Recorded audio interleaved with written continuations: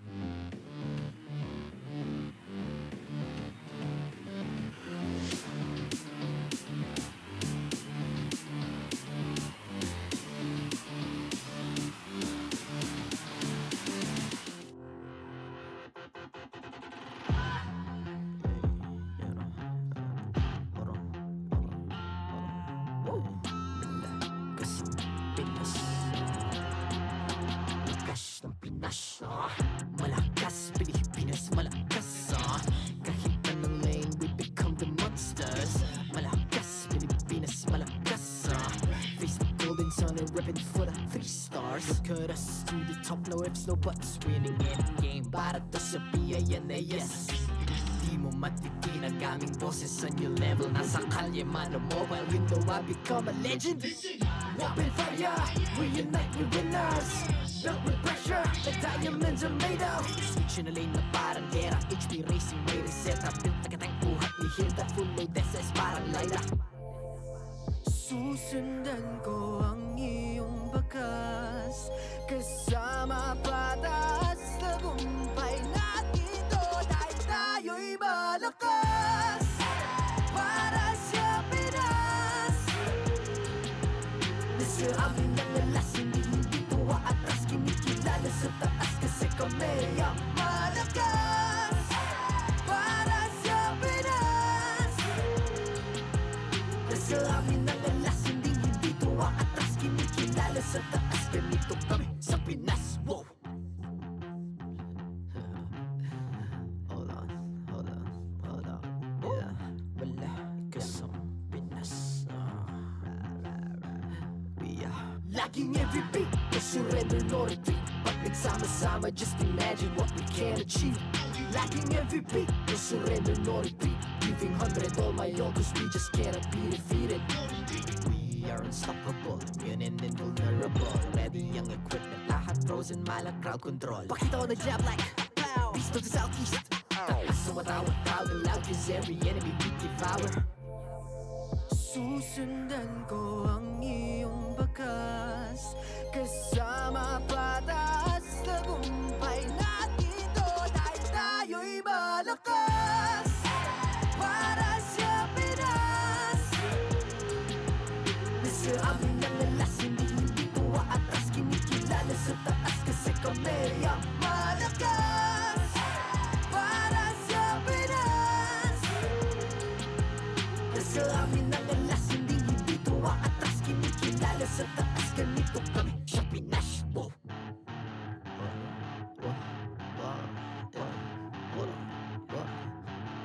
Malakas, Pilipinas, malakas kahit anong lane, we become the monsters. Malakas, Pilipinas, malakas face the golden sun and weapon for the 3 stars.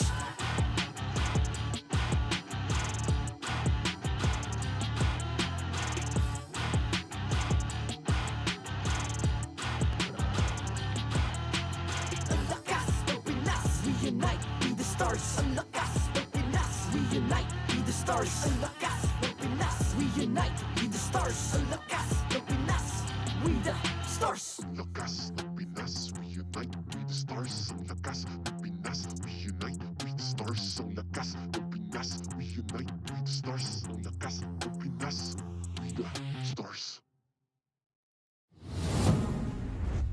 14th season of MPL Philippines is brought to you by the following sponsors.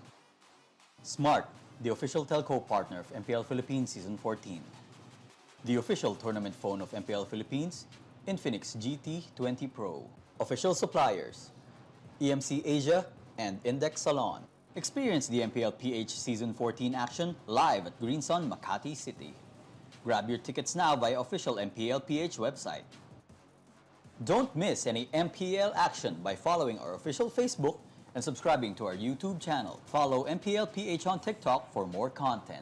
And to ensure the equality and fairness of our games, MPL Philippines is also monitored and supervised by the Games and Amusements Board. Di namin pwede bitawan ang kampyonato na to. Mas may kaya pa kaming patunayan dito. Kailangan namin patunayan na hindi totoo ang champion curse. Kailangan namin maging motibasyon to. Di namin pwede biguin ang mga naniniwala sa amin. Kaya pa to. Late game lang. Hindi pwedeng hanggang dito lang kami.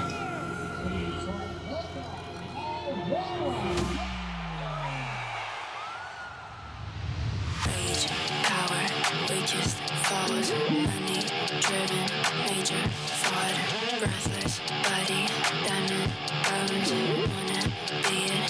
1, 2, 3, back it up.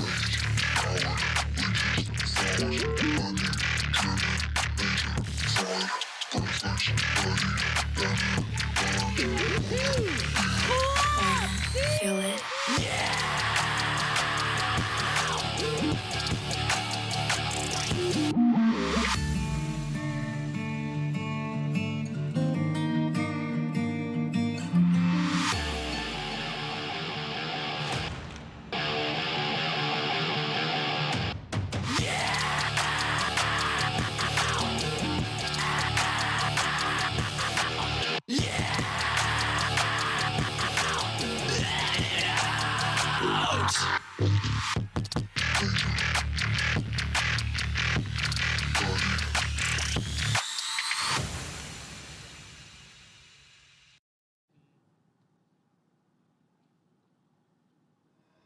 Stay safe is inevitable.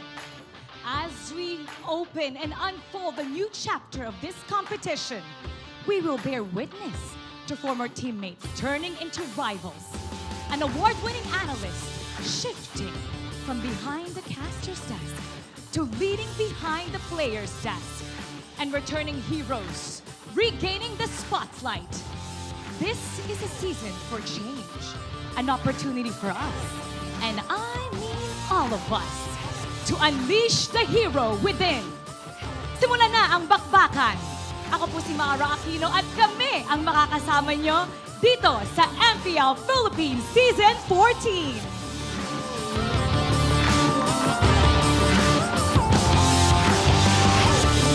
Maligayang pagdating sa bagong tahanan ng Bangbang sa Pinas! Dito mag-uumpisa ang lahat. The first battle that will show us the heroes within. Ladies and gentlemen, allow me to welcome the unsung heroes of our league, the bona fide badasses, our Marshals!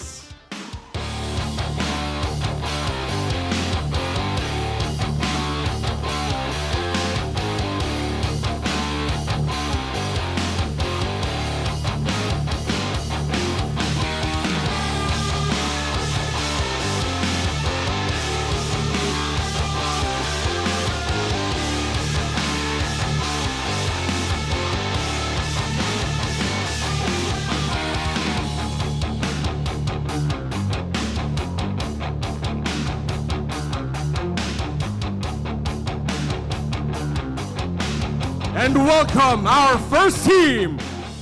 They rise from the ashes of the previous season, now led by the Alpha Wolf, seeking it.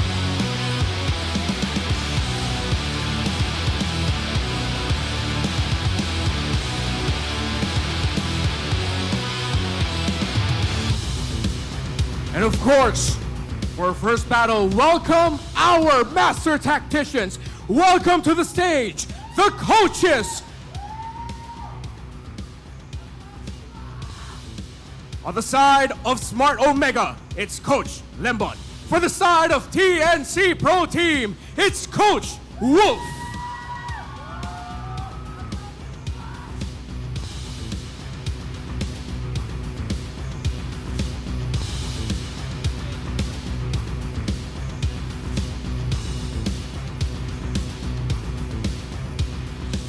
The stage is set for the first match of the season. MPL Arena mag-ingay para kay Chaknu at Escalera. Bago tayo magsimula, alamin muna natin ang hamon ng bawat isa. Escalera, Chaknu, step forward. Escalera, ano ang palag mo kay Chaknu? Mas kinabahan pa ako dito kaysa maglaro. Siguro yung tuloy-tuloy ko na nasa MPL. Oh, magtutuloy-tuloy daw siya sa MPL. Bago yun, anong gagawin mo sa kanya? Pati di sinabi na rin. Siguro. Gagalingan ko para matalo siya. Tatalunin ka daw ni Escalera. Okay, Chaknu, ano ang palag mo kay Escalera? Palag ko yung pagpahinga ko sa MPL. Palag! Face off! Fist bump? You may now take your spots. All right, MPL Arena! Simulan na natin ang ating bakbakan. Casters, pasok!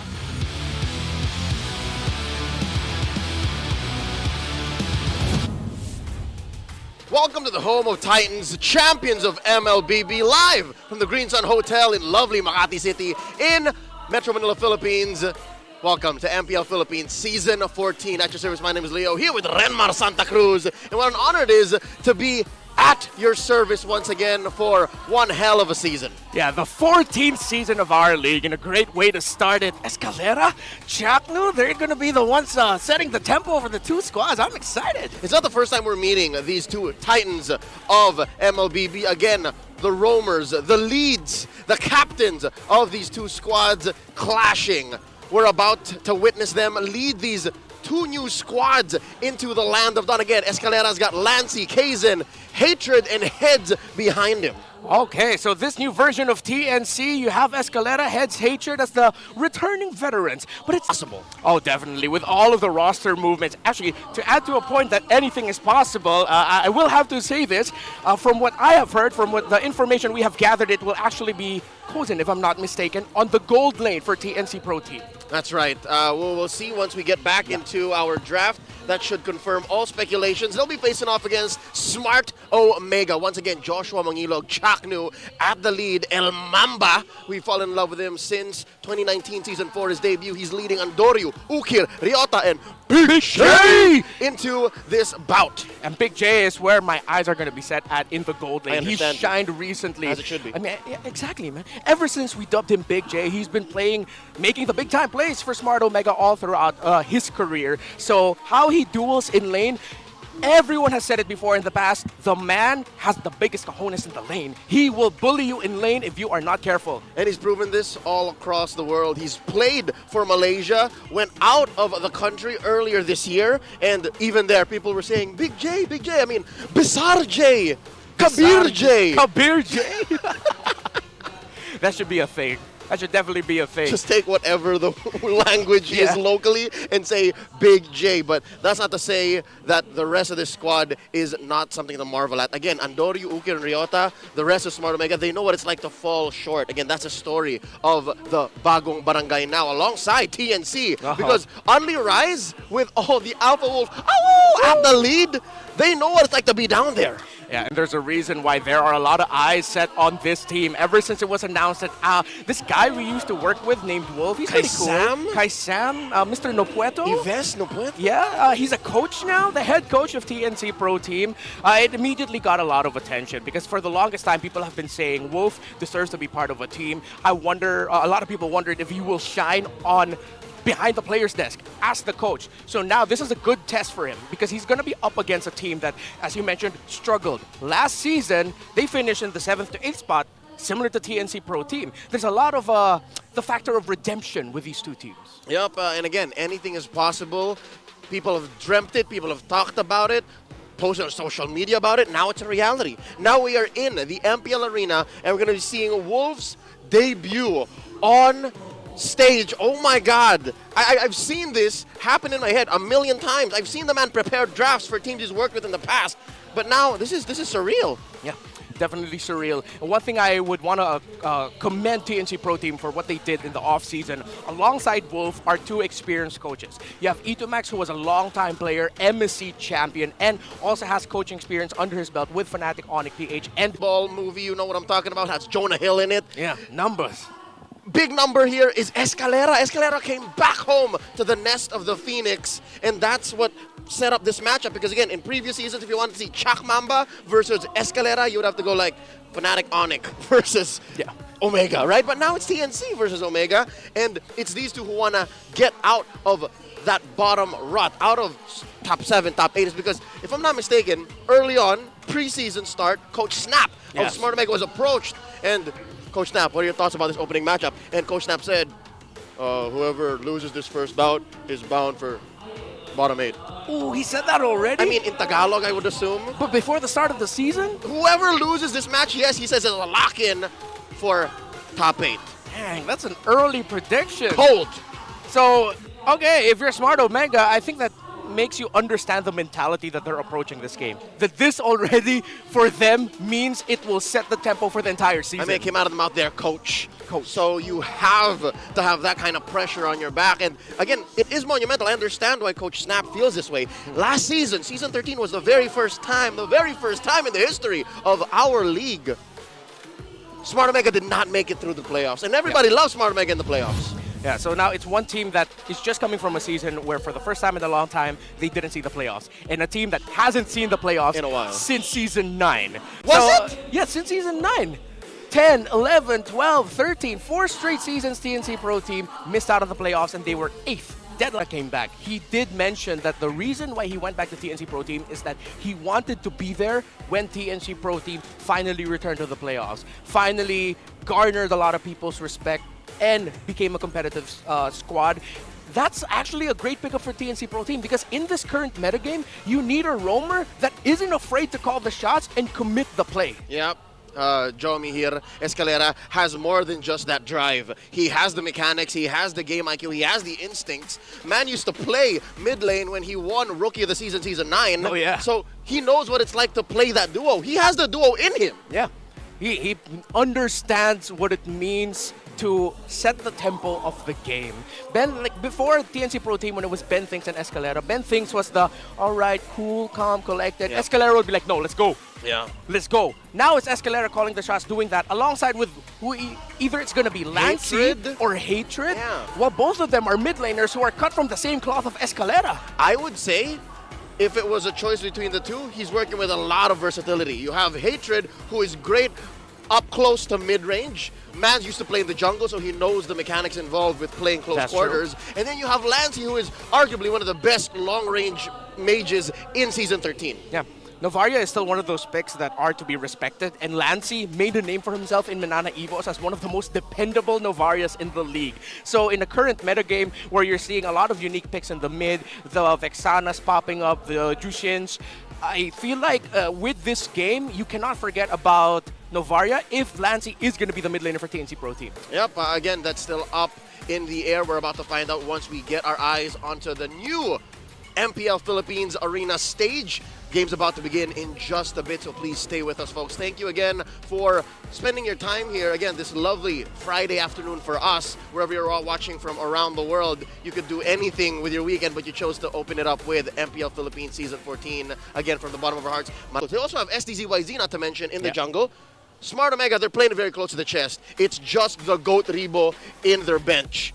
I honestly don't see any reason why Rebo should dust off his boots. I think it's these main 5 that's carrying that banner. Yeah, I feel like for Smart Omega, they could really get a lot of inspiration from the role that Pando for Falcons AP Brent plays. The 6th man, well, behind the scenes we call him the best sixth man in the world because he just constantly wins. But even Falcons AP Bren, anyone that would trash talk Pando, they're so quick to defend him and say, no, you don't understand what Pando does for us behind the scenes. He's like a third coach alongside Coach Ducky and Coach Trevor. They don't know Vincent Unigo, man. Yeah, they don't and know. The same way they don't know CJ Rebo.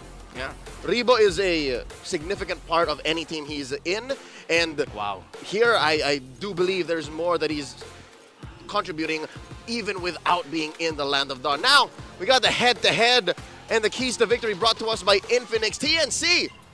For TNC Pro Team, we sort of already teased a little bit, wherein they are a team that in the Roman mid have people that can surprise. So, Escalera, you do that. You want to take Chaknum by surprise. You can't let Chak Bamba set the tempo.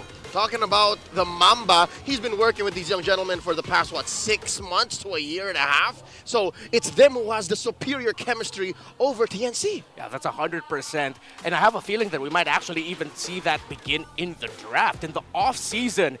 Smart Omega made some great draft moves. Sometimes it didn't work out, but they were one of the first teams that tried out XP Lane High Loss. Didn't work out for them, but now it's one of the most top banned in MPL Indonesia. And I feel like that's a trend that's going to continue in the world. So these two teams need to watch out for each other's first picks. Which makes all the more what these coaches let through. Again, Coach Goyo, Coach Etumax, Coach Wolf, Coach Lembot, Coach Snap, Coach Stronger. Everyone is gunning for first pick. Because again, whatever that opening draft allows for you to trade off is what's going to set the pace, what's going to dictate what this game looks like. And again, Coach Snap already introduced to us what's on the line, at least for him. Yeah. So along with the first picks here, I'm really looking forward to seeing the uniqueness of the picks that could potentially show up in the EXP lane and maybe even the gold lane. Because it's no secret out there that if you see a ruby and it goes into the gold, that's not that weird anymore. Nope. That makes sense because it allows for the old hyper carry idea, because the gold, your gold laner will just sustain the lane, will also deal a bit of damage while your assassin's going to be the one flying around there. We've seen Smart Omega pull that off. We haven't seen TNC pull that off in the past. Yeah, rough estimate, I'd say 2 out of 5 rubies go into gold. Yeah. And what you can expect in the jungle would be a Ling, would be your Nolans, would be your Fanny, Hayabusai. Yeah. Is that a plural of Hayabusa? Yeah. Okay, thank so you. I learned something that's new today. one huge strat or one huge pick that might be out in the open. What I'm looking forward to, my good friend Renmar, and I'm sure folks as well, if you watched the off-season tournaments that led up to the MPLs of the later half, Rebo. Yeah. Rebo is a significant part of any team he's in. And wow, here I do believe there's more that he's contributing even without being in the Land of Dawn. Now, we got the head-to-head and the keys to victory brought to us by Infinix TNC. Take them by surprise. If anything, we know what this main fight from Omega brings. Yeah. What about TNC? For TNC Pro Team, we sort of already teased a little bit, wherein they are a team that in the Roman mid have people that can surprise. So, Escalera, you do that. You want to take Chaknum by surprise. You can't let Chak Bamba set the tempo. Talking about the Mamba, he's been working with these young gentlemen for the past, 6 months to a year and a half. So it's them who has the superior chemistry over TNC. Yeah, that's 100%. And I have a feeling that we might actually even see that begin in the draft, in the off-season. Smart Omega made some great draft moves. Sometimes it didn't work out, but they were one of the first teams that tried out XP Lane High Loss. Didn't work out for them, but now it's one of the most top banned in MPL Indonesia. And I feel like that's a trend that's going to continue in the world. So these two teams need to watch out for each other's first picks. Which makes all the more what these coaches let through. Again, Coach Goyo, Coach Etumax, Coach Wolf, Coach Lembot, Coach Snap, Coach Stronger. Everyone is gunning for first pick. Because again, whatever that opening draft allows for you to trade off is what's going to set the pace, what's going to dictate. Already introduced to us what's on the line, at least for him.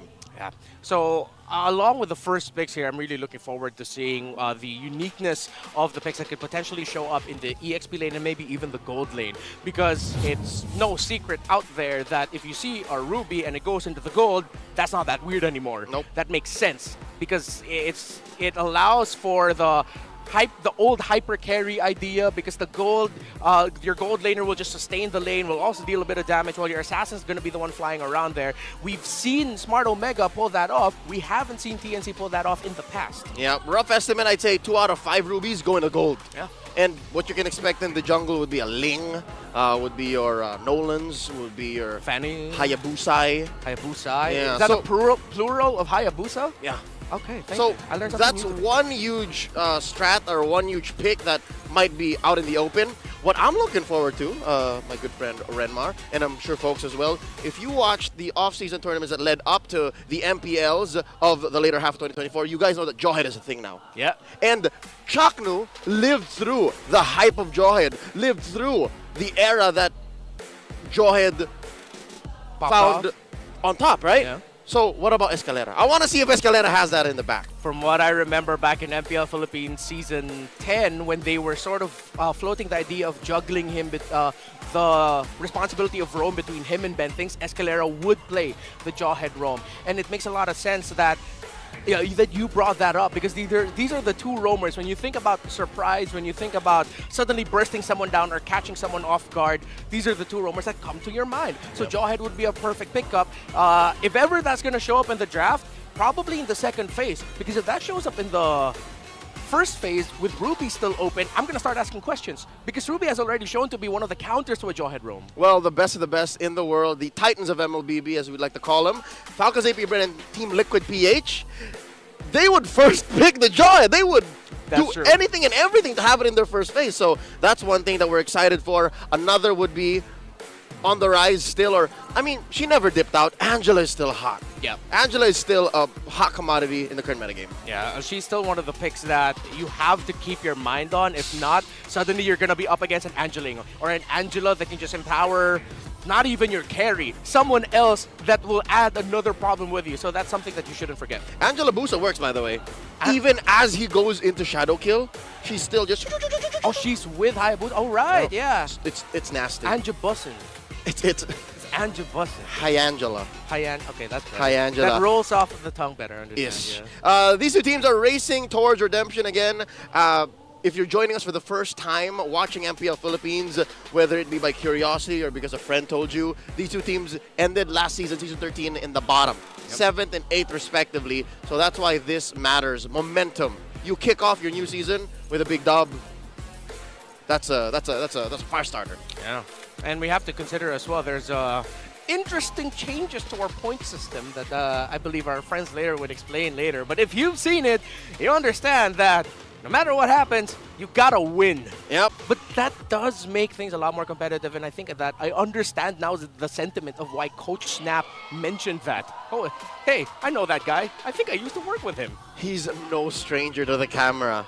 At this point, he's just risen. Yeah. While setting up for the draft. That was one of the most nonchalant rises from a coach I've ever seen. He knows what he's doing. Here we go, folks. We're just a couple of minutes away from Game 1, the opening matchup, a best-of-3 bout between TNC Pro Team and Smart Omega. I know what y'all are thinking. I'm hungry. Go ahead, grab a snack. But just as well, can I just say, the Barangay Boys look like full-on snacks, Remnar. Look at that. Is it me who's just a big fan of this jersey? Look at that. It's No, black that's and one white. of the best jerseys we've ever had. And TNC Pro Team, honestly, I like the jersey too, but you're right. The whole tribal design of the Omega jersey from the shirt going down to the joggers, that's unique. I'm loving the Phoenix Army here coming in droves to support TNC Pro Team on day 1. Yeah, it's big Phoenix energy right now. I wonder what the Barangay... Oh, there you go! Oh, there the we go. Barangay has been infiltrated by some agents. Yeah. But that's just how it is. Agents just love MLBB. That man has the pose locked down. That was the exact pose. Oh, ladies and gentlemen, we got friends from all over the world in the MPL arena here tonight. And a minute to go. Renmar, we already mentioned the Hayabusa, the Ling, the Nolans. There's the Jawhead possibility, the Angela. I'm hearing Lolita. I'm hearing I'm so glad you brought that up, dude. Because honestly, that was in the back of my head too, especially for Chapto, who's been using it a little bit more the tail end of last season in tournaments heading up to MPL Philippines Season 12. But I think we have to discuss the wolf in the room. Not that guy on your screen right there, but Roger, the hottest commodity out of everyone right now. Homie's been on top for the past 6 months now. Yeah, he's the center of all drafting trades. He is the anchor being. The anchor being of our current meta. You have the Roger. If it's not the Roger, it's the trade for the Moskov. If it's not that, it's the trade for the Jushin. And then it just turns around there. But then my question is for the Filipinos, are we finally going to be a region where we start seeing more rubies? Because in the past, we weren't like that. In Indonesia, they're prioritizing the ruby because of how much it messes up team fights against the assassins. That's right. I think Ruby is one of the few, once you get past the early to mid laning phase, she just ruins Roger. She just makes Roger go like, come on, man. Yeah, it's like, why? It's like the little twirly bird that she does. Yeah. And Don't again, run Wolf King. no matter what little basic attacks the Roger gets, she's just going to sustain it back. Yep. So, you get to regen it. Again, I'm excited to see what kind of new elements enter our metagame, what else influences what's possible, and what the new #1 picks or hot trades are for these Filipino squads. Because again, I understand Malaysia won MSC, SRG, Selangor Red Giants. Yeah. They took that tournament, but at the end of the day, I think when you look for the best MLBB in the world, you look here. So now let's see how the best MLBB in the world will showcase the draft. Veterans, the mid lane for TNC Pro Team. It's not going to be Hatred as I expected it to be because, again, Hatred does have playing experience under Coach Wolf back in the day in Onyx Philippines. So with Lancey there, that means it's going to be Kozen. So this is a very Minana Evos flavored TNC Pro Team that we're definitely getting today. The draft is going on right now, and let us just allow us to report to you what's happening. Currently, we're waiting for the last ban on the red side. Yes, please. It is actually Fanny getting banned out, getting a confirmation on which team goes to what side. And there we go. TNC Pro. Oh, wait. Yep. Oh. All right. I do believe. All right. Okay. We're gonna make odds and ends of this, folks. Yeah. Give us a sec. Give us a sec. But that's a lame first pick. as per the bans, what sticks out to me is the Alpha ban. Yeah. Alpha used to be like a solid tier 2, or like at least for Sekai's like tier Sekai's and Veldora, right? Yeah. But this is interesting. Yeah, it used to be it's priority tier for a bunch of players, but now I think people have finally understood Alpha's place in the meta. He replaced what Fredrin already no longer gives us. The tankiness, the sustain, and the raw damage that you can dish out. That's what Alpha is now. So I understand the priority ban now because it is a good pick over onto the first 2 picks on the red side. Speaking of first 2 picks on the red side, if I'm not mistaken, it is actually TNC Pro Team on the red side, and they decided to field a Zask and a Roger. Ah, there it is. While Smart Omega picked up an Edith. Okay. If I'm not mistaken, the bans did show a Jushin. All right, so they did trade out for the Zask. All right, here we go. We're making these calls as they come up, folks. So as soon as we know, you know, TNC are looking to finish up their pick with 1 more, and Smart Omega have closed up with the Edith. So Ling, Howarth, and Edith for the Barangay. We're just waiting for TNC to get 1 last. I'd say. There we go. I'd say lock in a roamer. Ah, okay. Or an XP laner. This works. This could still be a roamer. There was that one-off game where we saw Falcons AP Brent play a roaming Terizla. Oh. And I think that's what TNC Pro Team are trying to play around, that toying with that idea because they got Escalera to pick it up. So if you're Smart Omega, you're going to be thinking, dang, is this going to go into roam? Is this going to go into the XP? Because Terizla and Zast together can really bully down anyone who's going to be in the roam in mid for the side of TNC. Or Smart Omega, rather. And I'd reckon the Edith might be thrown into the XP lane anyways. Yes. Because she's way too forward to be taking a lot of damage between the Terizla and the Zask. Like, she's not going to do anything to that enhanced Nightmare spawn. Yeah. anything, they will need a good pairing with that Edith in the mid if that is going to be the roamer. Yeah, they have to win with the mid laner. Yeah. One thing I'm thinking of is, will TNC Pro Team... Okay, so they are actually respecting the sustained nature of Ukir as a mid laner. Because other than the Angelo, what Ukir actually plays very well is a Zask. So I wonder if TNC Pro Team are considering taking that out or still trying to respect that potential pickup. However, with the more divey nature of their lineup and the fact that they need a little bit more burst, Vexana looks good for the side of Smart OMG. Yep, Smart Omega has a good amount of dive, maybe one more bit of peel, because again, I don't think the Edith is enough. And then, yeah, I can see the Vexana cleaning up house here. Looking for one more ban per side here. TNC, we got the pick. Coach Wolf saying, no, don't yet. We got 10 more seconds. Count through the choices here. Yeah. All right. So I wonder what the play is going to be here. Of course, Coach Wolf backed up by Coach Itomax, and they do respect the Faramis. They attack Ukir's specialty. Again, very dive-heavy comp for Smart Omega, right? You have the Ling, you have the Harriet, you have the Edith. What do they want? They just want a little bit more extra. Yeah. Hence why the Faramis ban. What does Smart Omega attack here before TNC get their pick? Roamers. Yep, definitely the Roamers. They're going to take out... I wonder if they're going to consider taking out an Arlot for Escalera. He did shine with that. Or a Grok. But then with how open up the field is now with the Roamers, you still have the Kufras now. Has risen as a hot pick leading up to this. You get a Cho. You can get the Cho. Not so also. bad. You can kick that Ling out of the sky. Yeah. And Escalera has shown to be good at that. Oh, but they're respecting the gold lane, so they took out the Moskov. So they... Are they accepting the fact that this is a gold lane Raj? Which, I feel like they were thinking a little bit more of the matchup idea. Because there have been times where Hariths in the gold lane have struggled up against a Moskov. So instead of looking at the big picture, they decided to look at the small picture here. To protect Big J. To protect Big J. To get him big. But there is a lot of possibility that this Roger might go into the jungle. They can flex that. But the thing is, they have an opportunity to flex their jungle gold pick or their Roam EXP pick because they picked up with the Rizzle and the Roger. So whatever happens, they're already going to be showing one of their hands. I would want high invade by TNC Pro Team, pick up a Grok. Yeah, compromise the Ling. There's a few times you can actually do that. I'd say Cho, yeah. They refuse to attack the Roam. So might as well. That's the Cho, there it is! All right. All right, as early as MSC and MWI earlier this year, we saw the slow but steady rise of Cho. There's the Hylos! Oh, there it is. And the Aurora. All right, we cannot confirm yet exactly where this Hylos is going. I have a feeling... More likely the EXP. EXP, yeah. A lot of the Hylos we've seen are EXP.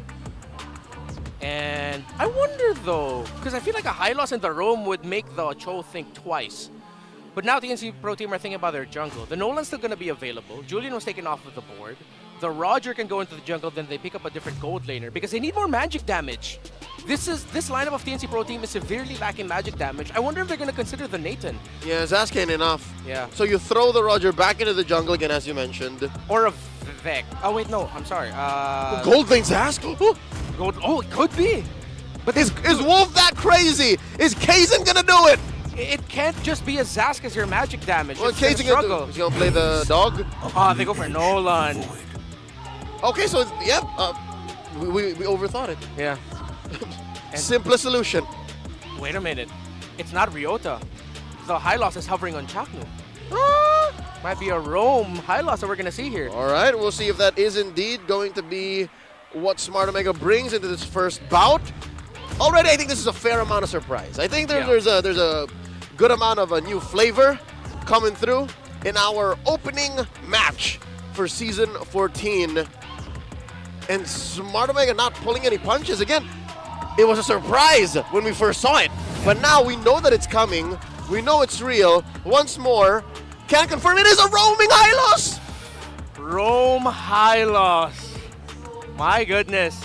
I understand, because when you floated the idea that we didn't know where this Hylos would go, I immediately thought of the Cho. The Cho going up against that Hylos, he's going to think a little bit more about when he's going to invade and really disrupt the jungle rotation of Andoryu, because that Hylos constantly damaging him is going to annoy the hell out of Escalera. Exactly, and you can only afford to do that if you're in the Roam. Here we go, the opening bout of Season 14, the home of Titans MLBB at its finest. You're watching MPL Philippines. TNC Pro Team going up against Smart Omega. That is a, confirmed, that is a revitalize on Chaknu. So he's going to do it. He's going to do it. He's going to go for it. And it's even magic version. Mystery shot. Mystery shot. I'm right? Yeah. So it's 95%. He's going to get his items faster. Interesting decision of emblems for Chaknu. On the other side, though, you have TNC Pro Team rocking it pretty close to the chest. Nothing out of the ordinary here. Yeah. All right, folks, we need to update these items. They are going to be built up, refreshed for your information very, very soon. Now, here in the gold lane, all right, is it just me? Or is this just Big J things? Like, he's able to bully the Roger. I mean, we did discuss it earlier that Jome is a lane bully. That's why Escalera's coming in for a bit of assist. A little bit of a poke, concussive blast, bringing Jome down low already, forcing out the regen. All right, he deserved that. Yeah. He deserved to get that beat down. Scored a TKO on him because he was so forward. Did not see exactly where Escalera was. Almost bursting out on Doryu. Good read on the rotations right now by Kaizen and Lancy. Kaizen understood where Andoryu wanted to go. Yep, again, Kaizen, even in his time with Minana Evos, was one of the players with such great game instincts. And now that a hero like Nolan is in the metagame, I'd say the jungler assassin that demands the most discipline, I'd say he's just about to shine. Again, wearing the new orange and black. Oh no! He's scratching. Warcry already forced out, but Kaizen not yet level 4. Look at the freeze. Oh, both side lanes actually freezing a lot. TNC Pro Team have already started the first turtle of the game. Andoryu's going to be close enough. He does have enough energy to jump in, but Escalera finding the kick there onto Akir, forcing him back. The formation of Omega has been broken down by TNC Pro Team, and they can't find it. The entry, Lancy already committing the ultimate there in the back, and here comes a big penalty zone coming in from the Rizla. Lancy's going to be the first one to fall. Ukir takes down the Zask. Heads going to be focusing on Ryota. Is it going to be enough? The revenge strike onto the Edith will take the Edith down, but TNC Pro Team have lost their spot here in the first turtle of the game. Huge 2-for-1 win. Smart Omega not afraid to get their hands dirty. Escalera still helping deny it. Oh, and Kaizen takes it. The deny by Escalera, the steal by Kaizen, the kick by Escalera there, and Andoryu will fall in the hands of Kaizen. The buy time, the commitment by TNC. What did I tell you? Batman-like discipline. Kaizen took his time, went back into the Batcave, took an orange buff, swung all the way back, stole the turtle, got a couple of kills, and then got out of there like nothing happened. Kaizen so far in this game is making that Fracture look like a homing skill. Oh no! Jome already committing the ultimate. Kaizen brought down really low. He's gonna get punished. He gets spotted out by Jome. And Jome gets away. I thought the Roger would take him. And TNC Pro Team will not be able to chase the Harith down. Not even 5 minutes in, and these two teams are already going at it. Oh, just as quickly as we were just singing the praises for the young Ken Louis Pile, he goes, oh man, it's Big J. I mean, oh no. All right. Any other team rotating would not have seen that coming from the Harith this early on. It's the surprise aggression. One of my favorite things about this meta, dude. It's like, before Filipinos would go, no, discipline, hold. But these two teams, they understand, no, don't hold, just go. And this is not just about these two teams. If you've seen the latter parts of these long series, these best of sevens between our two grand finalists, Falcons AP Red and Team Liquid PH, you would know that this is how this metagame is played. Yep. It's all about getting those key trades in the mid-game and then suddenly going in an uncontrollable power spike. You're the one that actually pointed this out to me. Yep, if you watch a good aggregate number of games from the past 36 to 40 professional level competitive tier games, you would see that there's very little comeback. The game would just go snowball, out of control. The other team wins. Here, that's why in the early game to the mid game, you have to keep fighting. You have to not let the other team get away with so much. Escalera zoning out. OMG. Turtle already spawned. Great positioning here by Andoryu, but I think Heads might be able to spot him. Up there on the wall is Andoryu. He was hidden in the shrub. All right, mind the river bush control and see where Chaknu's placing himself. Oh, here we go. Oh, Andoryu, you need to get out of there. That was a dangerous bush. Yeah, he's respecting the Cho. He could get kicked away. Heads already picking up, I believe, his first item of the game. Could be the second. Oh, Escalera committing the flicker. Not going to get anyone. He gets suplexed in there by Ryota. Andorio waiting in the wings. The ultimate glorious pathway by the high loss already brought down, forcing TNC back into formation. He's a little bit busted, but Chaknu is going to get punished here. And the Mamba falls. Andorio waiting at the wings still. The Harith is there. Big J is close by. Escalera zoning him out, getting the info. TNC Pro Team and Omega are taking it slow.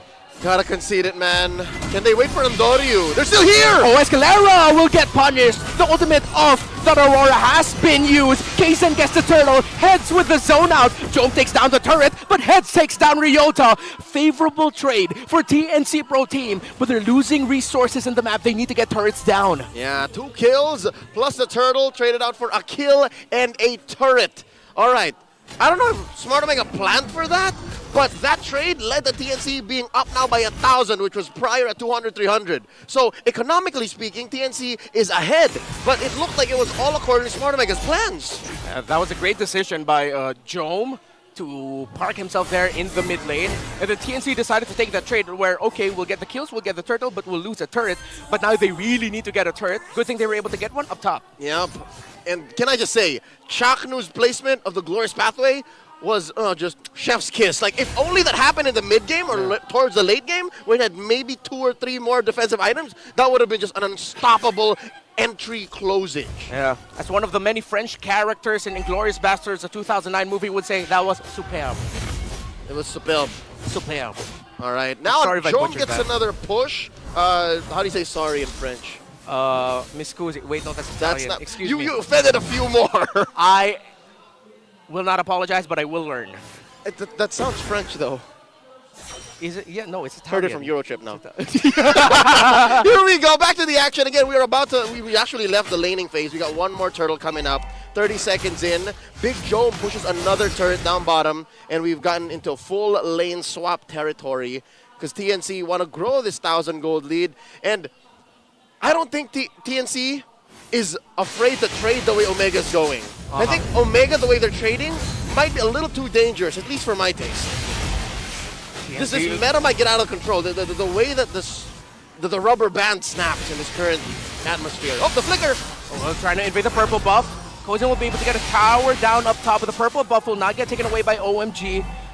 And TNC, very disciplined. Wolf-like, rather. That's going to be the Tarizla!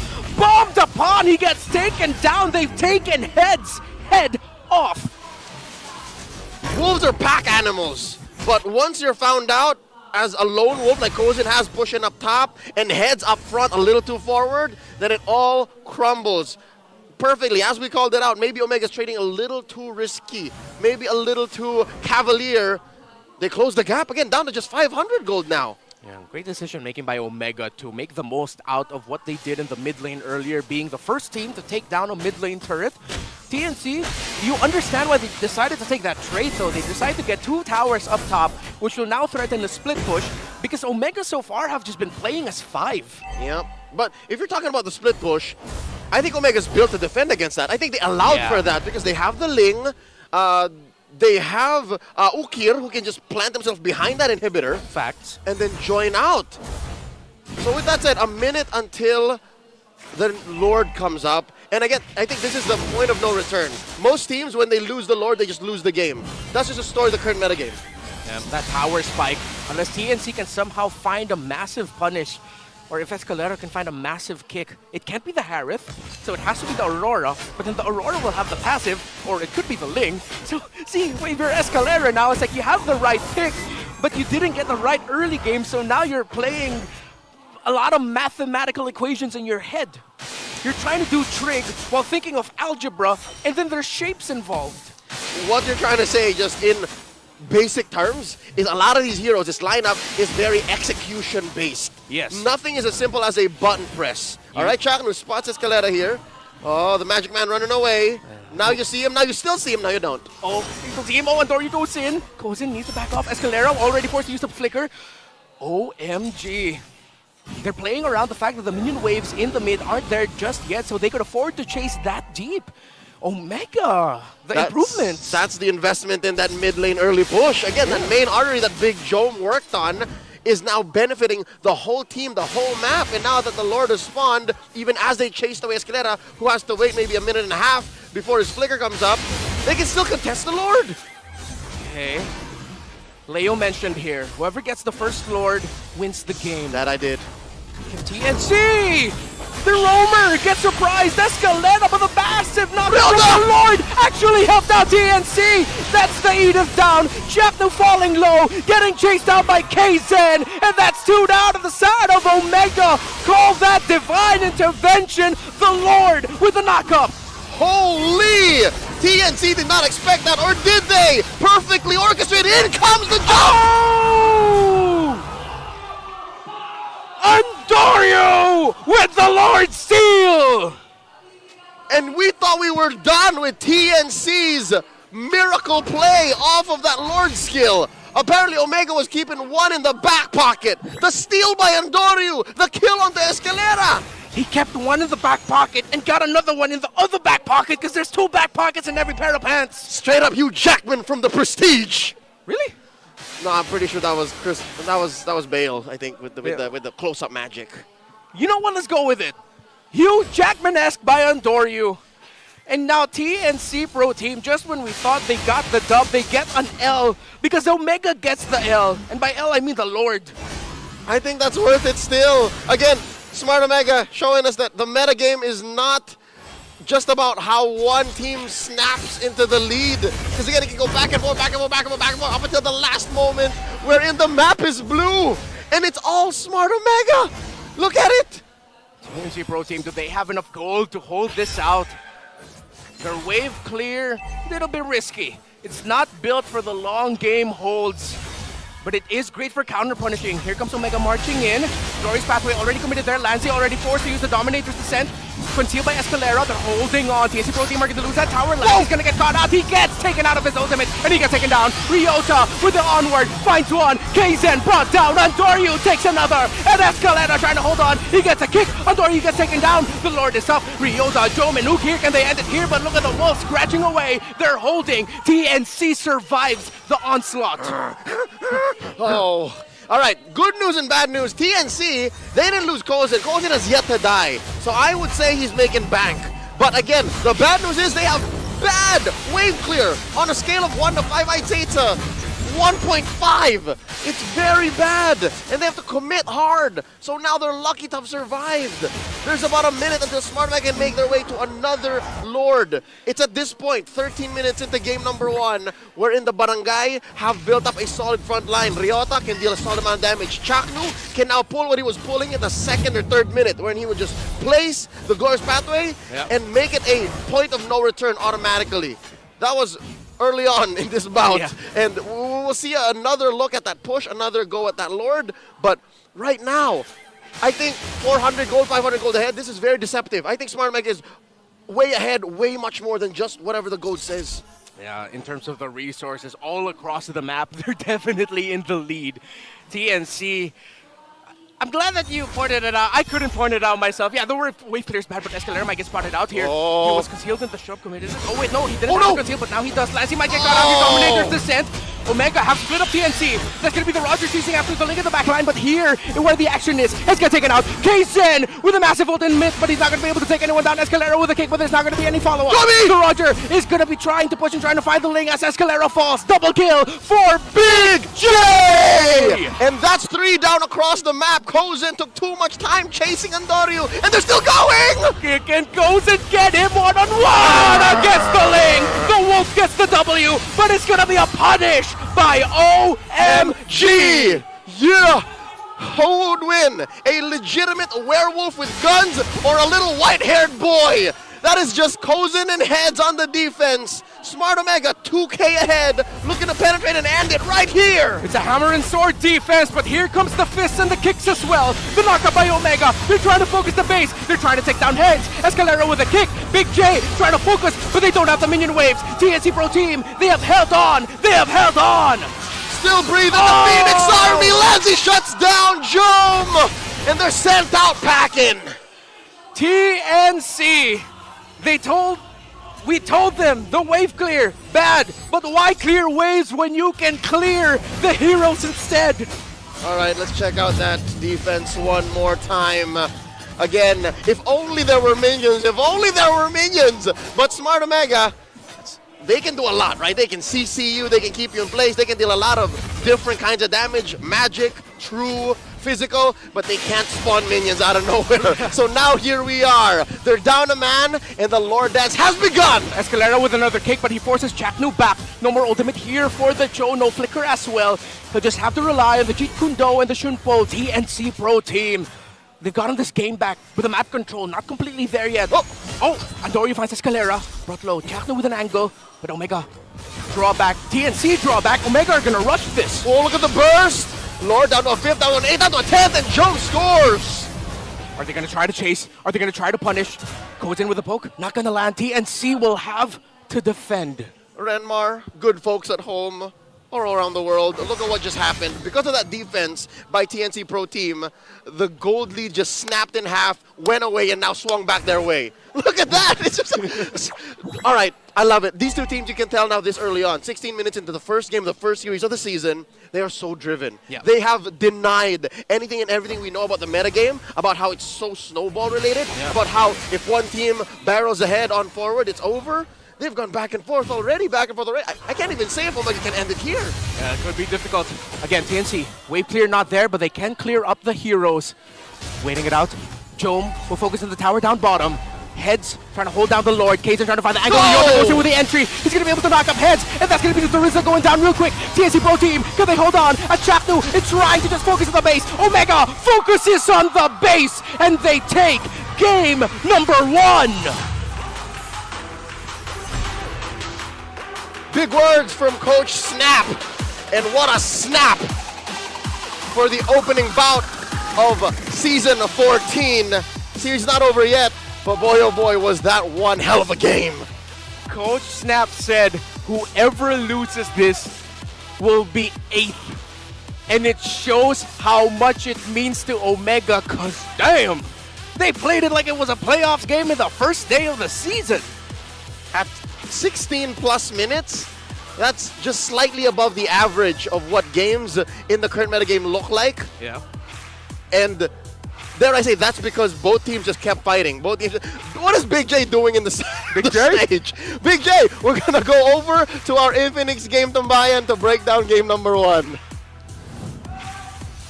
Welcome to the Infinix Game Tambayan. Nandito tayo ngayon kasama si Chantel at pati na rin si Midnight, kami ang magiging tropa nyo para sa session na to. Men, game 1 pa lang ay ang lalana ng mga napapanood natin dito. Oo, sobrang intense. Hindi ko in-expect na ganito agad yung mangyayari para sa mga teams natin. And alam mo yun, parang first game pa lang, gusto ko na agad makita kung sino man nanalo sa series natin. Imagine mo, di ba? First game, Omega, sakto. In-expect mo gagamit ng mga set heroes, pero hindi. Ginamit niya yung kabayo. Men, ang ating MVP ng Game 1 ay si Big J himself, still with the dreads. At ayan na nga ang MVP with the Harith performance. Midnight, ano ba ang naging special sa performance ng isang Jome ngayon? Sobrang stellar nung naging laro ni Jome dito. Nagamit niya ng husto yung advantage ng isang Harith dito sa laban nila versus TNC. And actually, ganda nung ano niya rito, yung emblem, lalo na yung pagkuha niya ng Tenacity laban sa isang Roger. Alam naman natin, medyo fair yung matchup na yan with a little bit of advantage going for the Roger side. Pero ang strength kasi ni Big J dito sa laban versus TNC is walang catch, essentially. Lalo, meron siyang Purify. Well, meron namang catch. Let's say, nandiyan naman yung show, pero dahil nga nandiyan yung Purify, hindi rin naman sapat yung Terizla para makalaban sa Harith. Kita natin talaga na kapag untouched yung Harith ng Smart Omega, lalo kapag nasa kamay ni Big J ay talagang lalaban at lalaban ng Smart Omega. Interesting to take note, no, Shans?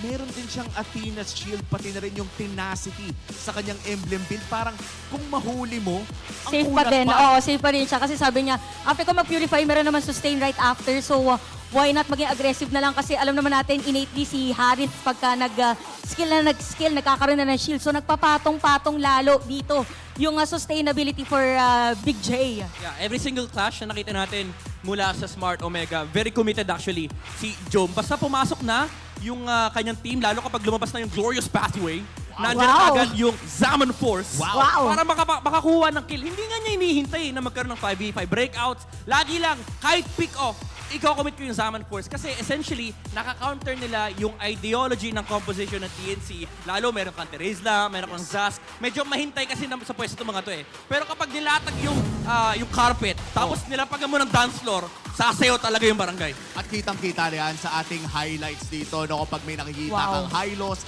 kahit pa pumasok yung Tirista, parang meron pa rin silang paraan para umabot dun sa mga objectives na gusto nilang abutin. Oh, tsaka kanina, parang bago tayo lumipat dito sa scene na to, parang nakita ko nahirapan pa si Escalera na hanapin siya kasi nung nag-jeet condo to the left, siya naman lumipat to the right. So parang hindi sila nagkakatsyempohan. And dito pumapasok yung ang hirap kasing hulihin ng isang Harith pag isa lang talaga yung pinaka, sabihin na nating matagal na pang hold. Oo, imagine mo, looking ka talaga dito, may left to the right na, may up and down pa, may link ka pa kailangan intindihin. Grabe. Diba, lilipat sa pader, tapos susubukan mong hulihan, bigla magpapakita Harith, tapos may nag-uuhubad na Edith. Sabi nga ni Ingan, nag-uhubad na si Edith. Pero yun yung yun yung medyo nahihirapan yung TNC. Parang yung way ng composition nila manalo, parang directly countered sila ng ginagawa ng Smart Omega. Lalo nung lumabas yung Hylos pick during the draft, ang idea dito ng Omega is all-in talaga. Although meron ka namang Zask to punish, pero nga dahil nga nandun yung Glorious Pathway, wala silang pake kahit lumabas na yung mga spawns. Oh men, tapos meron pa nga tayo nakitang Aurora na nanggaling kay Ukir na dagdag ilang doon sa TNC. At kung meron tayong ipapakita dito no, na bago ngayon sa MLBB o sa MPL Season 14, kapag talo pala yung isang team, may ibang picture na lumalabas, men. Oo nga, no. Bago yan, oh. May mga masakit ulo, masakit likod, biglang nilagnat. Grabe, pare-pare. Sakit ng ulo kami, teka lang. Grabe, tatlo sa kanila masakit ulo, dalawa masakit batok. Oh, hinay blood yata si Escalera kanina kay Jay. Oh, tsaka alam mo, sasakit talaga ulo mo dyan. Lalo ngayon, alam natin, tayo mismo. Ako mismo, sumasakit ulo ko pag nakakakita ako ng high loss sa aking RG. Dahil alam natin gano'ng kadaya yung Glorious Pathway. Lahat kayo boosted yung movement speed. Pag naglakad kayo sa carpet, iisipin mo yon, may kasama pang dance floor. So sasakit talaga ulo mo dyan. Tsaka meron pa kasamang Aurora. So maging mas madali para dito sa Aurora na patamaan yung skills kahit yung ultimate niya. Kasi diba, ang problema is range minsan sa Aurora pero nagiging maganda lalo because of the Glorious Pathway nga. Grabe nga ang Glorious Pathway ngayon. Hylos, one of the most anticipated picks papasok dito sa Season 14 ng MPL. Agarang lumabas sa ating pinakaunang laban pa lamang.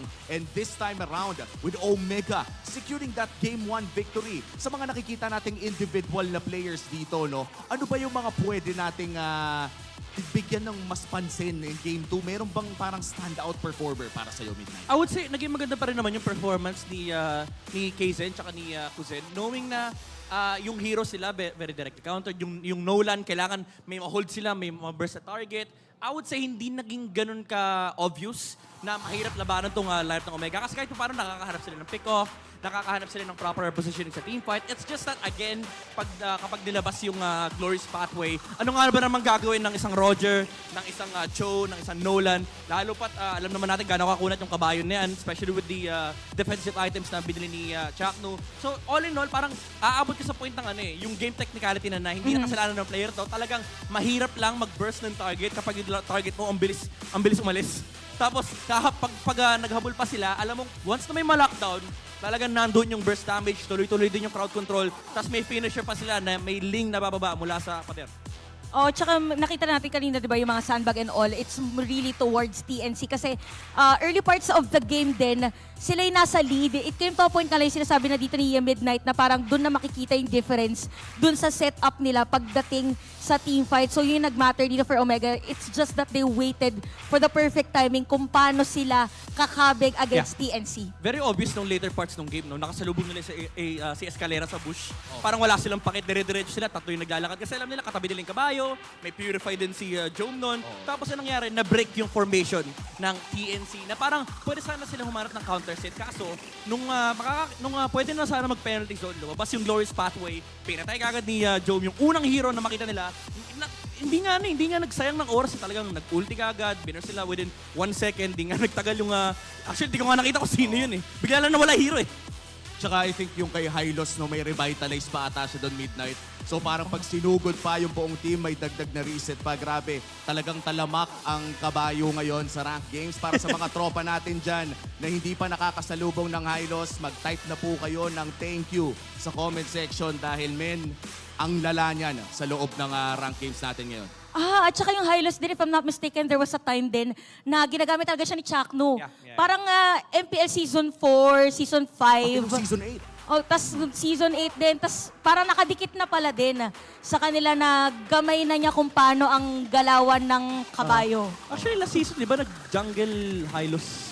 Oo nga. Ang Smart Omega. Ngayon, sabi ni Chakno, ito na, oras na. Nako. Si Hylos, marami siya kina-counter sa meta ngayon. And also, gusto kong i-highlight din yung sleeper pick nila kasi napakaganda ng last 2 picks ng Smart Omega, yung Aurora Hylos. Kasi nasa ano ko kanina nasa talent room ako kanina. Sabi ko, ang hirap ang hirap labanan nito. Pwede siguro Johead ni Chakno para ano lang, throwback lang. Pero nung lumabas yung Aurora Hylos, syempre si Aurora, alam natin, Okay lang passive. Hindi basta-basta namamatay. Kahit sinong assassin i-pick mo ng huli sa TNC, hindi burstable yung mage, yung mid laner nyo. And then suddenly you bring out the Hylos na nabe-break yung formation ng Terizla. Mahirap maglaro ng Roger kapag may Hylos. And also yung Zask, yung strength ng isang Zask naging lason to for the longest time na ang laki ng kinokontrol niyang area. Usually ang mga counter dyan, yung mga Rafaela, yung may mga pampabilis. Ano pa bang mas hihingin mo kundi mabilis at makunat na tumatakbong kabayo? Kaya parang dinagdagan pa nung Harit, no? Parang may Hylos ka na nga, may Harit ka pa. Nung pumasok yung Zas na sinabi mo nga nason na ngayong meta na to ay parang maling mundo ata ang kanyang pinasok. Shoutout nga pala sa Infinix GT20 Pro is the official tournament phone of MPL Philippines Season 14. Napakalupit ng mga phones na ginamit ng ating mga players at napakalupit din ng Game 1 nating nakita. Pero ano bang basa nyo dito? Sa tingin nyo ba ay makakakita tayo ng ibang TNC naman in Game 2? Feeling ko, oo. Kasi, again, na-maintain nila yung lead kanina. Parang it's up to them naman this time kung paano nila tatapusin. And wala ano pala naman para dito sa TNC, nandun naman na yung kanilang strategy. May changes na kailangan nilang puliduhin. I would say naging maganda yung opener ng TNC. It's just that, again, siguro medyo na-surprise sila sa last 2 picks ng Smart Omega. Pero knowing yung coaching staff ng TNC, si Wolf ay sasabihin niya, nabasa ko na yun. Alam mo, yung community natin ngayon talaga ay napakalupit. Kaya naman titignan natin ang ating MPL Arena. Give us your freshest look dahil naghahanap na tayo ng Index Salon Beauties. Pag ikaw ang natapatan ng camera, mananalo ka ng discount sa Index Salon. Sino kaya ang mananalo ng Index Salon discount natin dito? Sino ba ang ating MPL Beauty o ang Index Salon Beauty of the Day? Si ate na ba? Tingnan natin. Si kuya na ba? Tandaan nyo mga guys, pwede rin maging beautiful. Ka muna! Si kuya na ba ang nanalo o lilipat na naman ba? Ate, isang post naman dyan para manalo ng ating Index Salon na discount. Ayan, may inamoy. Ano yun? Ano yun? Hindi, okay lang ate. Paki-explain. Sa panahon kasi ngayon, by the way, sa init-lamig din kasi. Iwas sakit lang. Ano tayo, galing tayo sa init talaga, di ba? Mainit kasi yung laban. Tama, mainit ang mga pangyayari. Ang dami, alam mo kung pwede lang hindi magpigil dito. Ang dami na sigurong init na lumabas ngayon. Pero congratulations sa ating mga winners na Index Salon Beauties. Nanalot kayo ng 10% discount sa Index Salon. Malaking bagay na yan kapag nagpapaganda ka. Magkano ba yung huling nagastos mo? Huwag mo na sabihin yung buong numero. Kunwari lang mahal. Kayo na lang. Sa amin, haircut lang Sa mga tropa natin dyan nanonood, magkano ba ang gupit nyo? Magkano ba ang mga pinapagawa nyo? Pero syempre, bago nyo sagutin yan, mag-ready na muli tayo para sa ating Game 2. Mainit-init pa ang mga laban, guys. Kaya magla-like and pause tayo sa ating mga casters. Casters, roar! That's my line. Yeah, But that's yes, that's careful. welcome back to the desk. Renmar Santa Cruz, Leo here at your service. We're smack dab in the middle of the first series of a new season. TNC, a pro team, looking to extend the series because Smart Omega is at match point. Yeah. And, I gotta agree with what Midnight said there. it really wasn't that it was a bad draft from TNC Pro Team, other than the lack of like obvious wave clear, especially if you're not going to win the early game. But they were just surprised. Again, surprise was the factor we were talking about. And yes, for Chatnu, we'd think like, oh, it's because he'll be playing the Kufras and the Chos and the Grox. Nope, it can literally just be a pick. And because of that high loss pickup, it just like broke the formation of TNC. Yep. If anything, it literally did not break the formation. It glued them into a singular zone, wherein it was all the more worse for them because they're facing off against an Aurora. Yeah. And again, it's beautiful. It's like, do you watch Home Alone? Yes. Yeah. The first my one.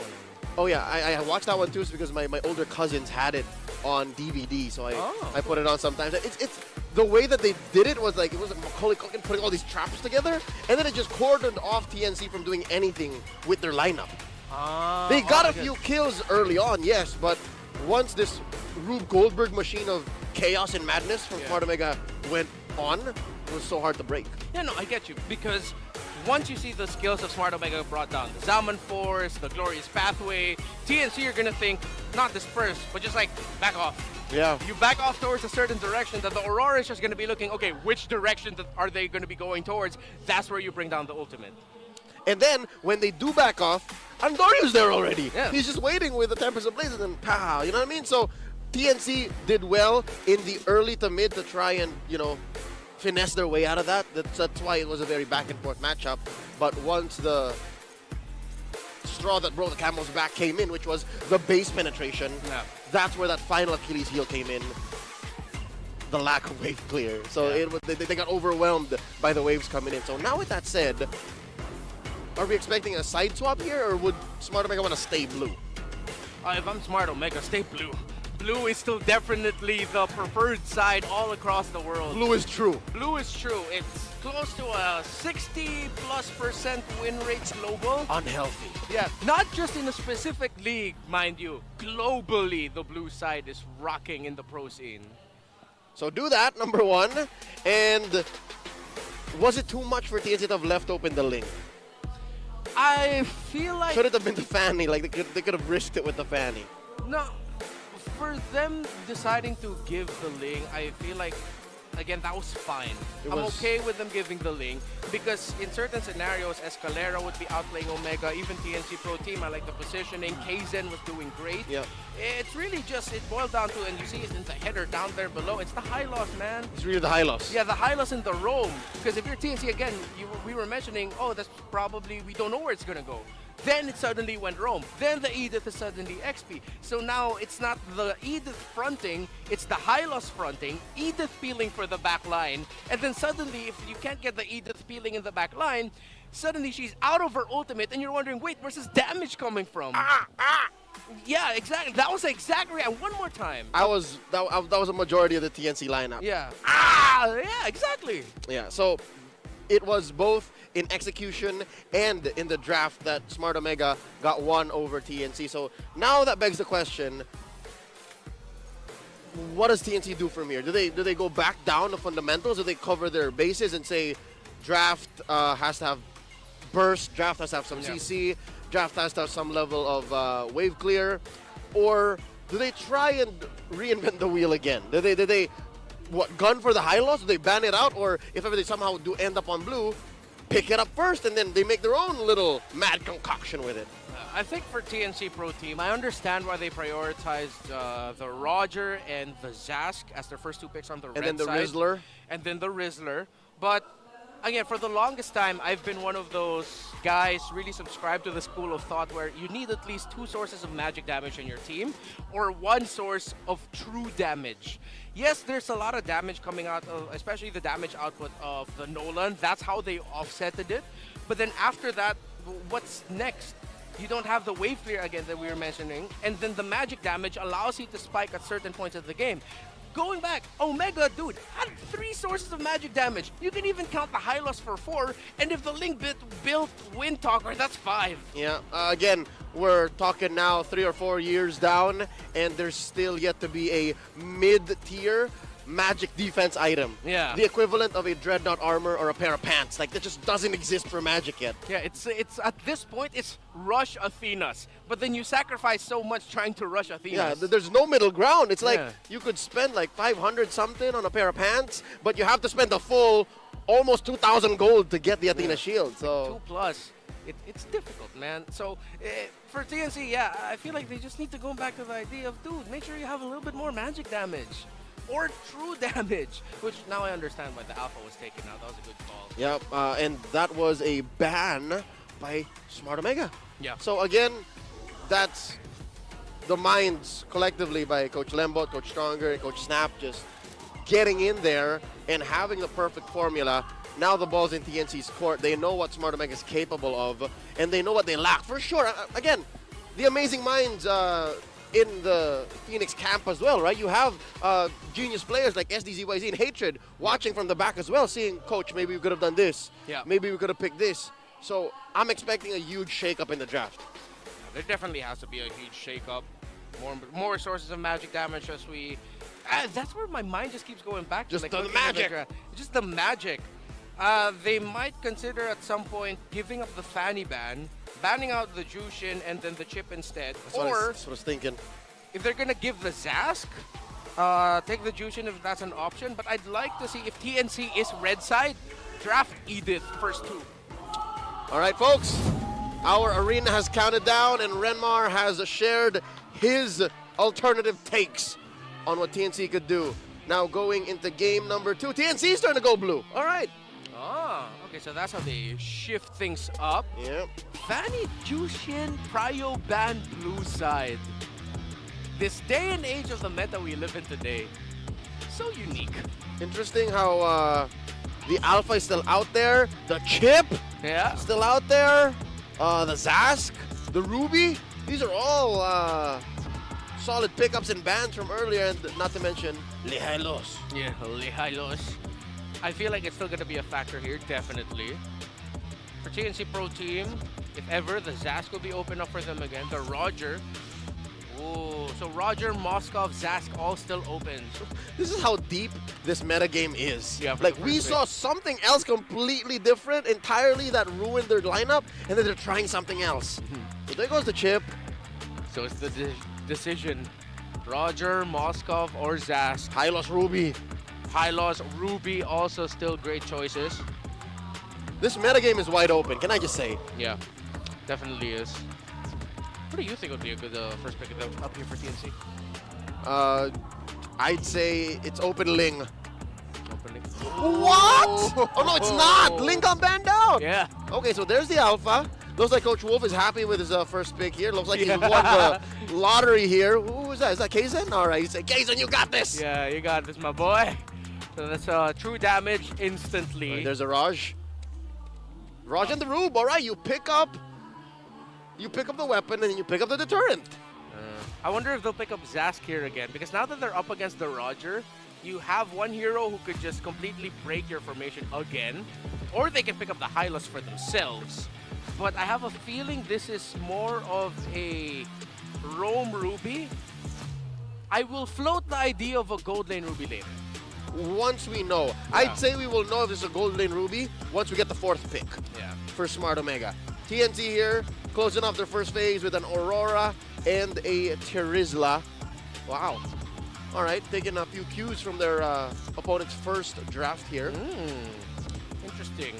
Usually, there are like 2 schools of thoughts I know about the Alpha.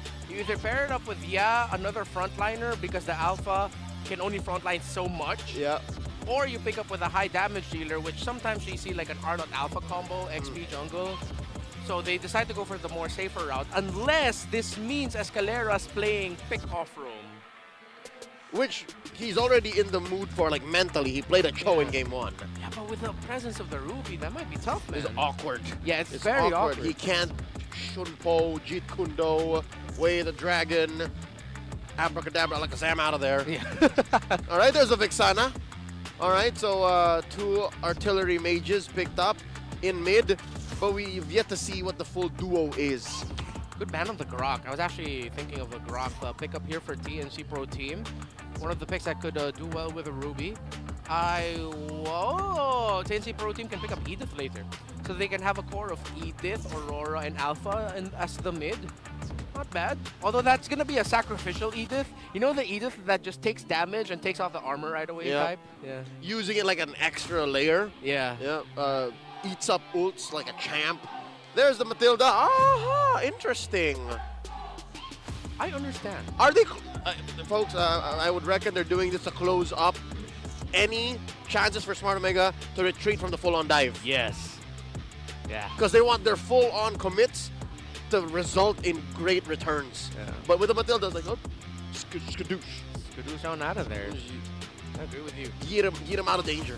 Yeah, and remember last season, the tail end of season 13, when we thought Omega might make that miracle run, one of the picks that Chaknu really shined with was the Matilda. He got an MVP performance as a Matilda, trying to bring Omega into the playoffs last season, although it didn't pan out for them. That Matilda was respected eventually. With the Matilda in his hands, a lot of us did believe. Yeah. Almost. Evil gods! All right, there she is. She's calling out the evil gods. Because again, it is indeed a surprise to have the Edith out this late into the draft. Edith immediately calling out the demons. All right, Kings of Hell. Oh, the underworld. The underworld. It beckons. All right, here we go. We got the Minotaur coming through. I think that's a better pick than the Edith. You don't want to go toe-to-toe with a lineup as hard as TNC's. So you want to be able to, you know, weave in and out with a heal. I like that. Yeah, great pickup in the roam. And TNC Pro Team, you don't know if you can pick up a Lolita here. It's gonna be awkward to go Arlott roam. Joe is also very awkward now. Oh, that's a great pickup. Especially it hurts the TNC Pro Team battle the Edith for themselves. Is TNC forced to flex now? Are they gonna try to send the Terizla into the roam? Well, paired up with an Aurora, we'll see. Still not impossible.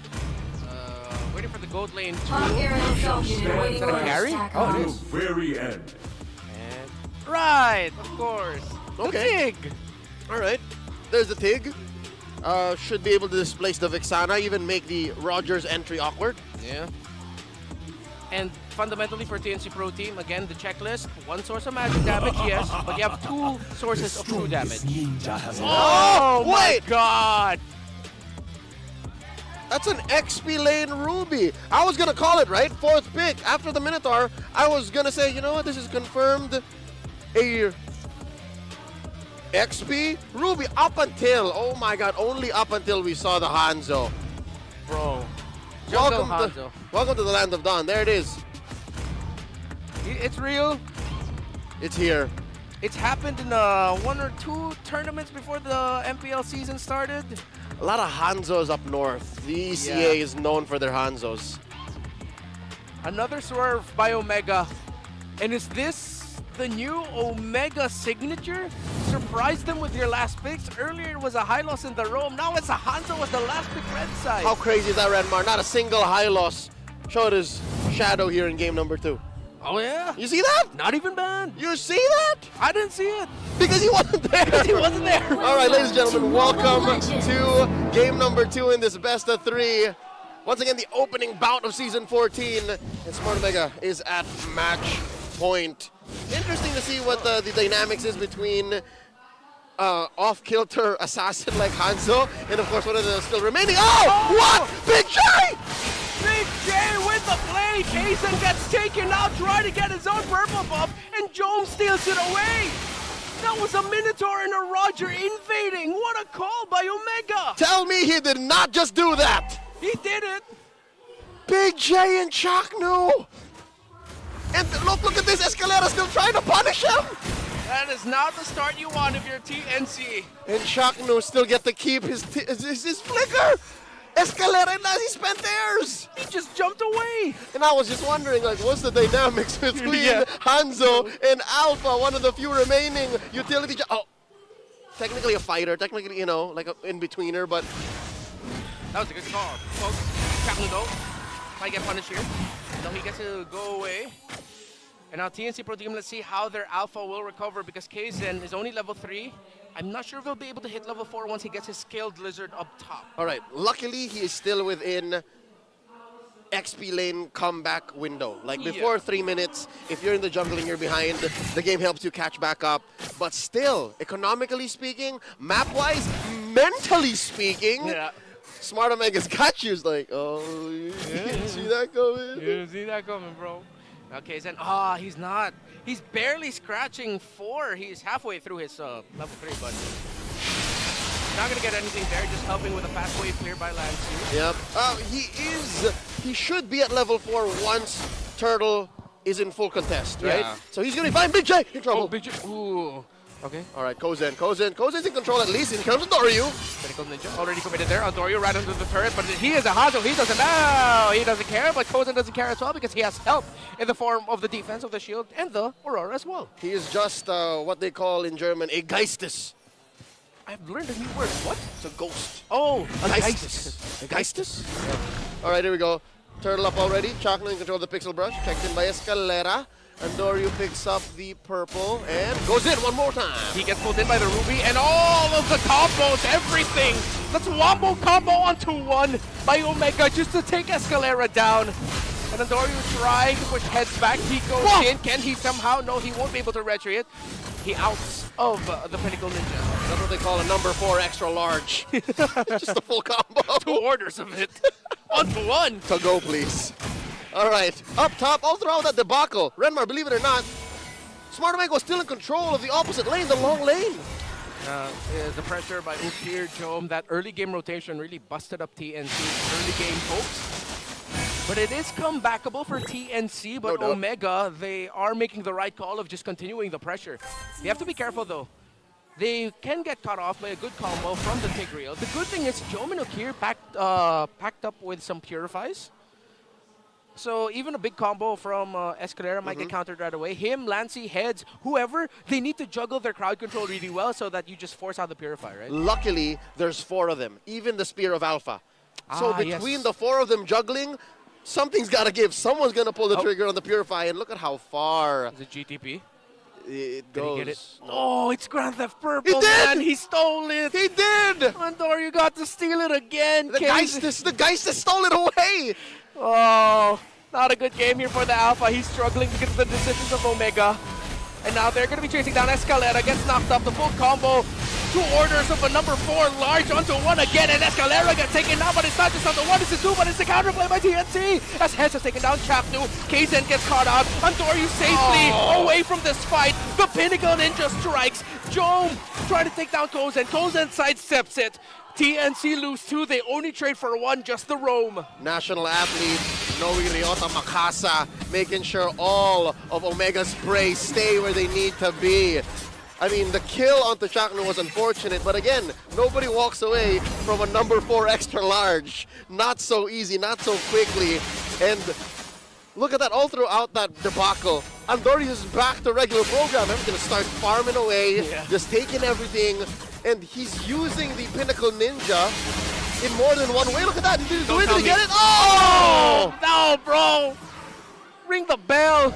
Well, for that fight. Because Andoryu took it just again.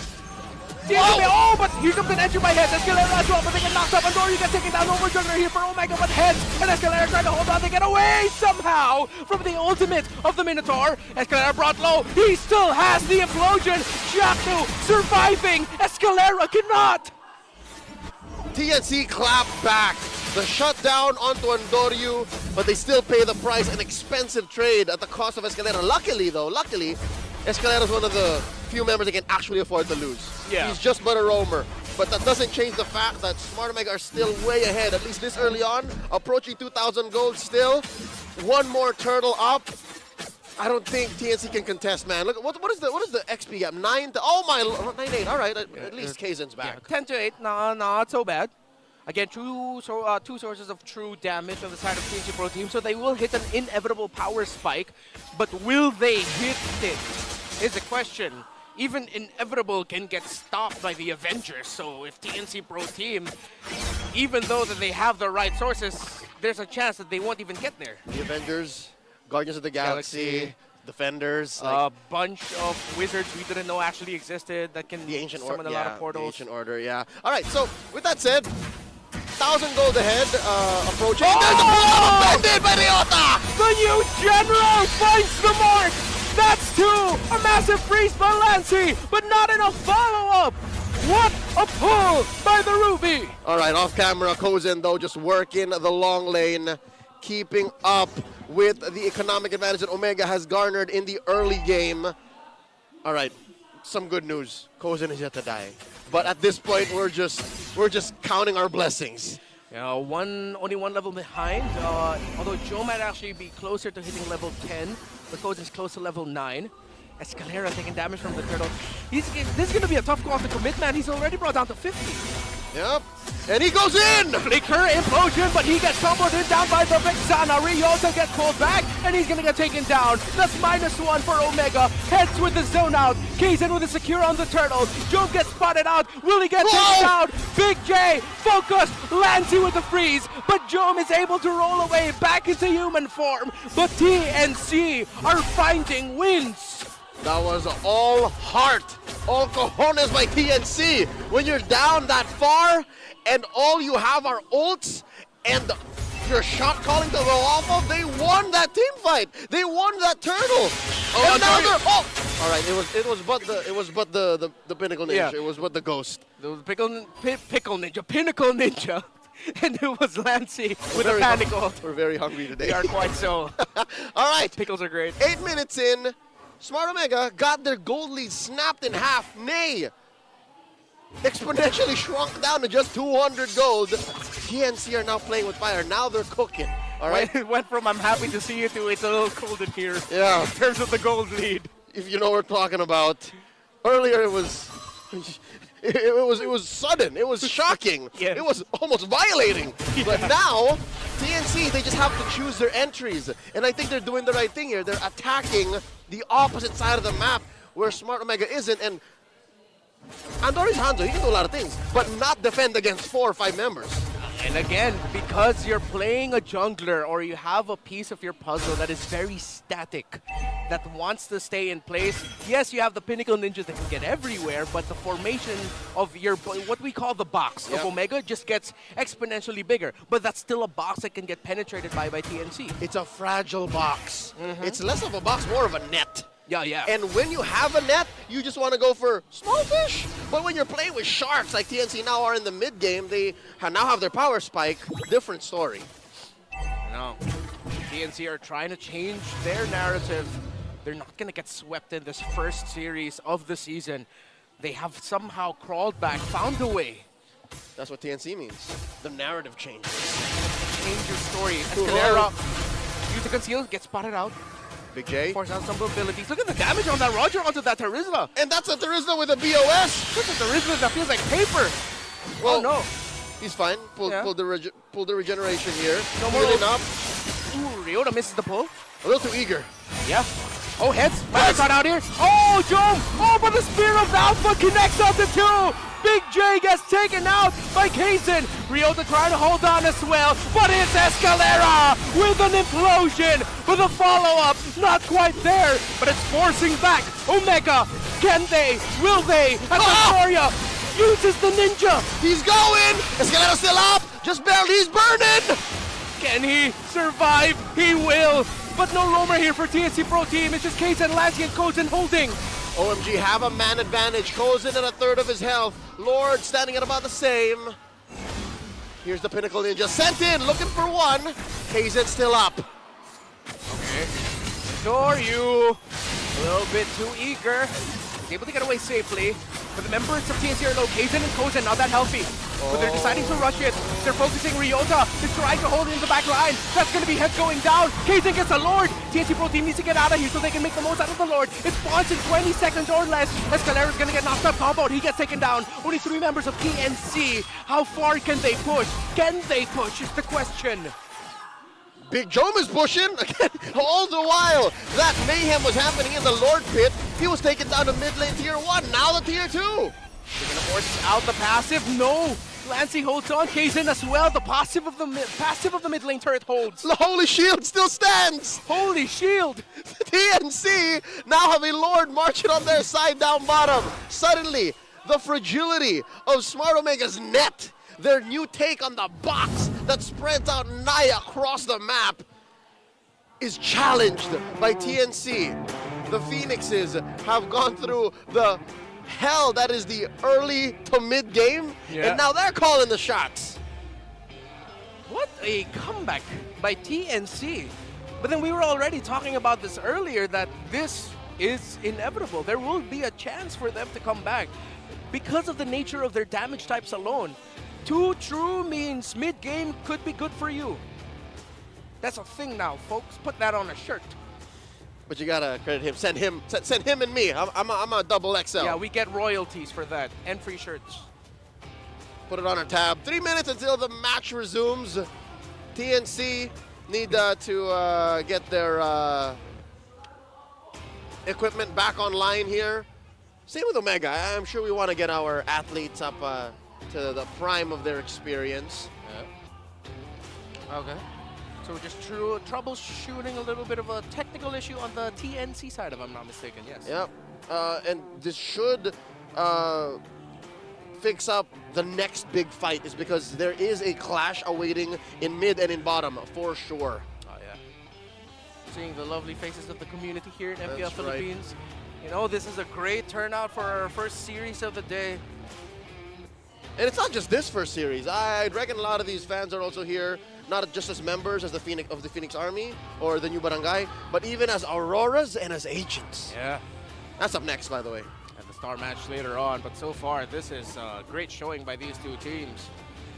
TNC Pro Team, honestly, the way it looks like they have all the tools to make a comeback. They just need to get their targeting down. Because if the Roger is just left to free hit everyone, then you're doing something wrong. But if you can get that Roger down. That's right.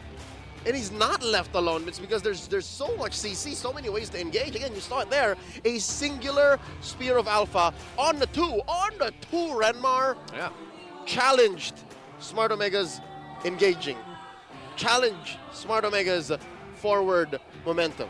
So I'm a believer. I think, just like as Post Malone said, is better now. What TNC has drafted and what they're playing with compared to game 1. Because again, game 1 was also very back and forth.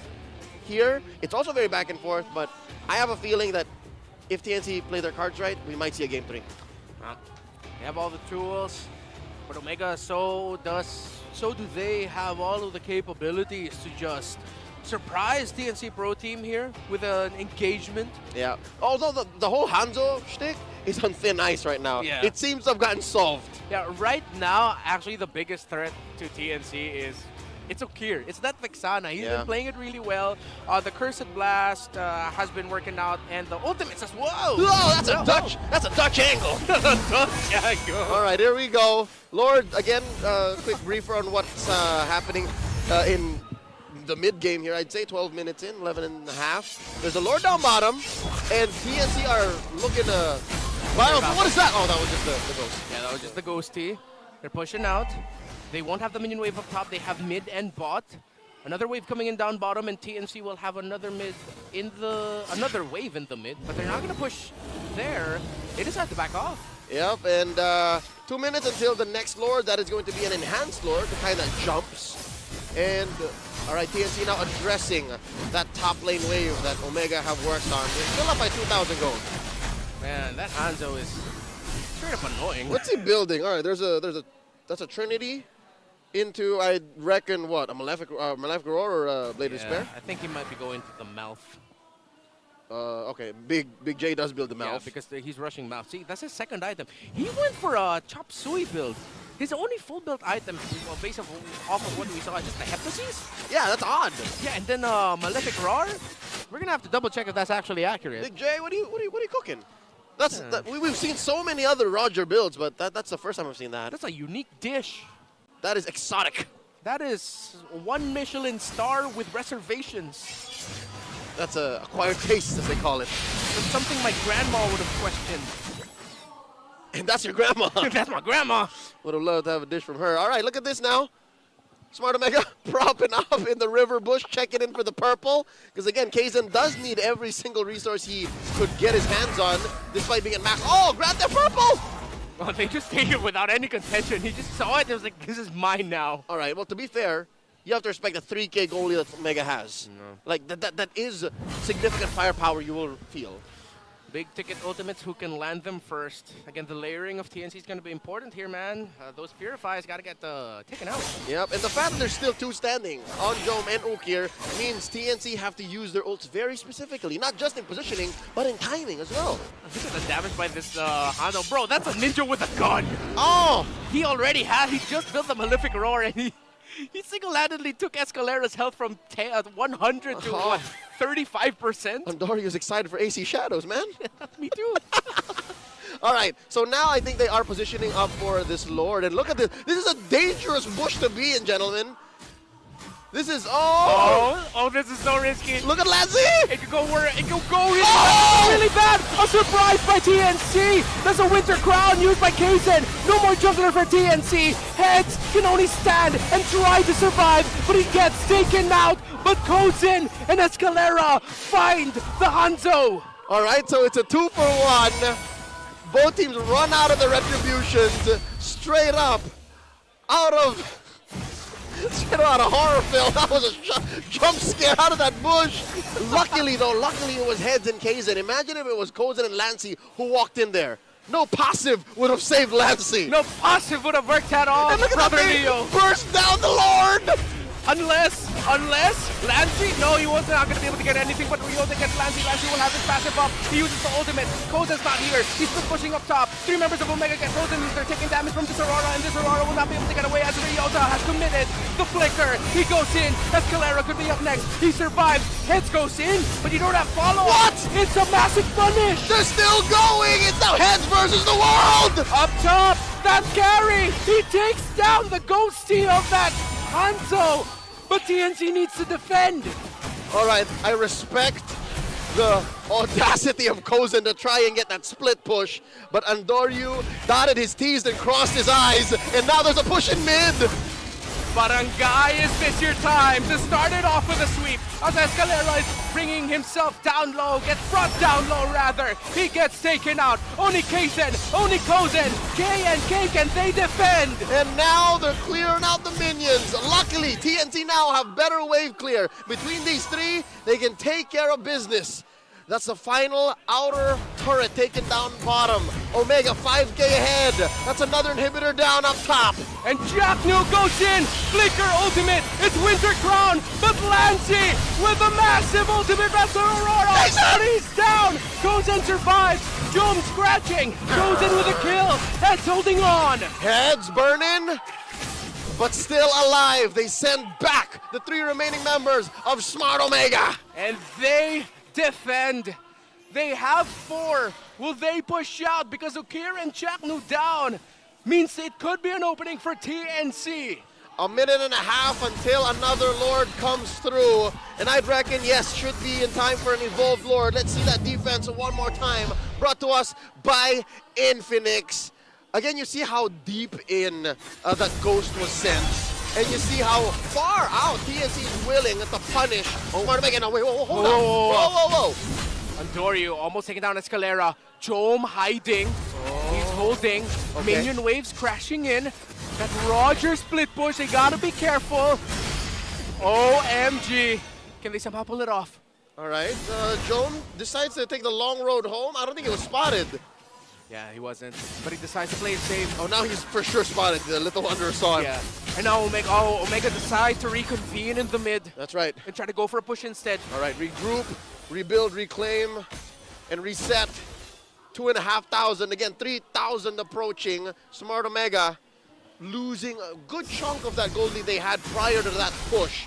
But what they got out of that is a clear base. Once more, TNC find themselves in a less than desirable predicament. Look at the river control, the bush control by Smart Omega, and now the roam. Oh, there's a seal! Oh, Escalera's not gonna land his ultimate. That's a Winter Crown used by the Minotaur. He's able to get his ultimate up. Escalera's falling really low. Goes in trying to get away. Andoryu trying to chase him. Say his name and he appeared! The Pinnacle Ninja takes down the carry. Heads trying to hold on. 3 are down as Jom. Look at Big J. Big J in the base. It's just Lancy defending. He's with the Mamba. He's with the Mamba. They have the waves. Big J.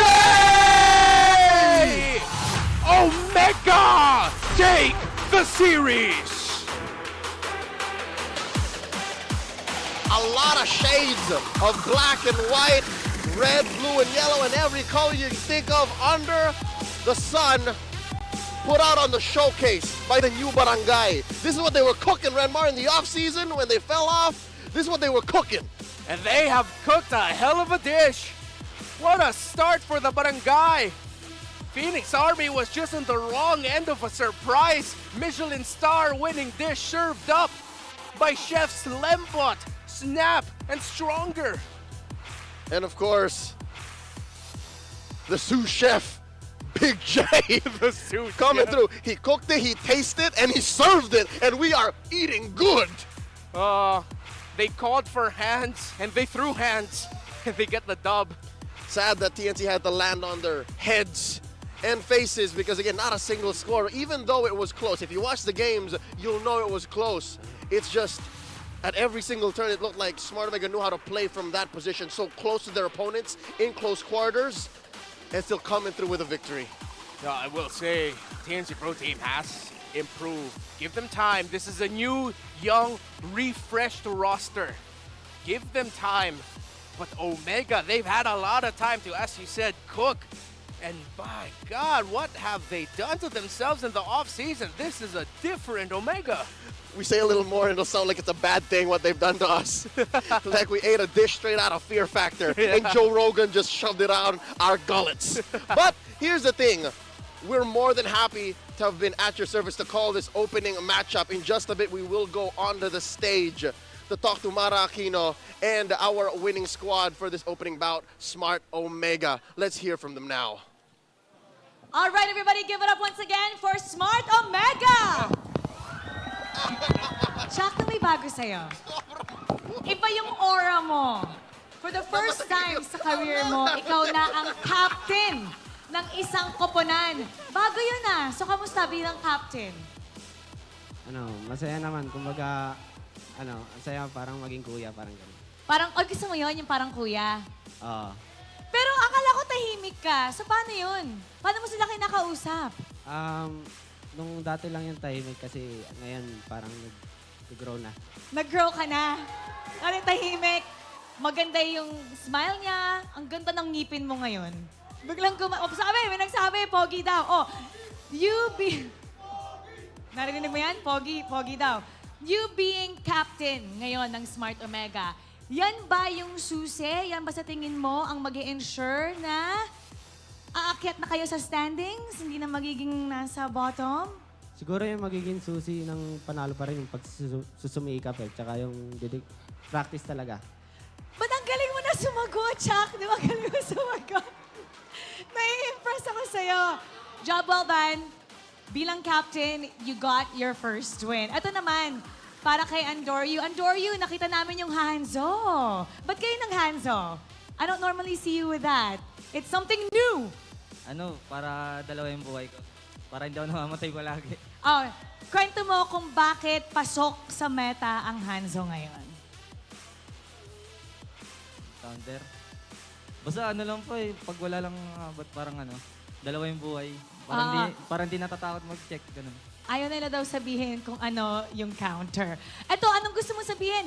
Anong gusto mo sabihin sa lahat ng mga sumusuporta sa inyo? You got your first win. Ang dami pumapalakpak sa inyo.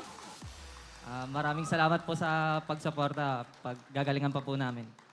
And we're going to expect more wins from you in the future. Chuck, na good job. Yes. All right, Smart Omega. Oh, first, ang ating series MVP. Can you guys guess who it is?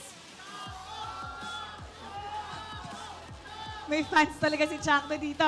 All right, our series MVP is...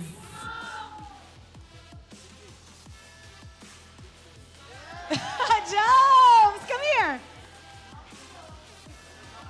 Hey, nakita ko lumapit ka kanina kay Eto Max. Anong sinabi mo kay Eto Max? Hindi, kasi, nung bago pala mag-start yung game, di ko siya pinapansin eh.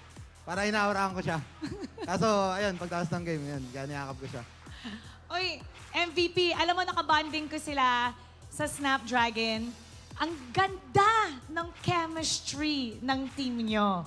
And now, sa Season 14, what else can we expect from you, Jom, and the entire Smart Omega? Siguro lang, makikita nila na hindi na kami na maglo-lower bracket. Kumbaga, pagpapracticean namin para makamit namin yung upper bracket. We're gonna see that. We're cheering you on. And now, we're gonna be calling on the winner. We're doing something different right now. We're gonna be calling on the winner of 3,000 diamonds. And the winner is... siya yung pipili. Okay, ikaw yung pipili. Saan yung kapatid ni Jack, no? Kailangan ituro mo. Hindi, yung girlfriend na lang daw ni Coach Lembot. Ayun na lang daw. Sino ba? Girlfriend? Si Ate Mary. Ate Mary! Come on up, Ate Mary! Ito, pati yung diamonds ng MPL, kinuha, oh. Come on up! Ate Mary, come on up! Ayan, sinundo na! Ano yun? Sino Magpo-propose nagsabi? po yan. So ngayon, meron kang 3,000 diamonds. Anong gusto mong sabihin kay Coach Lambot or Smart Omega? Congrats sa first na panalo nila ngayong series. And congratulations with your 3,000 diamonds. Let's give her a round of applause. All right, everybody. Thank you so much. Thank you. You may now take your bow. And take your walk of victory. Congrats.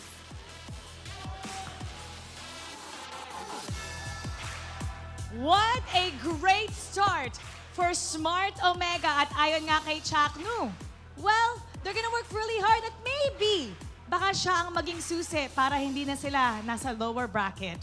And now, himayin natin ang ating laban. Babalikan na natin ang ating panel.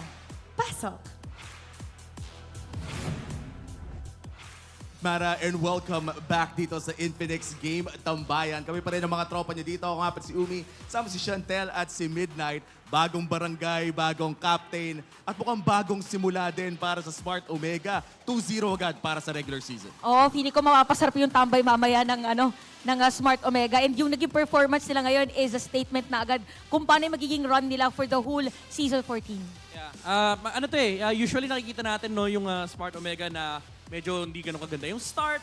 Pero this time around, they start the season with a bang. And ngayon nakita natin ang ating game MVP. Walang iba kundi ang bagong pick din for game number 2, the Hanzo. Nakita natin lumabas mula kay Andoryu. Siyempre, hindi niya naman hindi niya i-reveal kung ano ba yung dahilan at kumbaga ano ba yung mga specifics, bakit maganda yung Hanzo pick na to. Pero dissecting it, tama siya sa sinabi niya na walang pang-abot and napakaganda in contrast nung game number 1 na last pick ng TNC. Dito naman yung Smart Omega yung last pick nila gamit na gamit talaga. Kasi essentially, hindi nahirapan si Andoryu dito maglaro. In contrast din naman sa nangyari sa Alpha, dun sa start niya na napatay siya kagad ng Roger, na-invade ang kagad, hindi nila nahawakan yung River.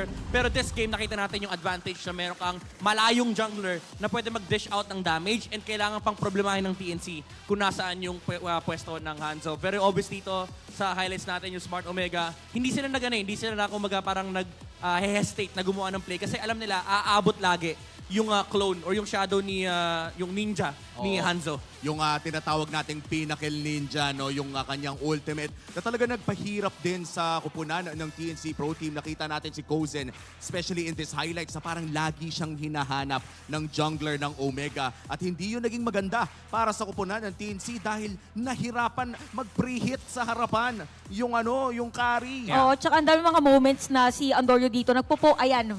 Perfect example. Pwede pa niya diretso ng kill. Parang depende na lang dito sa side ng TNC kung kaya nila sustain yung damage from Andoryu as to why parang for TNC medyo nagsastruggle sila on how to set up a play against Omega kasi ang struggle niya dito, merong damage na nasa harap.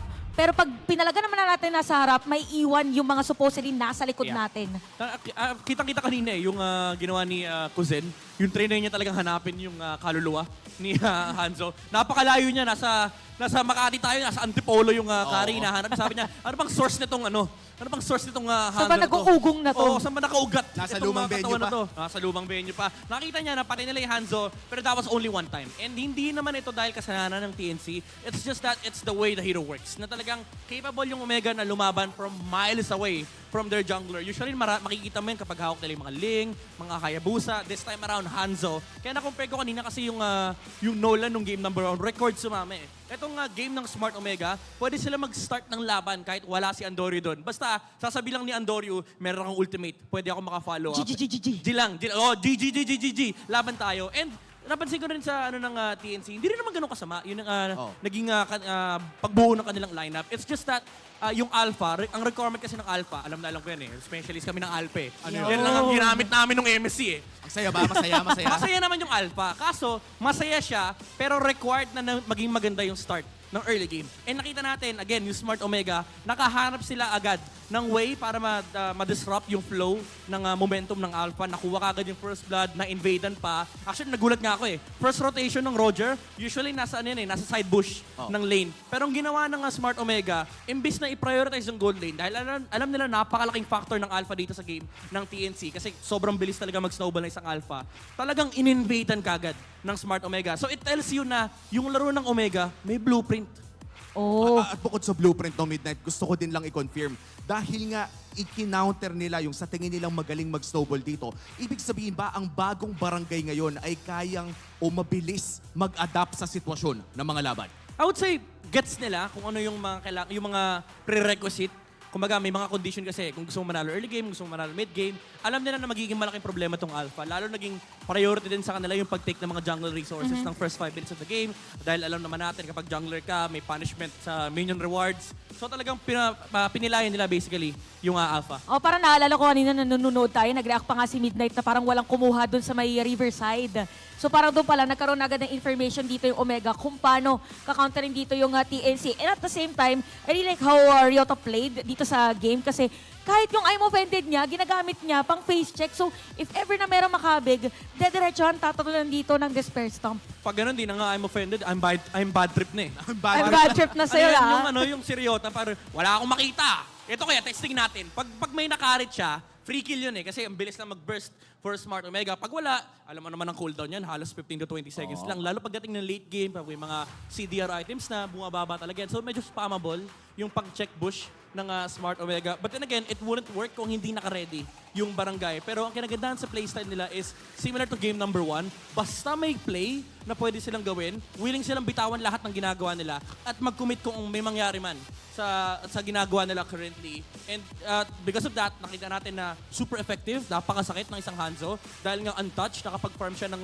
sobra-sobra. And kita natin na yung effect na walang pang-abot dito sa Hanzo is pati yung TNC nag-hesitate sila, papasok ba tayo dito, hahawakan ba natin itong bush to, or makakapag-re-engage ba tayo? Kasi again, kailangan pa nilang problemahin yung Minoan's Fury na magagaling dito kay Chakno, and of course, yung I'm Offended na pwede lumabas mula sa Ruby. Grabe nga talaga ang crowd control na makikita natin mula sa lineup ng Omega. At when we look at that type of lineup, nasabi mo na nga kanina Midnight na parang kung sino mang mahuli ni Ryota ay makikita ang Atoy Army na sumugod papunta. And that is just our first match of the day. 2-0 agad ang ating datunghayan. At kung pag-uusapan ng usapang top 8, mukhang palayo na ng palayo ang Omega doon. Tsaka yung performance talaga ng Omega dito, parang Chakno is back na talaga. Napanood natin sila before, pero iba pa rin talaga yung nakikita natin ngayon. And syempre, pwede kayong maging part ng digital transformation in the world of connectivity. Say hello to convenience, flexibility, and local connectivity with the Smart Prepaid eSIM. Now available for digital delivery through the Smart Online Store for only 99 pesos. Men, parang tayo lang, connected tayong tatlo dito. Pati kayo, Wait, ayan, pati kayo nanonood dyan. Connected din tayo, by the way, sa ating nasa likod. Nasa likod din. We represent the colors. Red. Diba? Hindi naman pinag-usapan yan. Ganon kalupit. Wala usap-usap yan. Walang usap-usap yan. Di nga namin alam na ganito pala yung kulay ng panel na kahapon eh. Pero yun, shoutout din sa official restreamers from Southeast Asia, MENA, South Asia, and North America. Do you want to be part of the weekly MPL PH action? Scan nyo lang yung QR code dyan na nakikita nyo sa ating screen ngayon para maging official streamer. Marami kayong pwedeng makuha dyan. At ngayon na natapos na ang ating match number 1. May isa pa po tayong match mamaya. Huwag kayong aalis. Excited na ba kayong dalawa? Ako, excited na talaga ako. Parang feeling ko nga buong dumating, yun na yung iniisip ko eh. At syempre, ngayon na patapos na nga ang ating match 1, hindi pa rin natin tatapusin ang kwento doon dahil pupunta na tayo sa ating host para kausapin ang ating mga players. Host, ikaw na to. Paris Olympics 2024, nandito ang ating atleta representing the Philippines for fencing, Maxine Esteban. Kamusta? Oh, I'm so happy to be here. So you've been back for about 1 week, right? Yes. Kwento mo naman sa amin kasi hindi namin na-experience eh. So how was the entire Paris Olympics? It was very memorable and being there, pagpasok ko pa lang ng village, parang lahat ng paghihirap ko has come into fruition. So I'm very happy to be there. And we're happy that you're here and we're thankful that you represented Philippines. Now from Paris, nandito ka naman sa ating MPL arena. So what do you think about MPL Philippines? It's very beautiful and this is my first time to watch MPL game. So First time? live, yes. Oh, first impression. First impression. Oh, ganda ng Very stage, di beautiful ba? and very organized. Very organized. So see, di ba? Very beautiful, very organized. So narinig namin na aside from fencing, you love MLBB. So kwento mo, we were having this conversation kanina. How long have you been playing? I started when the season started, so I think around a month ago. Just 1 month. Okay. Ito yung next. Ano ang rank mo? Mythic Glory. In 1 month! Guys, in 1 month! Mythical Glory na siya. Anong points? Anong points? 29. 29! Ouch! Oh my gosh! Guys, kailangan natin mag-grind. Kailangan namin mag-grind. Okay, favorite heroes? I love playing Vexana. Vexana? Or Estes. Estes, what did you think about the Vexana kanina? Super galing. Because me, when I play Vexana, sometimes I forget na mage ako. So, I always want to go forward and then I die. Tapos nag-Estes ka pa. Oh my God, I love Estes also. Pero bakit hindi ka nagla-Lancelot fencing ka? Because I feel like there's so much pressure to be a carry. So, oo nga. I'd rather be a support. Sobrang may pressure talaga pag carry. Okay, so ito yung nadinig namin. We have some great news that esports will be part of the next Olympics. So what do you think about esports and sports merging together? I'm very happy because actually esports is a lot like sports. Like in fencing, we always have to strategize more than it being a physical sport. We always have to use our mental strategy. So I really think that esports deserve to be in the Olympics and I'm very excited for it. We're excited for this. At sana nga nandun ang MLBB. Now for the inspiring Olympians, you training, being there, what's your message to everyone inspiring to be just like you? They want to be an Olympian. I guess my message is to dream big and never let anyone chart your own destiny because only you can chart your own destiny. And, you know, just trust in yourself and in your team and especially in God. Oh, that was so nice. Thank you so much. Ang ganda ng mensahe niya. Trusting yourself and trusting your team. And speaking of teams, we have 2 more teams that's gonna go head-to-head against each other. And that's Aurora, MLBB, and Blacklist International. So stay tuned for more MLBB only here on MPL Philippines Season 14.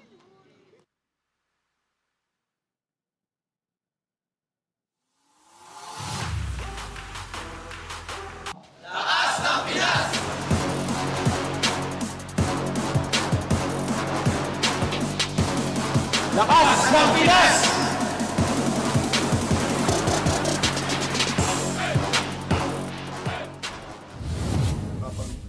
Siya yung nagbigay sa akin ng opportunity. So, marami siyang natulong sa akin. Tsaka kung ba't si Energy ako ngayon, isa siya sa dahilan. Yung Attack on Titan na MLBB skin na nilabas nila. Kasi tawag dito, bago nila ilabas yan, kakanood ko lang mismo ng Attack on Titan. Kahit hindi na sobrang hype ng Attack on Titan that time. Kasi feeling ko ako lang nahuhuli kasi hindi talaga ako nanonood ng anime eh.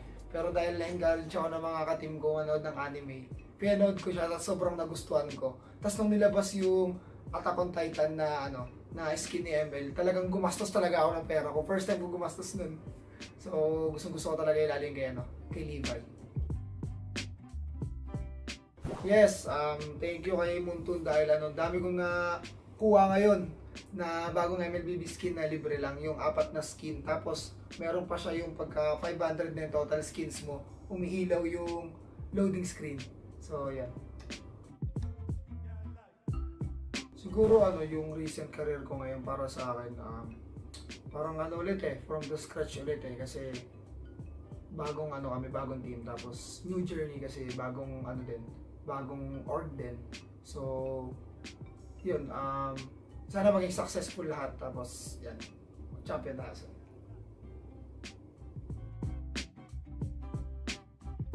Siguro na lang, kasi marami naman ng nagagawang events si Munton Siguro sa akin na lang, parang yung banding siguro sa ibang teams. Kumbaga pagkaka-team ni Munton yung mga iba't ibang teams, kumbaga bawat roles, tapos paglalaban-labanin, ganun. Yun lang siguro sa akin. At syempre, unang-una gusto ko magpasalamat sa lahat ng mga MLBB fans ko. Yan, sa mga sumusuporta pa rin sa akin since day one, since pumasok ako sa MPL. Yun lang. Tuloy-tuloy lang tayo sa pangarap natin and mas magiging better ako ngayon, tapos mas gagalingan ko. Tapos supportahan nyo kami, Aurora. So, we are back guys. Kita kayo sa MPL.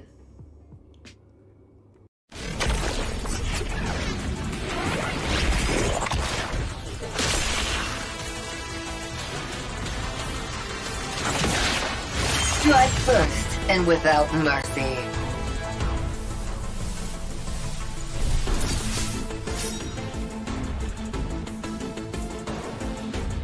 Where I tread, death follows.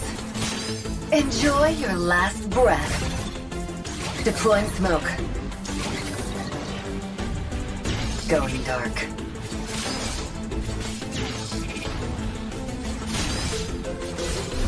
War is my trade. Death is my craft. Backup plan? I am the backup plan. My destiny is what I make of it.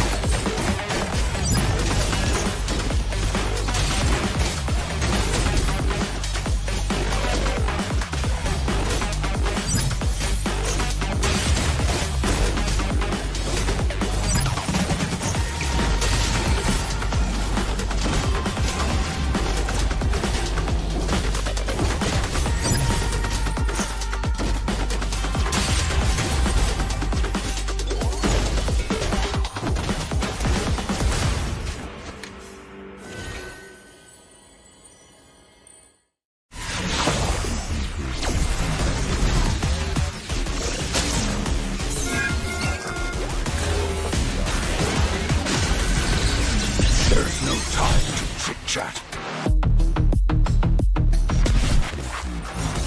You will never learn. Mystic magic is so wonderful. Face yourself.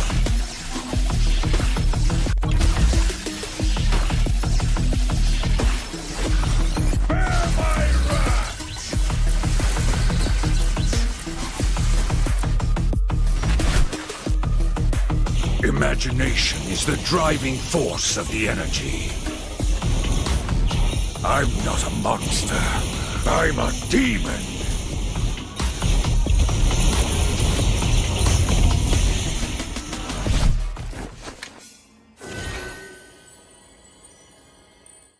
Get 8 gigabytes of all-access power. To do it all. Plus only TikTok to scroll and share non-stop. Power work, life, and more with Smart Powerall. All access data now up to 90 days. Load now. No signal, no fun. If only you could switch in an instant. But wait, you can with the Smart eSIM, backed up by nationwide coverage. Get your Smart eSIM now.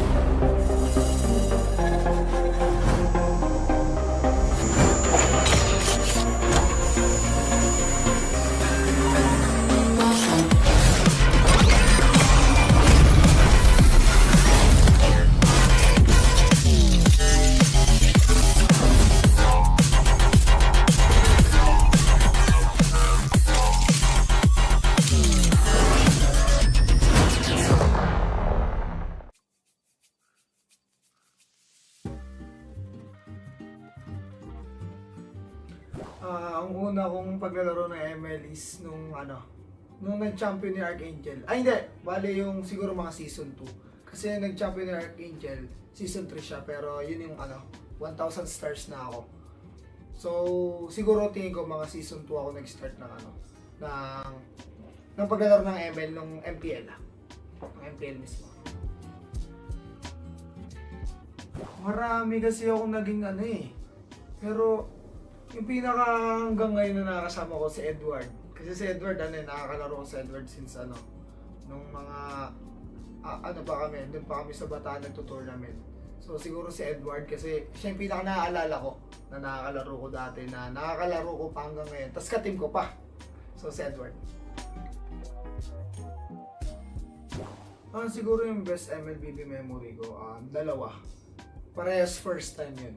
So yung season 6 nung nakapasok kami ng MPL sa qualifiers ng MPL. So para sa akin sobrang pa rin siya. Sobrang saya at naalala ko pa rin yung moment kung paano kami nag-champion doon kasi sobrang tawag dito. Talaga nag-prepare kami ng sobra doon. Tapos yung isa yung M5 kasi tawag dito yun yung first time ko na international na ako talaga yung lumaro. Tapos kasama ko pa yung tapos bagong team pa kami. Kaya para sa akin sobrang memorable niya. Marami rin siyang nabago sa buhay ko. Kumbaga, part din talaga siya ng buhay ko ngayon kung bakit nandito ako ngayon, kung bakit si Ready J ako ngayon dahil din sa ML. Pero syempre, hindi lang dahil sa ML yung kumbaga, marami din siya mga patterns like dahil kay Boss D din, pinakilala niya ako, or siya yung siya yung nagbigay sa akin ng opportunity. So, marami siyang natulong sa akin, tsaka kung ba't si Ready J ako ngayon, isa siya sa dahilan. Yung Attack on Titan na MLBB skin na nilabas nila. Kasi tawag dito, bago nila ilabas yan, kakanood ko lang mismo ng Attack on Titan. Kahit hindi na sobrang hype ng Attack on Titan that time. Kasi pili ko ako lang nahuli kasi hindi talaga ako nanonood ng anime Pero dahil na-encourage ako ng mga ka-team ko manood ng anime, pinanood ko siya at sobrang nagustuhan ko. Tapos nung nilabas yung Attack on Titan na skin ni ML, talagang gumastos talaga ako ng pera ko. First time ko gumastos nun. So, gusto ko talaga ilalim kay Levi. Yes, thank you kay Muntun dahil dami kong nakuha ngayon na bagong MLBB skin na libre lang, yung 4 na skin. Tapos, meron pa siya yung pagka 500 na total skins mo, umiilaw yung loading screen. So, yan. Siguro yung recent career ko ngayon para sa akin, parang ulit from the scratch ulit kasi bagong bagong team, tapos new journey kasi bagong bagong org din. So yun, sana maging successful lahat, tapos yan, champion na kasi.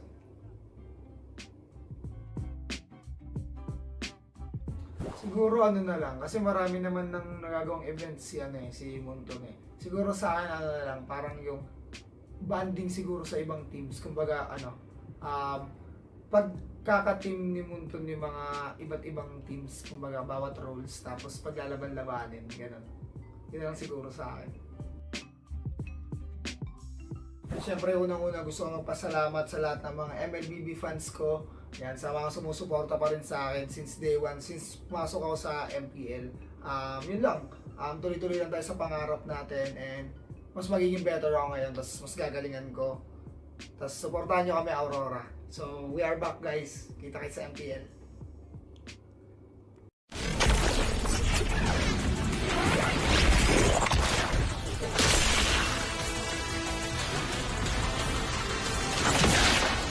Strike first and without mercy.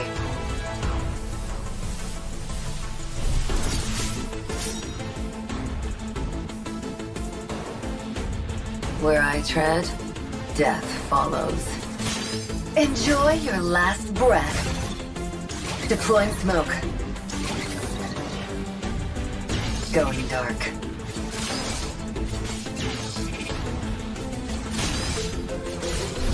War is my trade.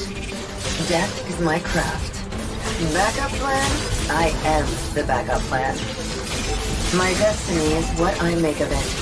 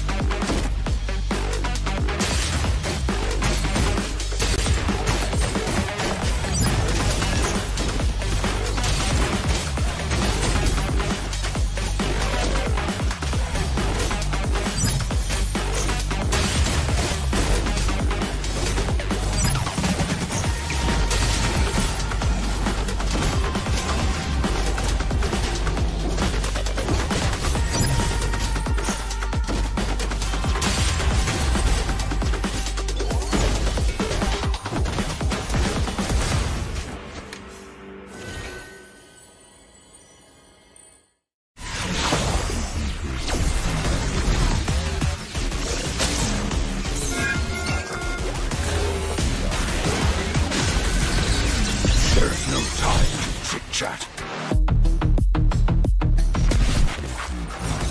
You will never learn.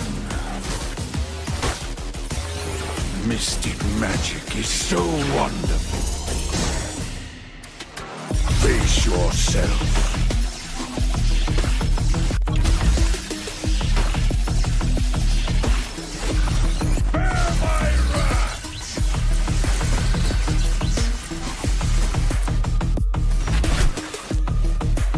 Imagination is the driving force of the energy.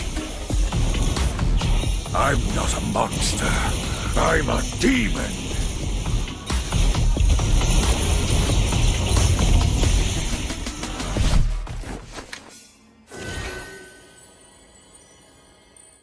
Get 8 gigabytes of all-access power. To do it all. Plus only TikTok to scroll and share non-stop. Power, work, life, and more. With Smart Power all-access data now up to 90 days. Load now. No signal, no fun. If only you could switch in an instant. But wait, you can with the Smart eSIM. Backed up by nationwide coverage. Get your Smart eSIM now.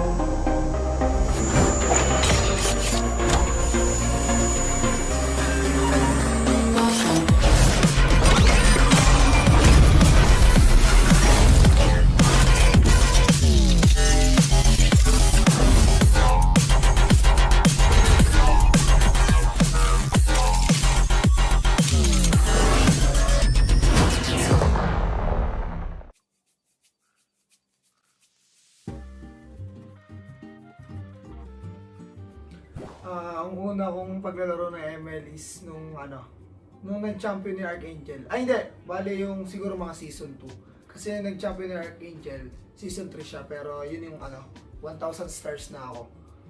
So, siguro tingin ko mga season 2 ako nag-start ng ng paglalaro ng ML nung MPL. Ng MPL mismo. Marami kasi ako naging Pero yung pinaka hanggang ngayon na nakasama ko si Edward.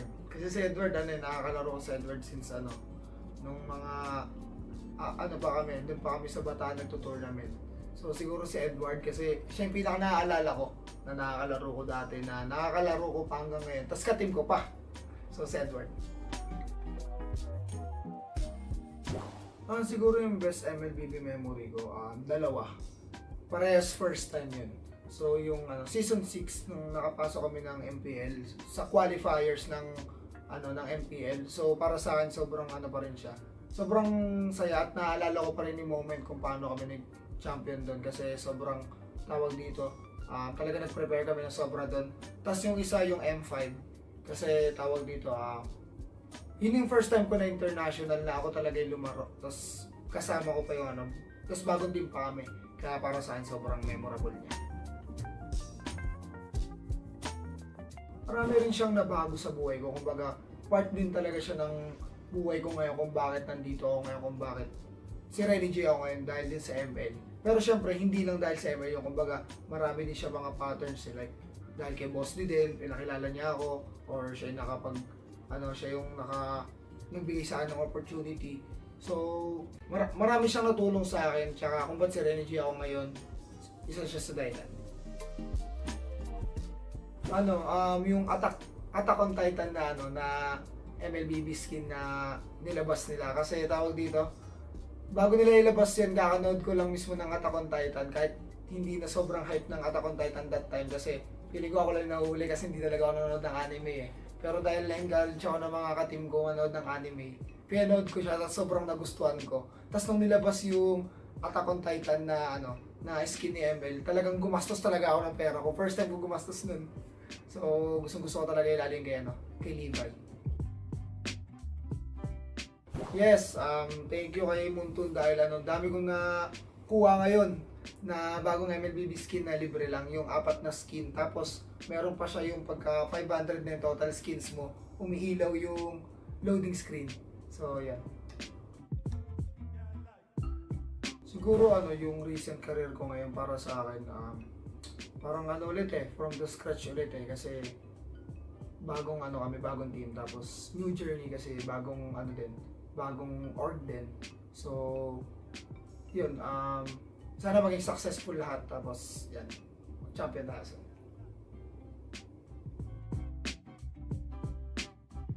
Siguro na lang, kasi marami naman ng nagagawang events si Monton Siguro sa akin na lang, parang yung banding siguro sa ibang teams. Kumbaga pagkaka-team ni Monton yung mga iba't ibang teams, kumbaga bawat roles, tapos paglalaban-labanin, gano'n.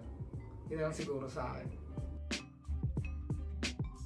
At syempre, unang-una gusto ko magpasalamat sa lahat ng mga MLBB fans ko. Yan, sa mga sumusuporta pa rin sa akin since day one, since pumasok ako sa MPL. Yun lang, tuloy-tuloy lang tayo sa pangarap natin and mas magiging better ako ngayon, tapos mas gagalingan ko. Tapos supportahan nyo kami, Aurora. So, we are back guys. Kita-kits sa MPL.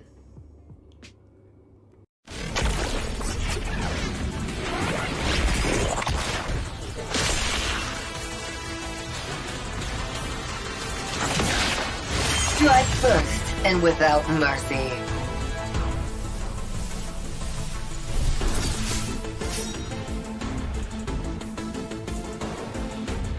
Where I tread, death follows. Enjoy your last breath. Deploying smoke. Going dark.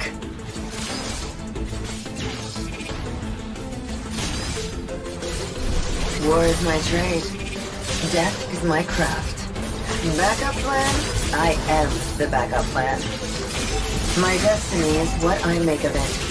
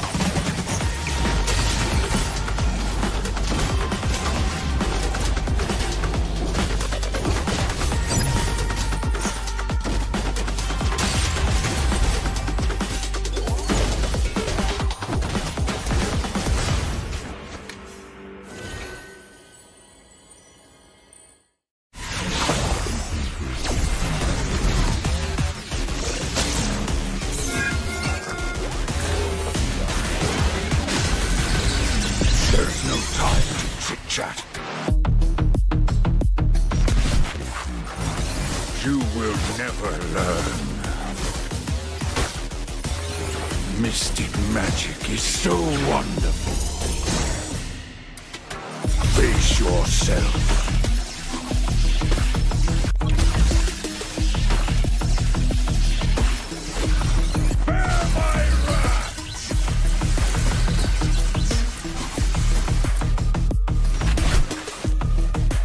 Imagination is the driving force of the energy.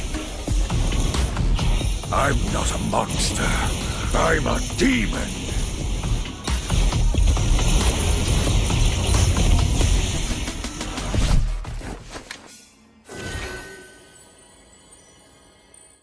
Get 8 gigabytes of all-access power. To do it all. Plus only TikTok to scroll and share non-stop. Power, work, life, and more. With Smart Power all-access data now up to 90 days. Load now. No signal, no fun. If only you could switch in an instant. But wait, you can with the Smart eSIM.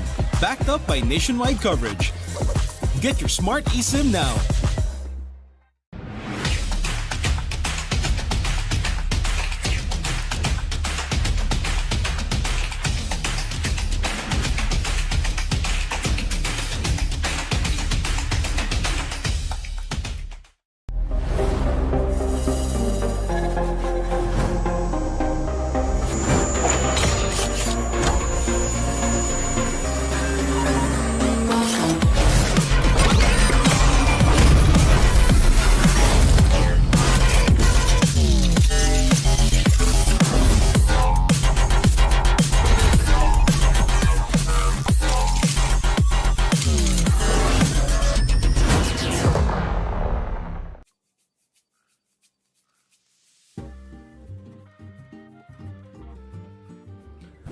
Ang una kong paglalaro ng ML is nung nag-champion ni Archangel. Ay hindi, bale yung siguro mga season 2. Kasi nag-champion ni Archangel, season 3 siya, pero yun yung 1,000 stars na ako.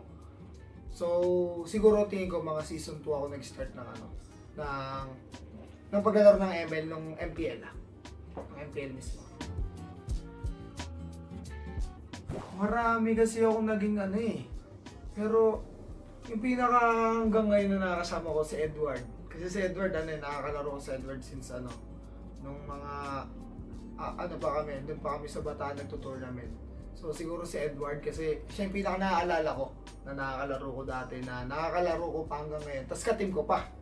So si Edward.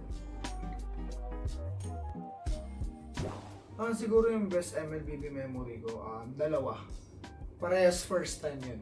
So yung season 6 nung nakapasok kami ng MPL sa qualifiers ng MPL. So para sa akin sobrang pa rin siya. Sobrang saya at naalala ko pa rin yung moment kung paano kami nag-champion doon kasi sobrang tawag dito. Talaga nag-prepare kami ng sobra doon. Tapos yung isa yung M5 kasi tawag dito yun yung first time ko na international na ako talaga yung lumaro. Tapos kasama ko pa yung tapos bagong team pa kami. Kaya para sa akin sobrang memorable niya.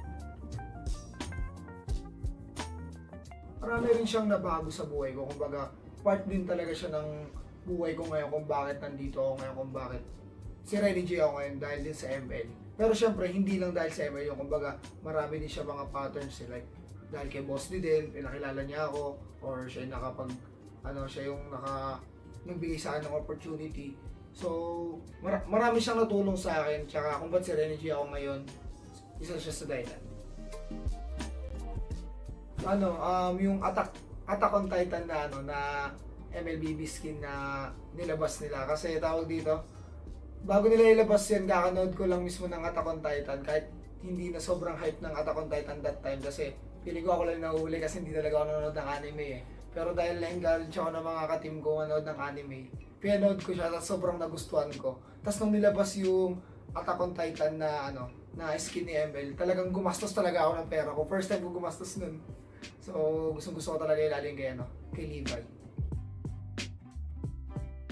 Yes, thank you kay Muntun dahil dami kong nakuha ngayon na bagong MLBB skin na libre lang, yung 4 na skin. Tapos meron pa siya yung pagka 500 na yung total skins mo, umiilaw yung loading screen. So yan. Siguro yung recent career ko ngayon para sa akin, parang ulit from the scratch ulit kasi bagong kami, bagong team, tapos new journey kasi bagong bagong org din. So yun, sana maging successful lahat, tapos yan, champion na.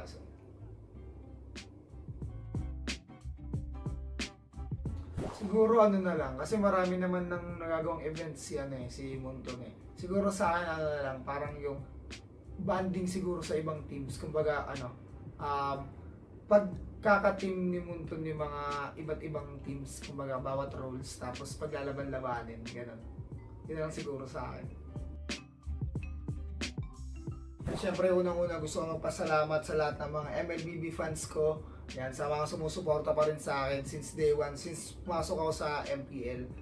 Yun lang. Tuloy-tuloy lang tayo sa pangarap natin, and mas magiging better ako ngayon, tapos mas gagalingan ko. Tapos supportahan nyo kami, Aurora. So, we are back, guys. Kita-kits sa MPL.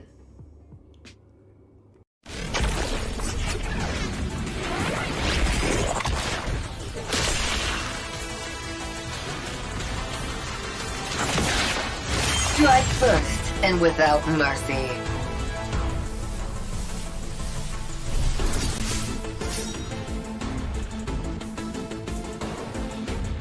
Where I tread, death follows. Enjoy your last breath.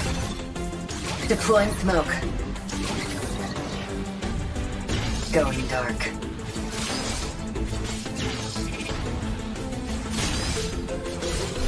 War is my trade. Death is my craft. Backup plan? I am the backup plan. My destiny is what I make of it.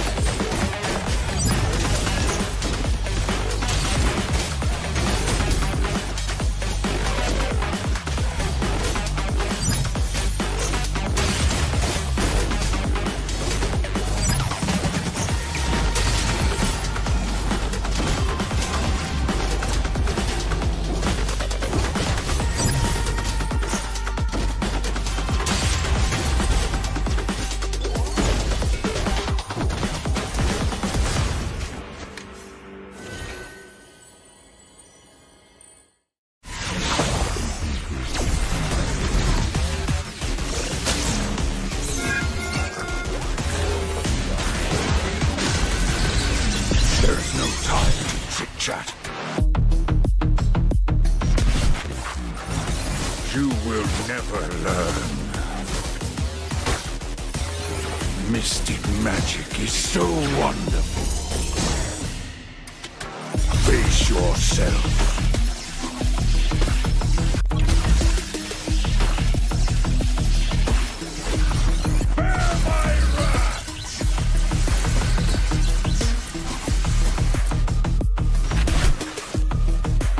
Imagination is the driving force of the energy. I'm not a monster. I'm a demon.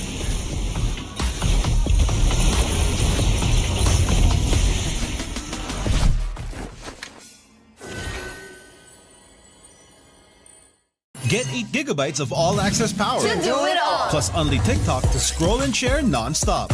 Power, work, life, and more. With Smart Power all-access data now up to 90 days. Load now. No signal, no fun. If only you could switch in an instant. But wait, you can with the Smart eSIM. Backed up by nationwide coverage. Get your Smart eSIM now.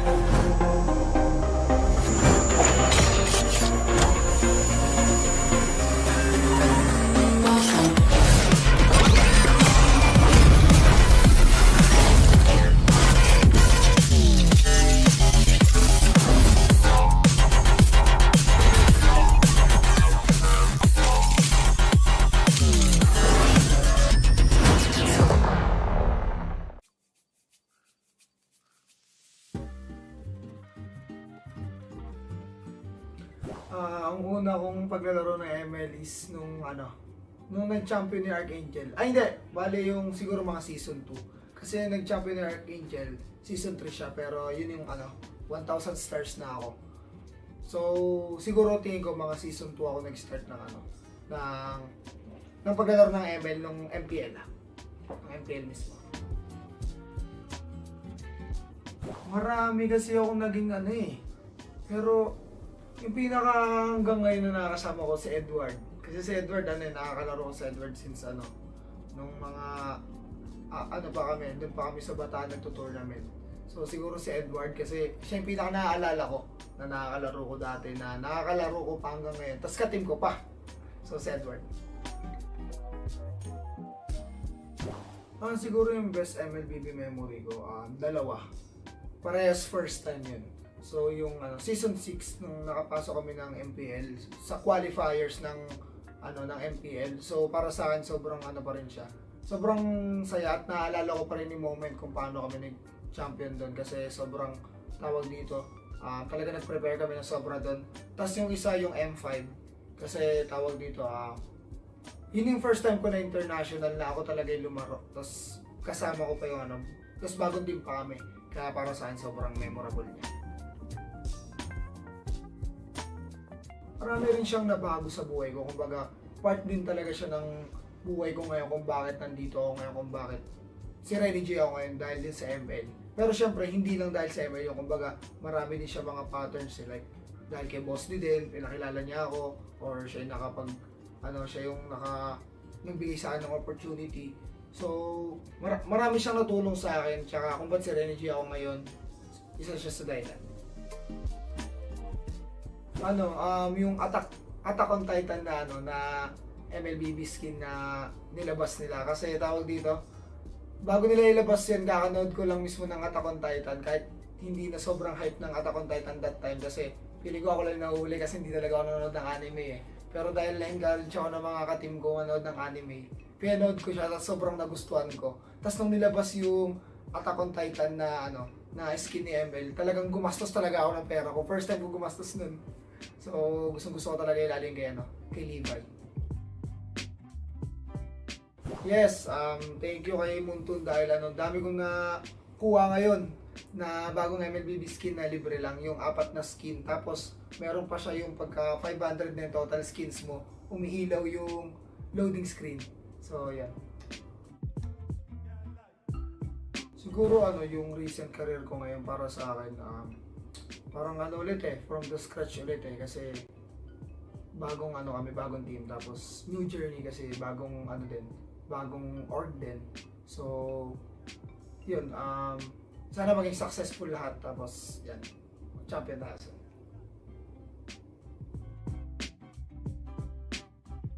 Siguro na lang, kasi marami naman nang nagagawang events si Munton Siguro sa akin na lang, parang yung banding siguro sa ibang teams. Kumbaga pagkaka-team ni Munton yung mga iba't ibang teams, kumbaga bawat roles, tapos paglalaban-labanin, gano'n. Yun lang siguro sa akin. At syempre, unang-una gusto ko magpasalamat sa lahat ng mga MLBB fans ko. Yan, sa mga sumusuporta pa rin sa akin since day one, since pumasok ako sa MPL. Yun lang, tuloy-tuloy lang tayo sa pangarap natin, and mas magiging better ako ngayon, tapos mas gagalingan ko. Tapos supportahan nyo kami, Aurora. So, we are back guys. Kita-kits sa MPL.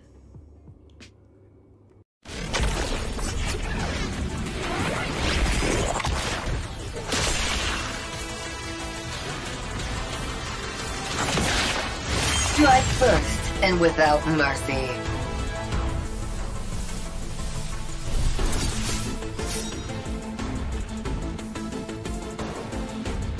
Where I tread, death follows. Enjoy your last breath. Deploying smoke. Going dark.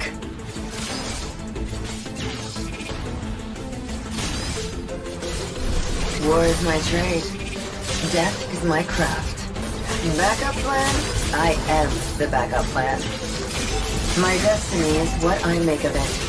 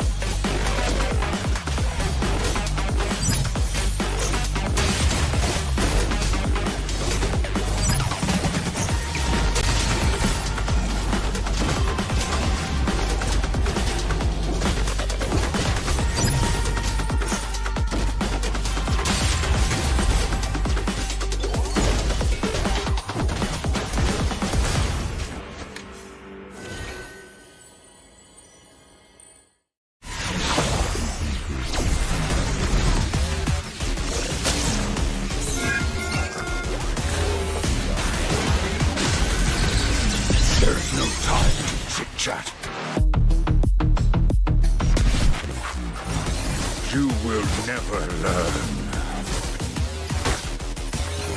Mystic magic is so wonderful. Face yourself.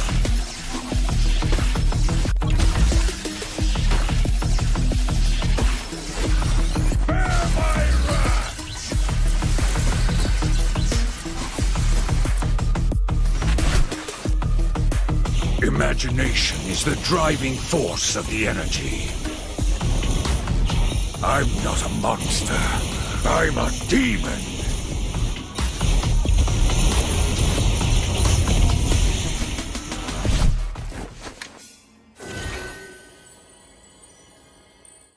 Get 8 gigabytes of all-access power. To do it all. Plus only TikTok to scroll and share non-stop. Power, work, life, and more. With Smart Power all-access data now up to 90 days. Load now. No signal, no fun. If only you could switch in an instant. But wait, you can with the Smart eSIM. Backed up by nationwide coverage. Get your Smart eSIM now.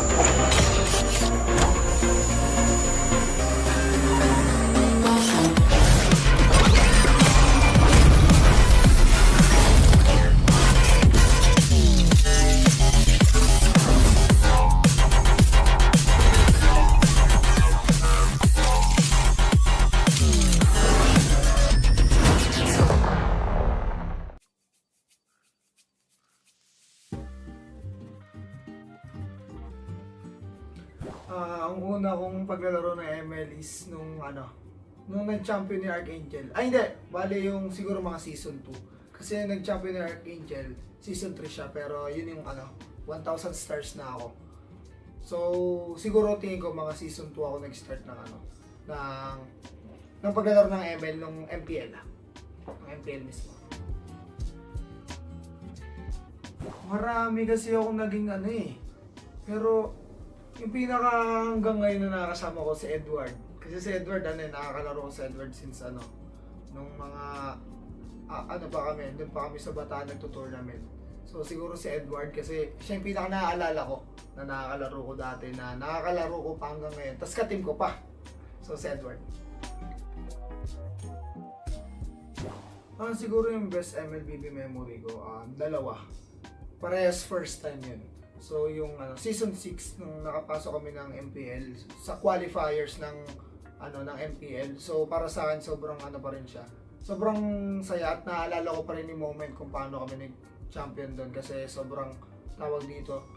Talaga nag-prepare kami ng sobra doon. Tapos yung isa yung M5 kasi tawag dito yun yung first time ko na international na ako talaga yung lumaro. Tapos kasama ko pa yung tapos bagong team pa kami. Kaya para sa akin sobrang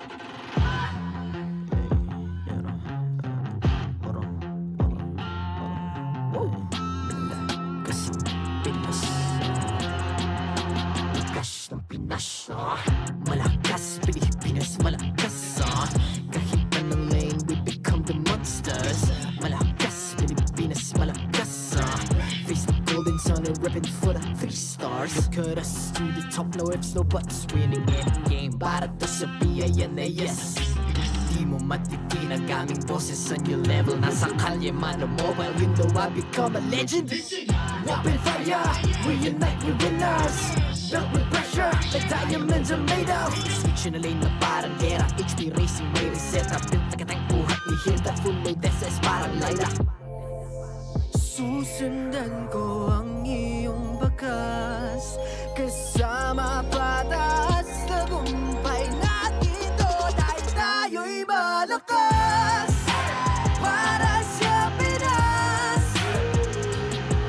Nasa amin ang alas, hindi ko atras. Kinikilala sa taas kasi kami ang malakas. Para sa Pinas. Nasa amin ang alas, hindi ko atras. Kinikilala sa taas, ganito kami sa Pinas. Wow! Hold on. Yeah, malakas ang Pinas. Laging MVP, no surrender, no retreat. Pag nagsama-sama, just imagine what we can achieve. Laging MVP, no surrender, no retreat. Giving 100 all my all, cause we just cannot be defeated. We are unstoppable, immune and invulnerable. Ready ang equipment, lahat frozen, malak crowd control. Pakita ko na jab like, pow! East to the southeast. Taas sa matawa, proud and loud, cause every enemy we devour.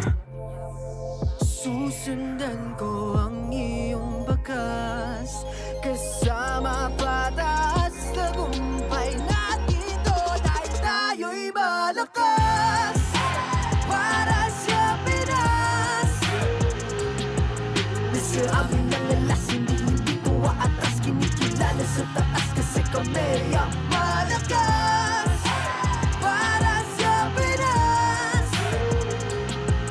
Nasa amin ang alas, hindi ko atras. Kinikilala sa taas, ganito kami sa Pinas. Wow!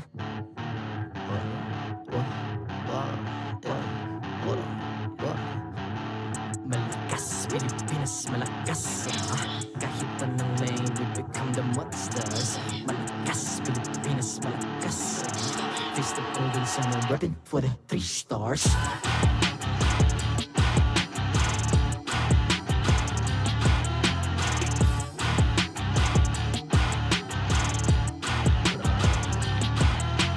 Ang lakas ng Pinas, reunite, be the stars. Ang lakas ng Pinas, reunite, be the stars. Ang lakas ng Pinas, reunite, be the stars. Ang lakas ng Pinas, we the stars. Ang lakas ng Pinas, reunite, we the stars. Ang lakas ng Pinas, reunite, we the stars. Ang lakas ng Pinas, reunite, we the stars. Ang lakas ng Pinas, we the stars.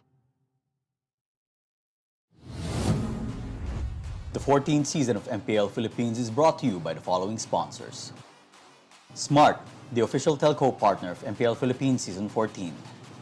The official tournament phone of MPL Philippines, Infinix GT20 Pro. Official suppliers, EMC Asia and Index Salon. Experience the MPL PH Season 14 action live at Green Sun, Makati City. Grab your tickets now via official MPL PH website. Don't miss any MPL action by following our official Facebook and subscribing to our YouTube channel. Follow MPL PH on TikTok for more content.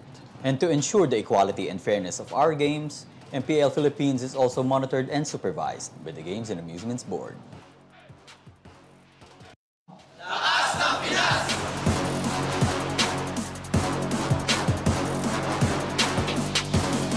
Lakas ng Pinas!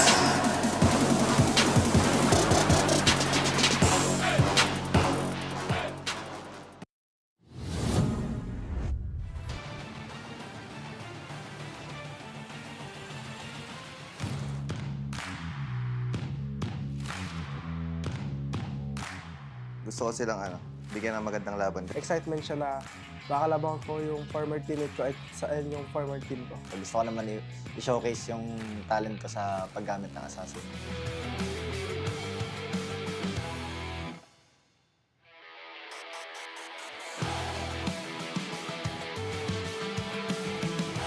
Gusto ko naman na dito ko patunayan yung sarili ko. Meron pa akong utang na loob sa Blacklist kasi Kung wala yung blacklist nun, hindi ako magja-champion, ganun. Mas improve na kumpara dun sa dati nyo nakikita ang dealer. Mensahe ko hindi mo sana patunayan mo na tamang desisyon ang ginawa mo na lumipat ka sa Aurora. Ang message ko kay MP The King, buti nga kinuha ka pa sa Pinas. Akala ko hanggang Cambodia ka na lang. Siguro mensahe ko kay Yue, Yue, galingan mo kasi dati magkakampi na tayo, iba na ngayon, magkaharap na tayo. So, masubukan mo na kung gaano kakagaling. Ang mensahe ko sa Blacklist, good luck sa laban natin, and especially kay Haji. Papakita ko sa iyo mga tinuro mo at mas gagalingan ko pa. Ang mensahe ko kay Edward, galingan mo lang palagi, tol. Para pag nagkaharap tayo, malaman mo na ulit yung feeling na nadudurog sa lane. Yan ang message ko kay Dilar. Parang hindi ko matandaan na dinurog mo ako sa lane eh. Parang ikaw yata yung dinurog ko nun kasi kami nag-champion nun.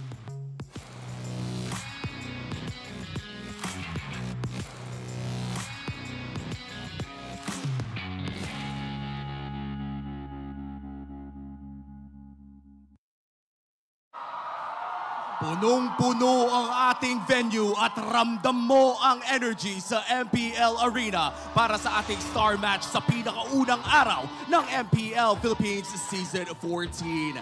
Grabe, nandito tayo ngayon sa Infinix Game Tambayan at papunta na nga tayo sa ating Aurora Gaming laban sa Blacklist International. Muli kami ang inyong mga tropa sa tambayang ito. Nga pala si Umi, kasama dito si Chantel at si Midnight, pati na rin ang ating mga super fans na si Carl at Luis. Kamusta naman kayo dyan?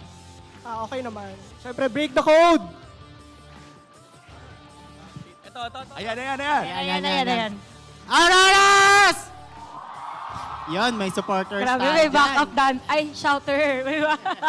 Rinig talaga ang energy dito sa ating arena. Pero Chantel, nakita natin, actually napanood nating lahat kung gaano nga ba kainit ang ating mga players sa isa't isa. Parang may iba may something eh. Ako hanggang ngayon, parang nilabas na yung roster reveal, nagkaroon na ng iba't ibang mga lineup, pero parang familiar territory for both kasi I'm not used to seeing these players na magkaibang team, nasanay tayo magkasama sila.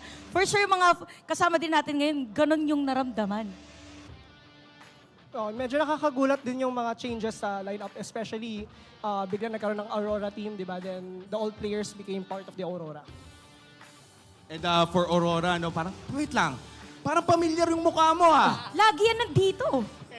Parang dati, di ba Blacklist fan ka? Taga-sigaw ng Blacklist. Tapos ngayon na nasa Aurora ka na, sige, kakalimutan na natin ang iyong past. Bagong Carl na ang ating nakikita ngayon. Yes. Ano bang meron sa bago mong team? So ayun, syempre kung nasan yung B-Wise, nandun din ako. Hey, shout out ma! Ayun. And etong mainit na laban na to, of course, ay maraming mga headliner na superstars talaga, Midnight. Sino ba yung mga inaabangan nating magtapatan dito? Alam mo, nabanggit na kanina, isa sa mga inaabangan magtapat ay yung unang nagtrasyokan, si Demon Kite, pati na rin si MP The King, the new king of Blacklist International. And yung mainit din natapatan kasi matagal ng debate to. Sa community lagi may tanong, Haji versus Yue. Ayun.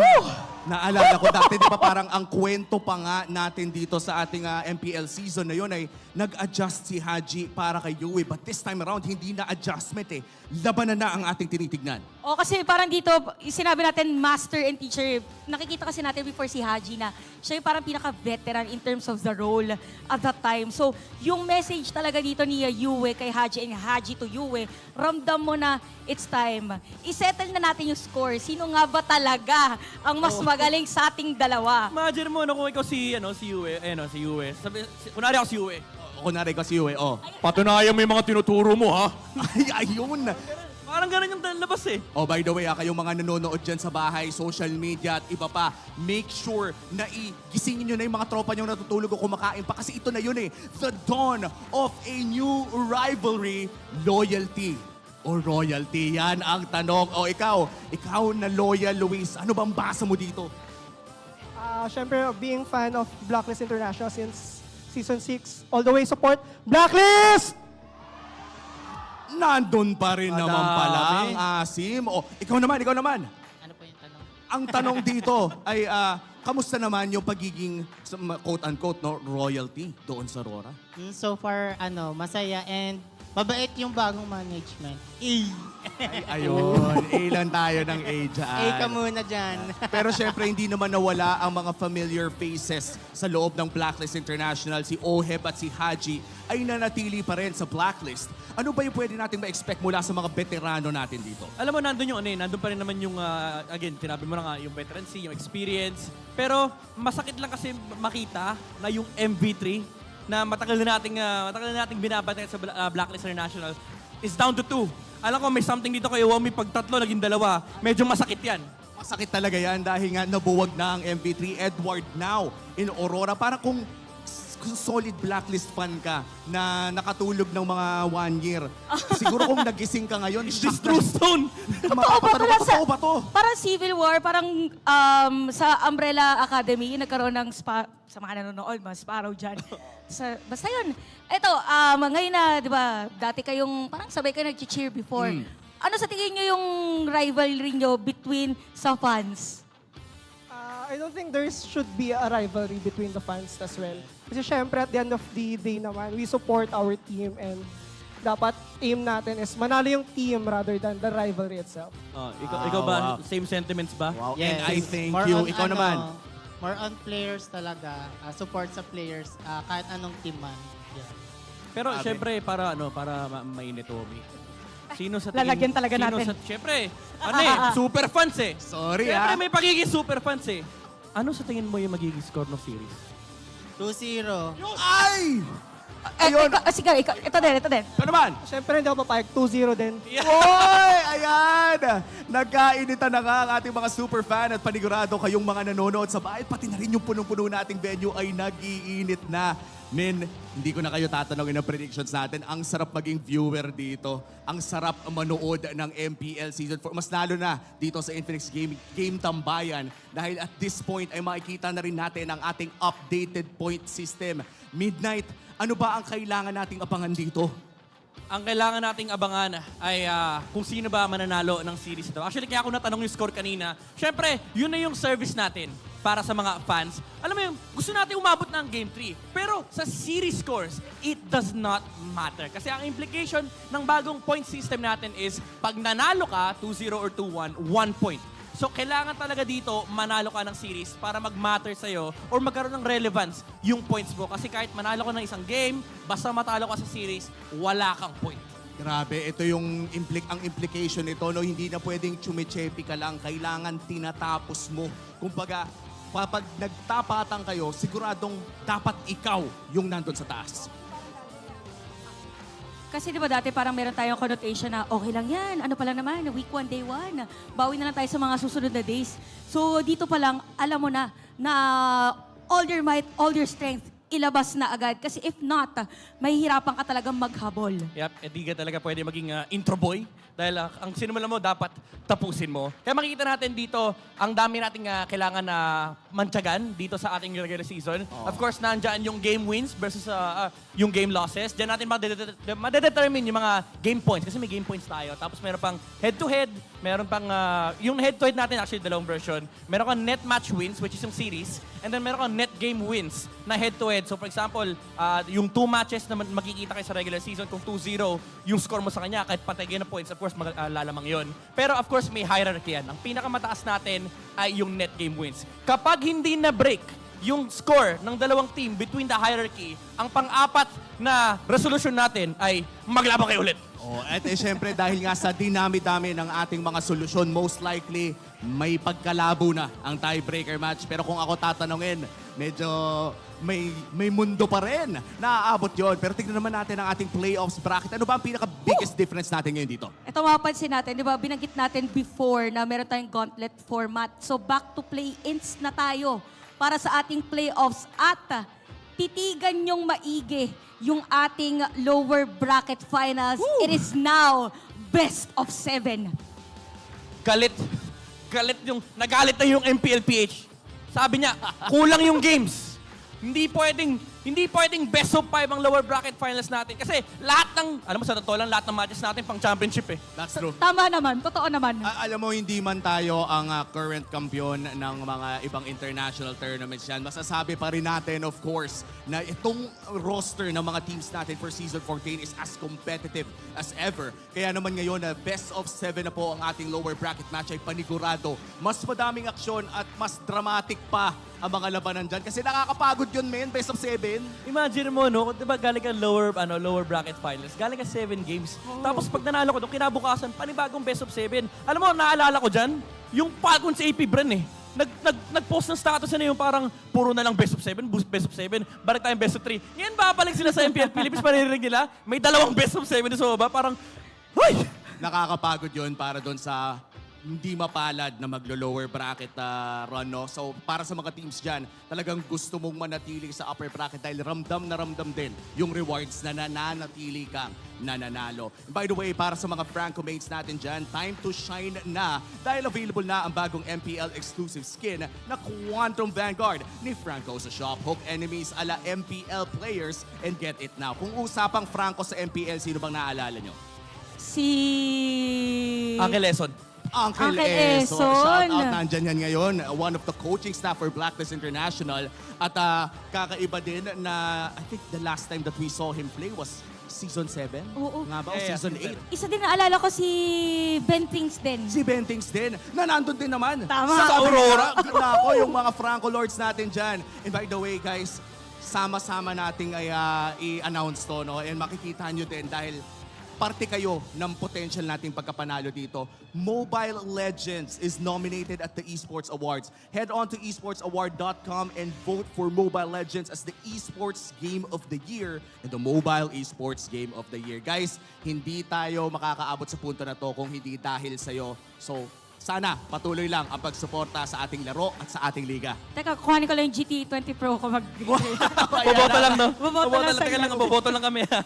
Man, grabe, iba na talaga ang labanan ngayon dahil with Aurora and Blacklist International, this is the new code na nakikita natin. And for Aurora, this is their first ever game in MPL Philippines. Kaya naman hindi na natin papatagalin pa. I-welcome na natin ang mga players. MPL Arena, make some noise. Ito na ang players nyo.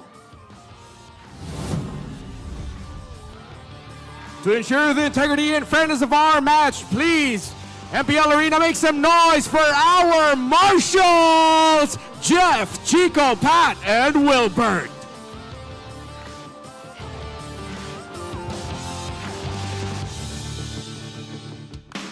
And now, making their Philippines debut, they have answered the call of light. A roster familiar to your eyes, now fighting under a new light. It's RORA!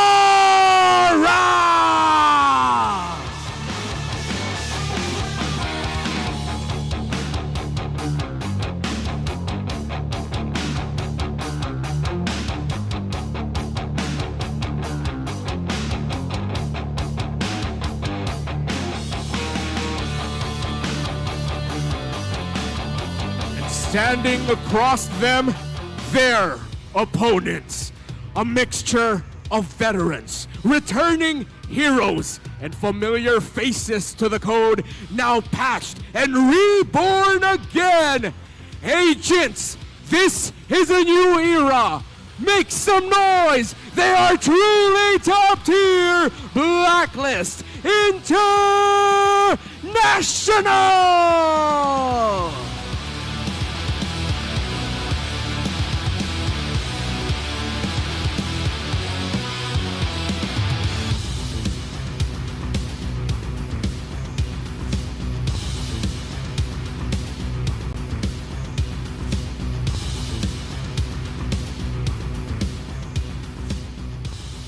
And welcome to the stage their coaches. For Aurora, Coach Master, the basics, and for Blacklist International, Coach Bon Chan.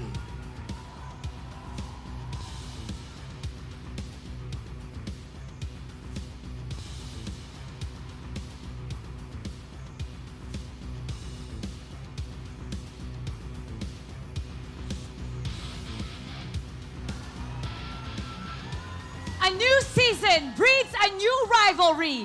Mag-ingay para sa Blacklist International. Mag-ingay para sa Aurora MLBB. Haji, Yue, please come forward.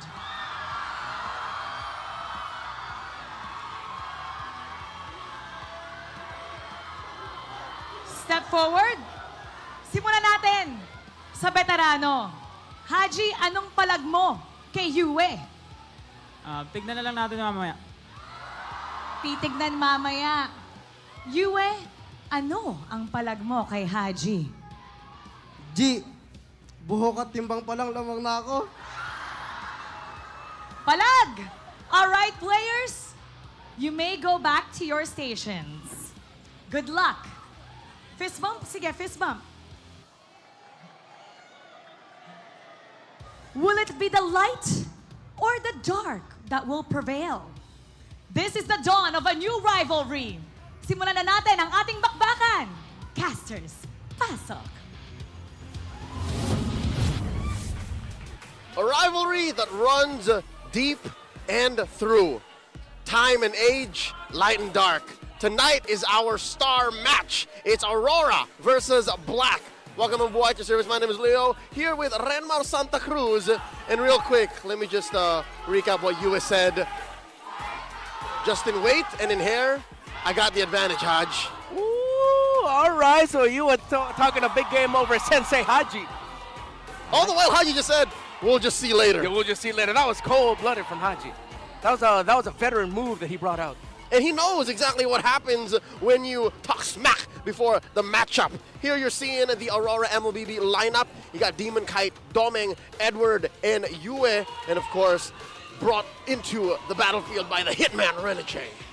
Good thing Yue was one of the players highlighted here, and you mentioned the Hitman, Reneche and Yue. They are going to be the center point of the rotation and the gameplay of Aurora. We saw it internationally. It hasn't translated to a series win yet, but let's see if it will translate well against Blacklist International. Oh, our panel was right. Real quick, let me just translate a excerpt from that long discussion. If you were an agent and you fell asleep for a year and you woke up randomly and you saw this lineup, you would be, what is this? What is going on? What have I woken up to? Lord JM, MP the King, Perks, Outplayed, and Haji. Haji's still there. Haji's still there. He's the veteran of Blacklist International that remains in the starting five for their first series of the season. But when I look at this lineup, I see 5 players who can carry the team as individuals. Lord JM can do it as an EXP laner. That's how he shined in Manana.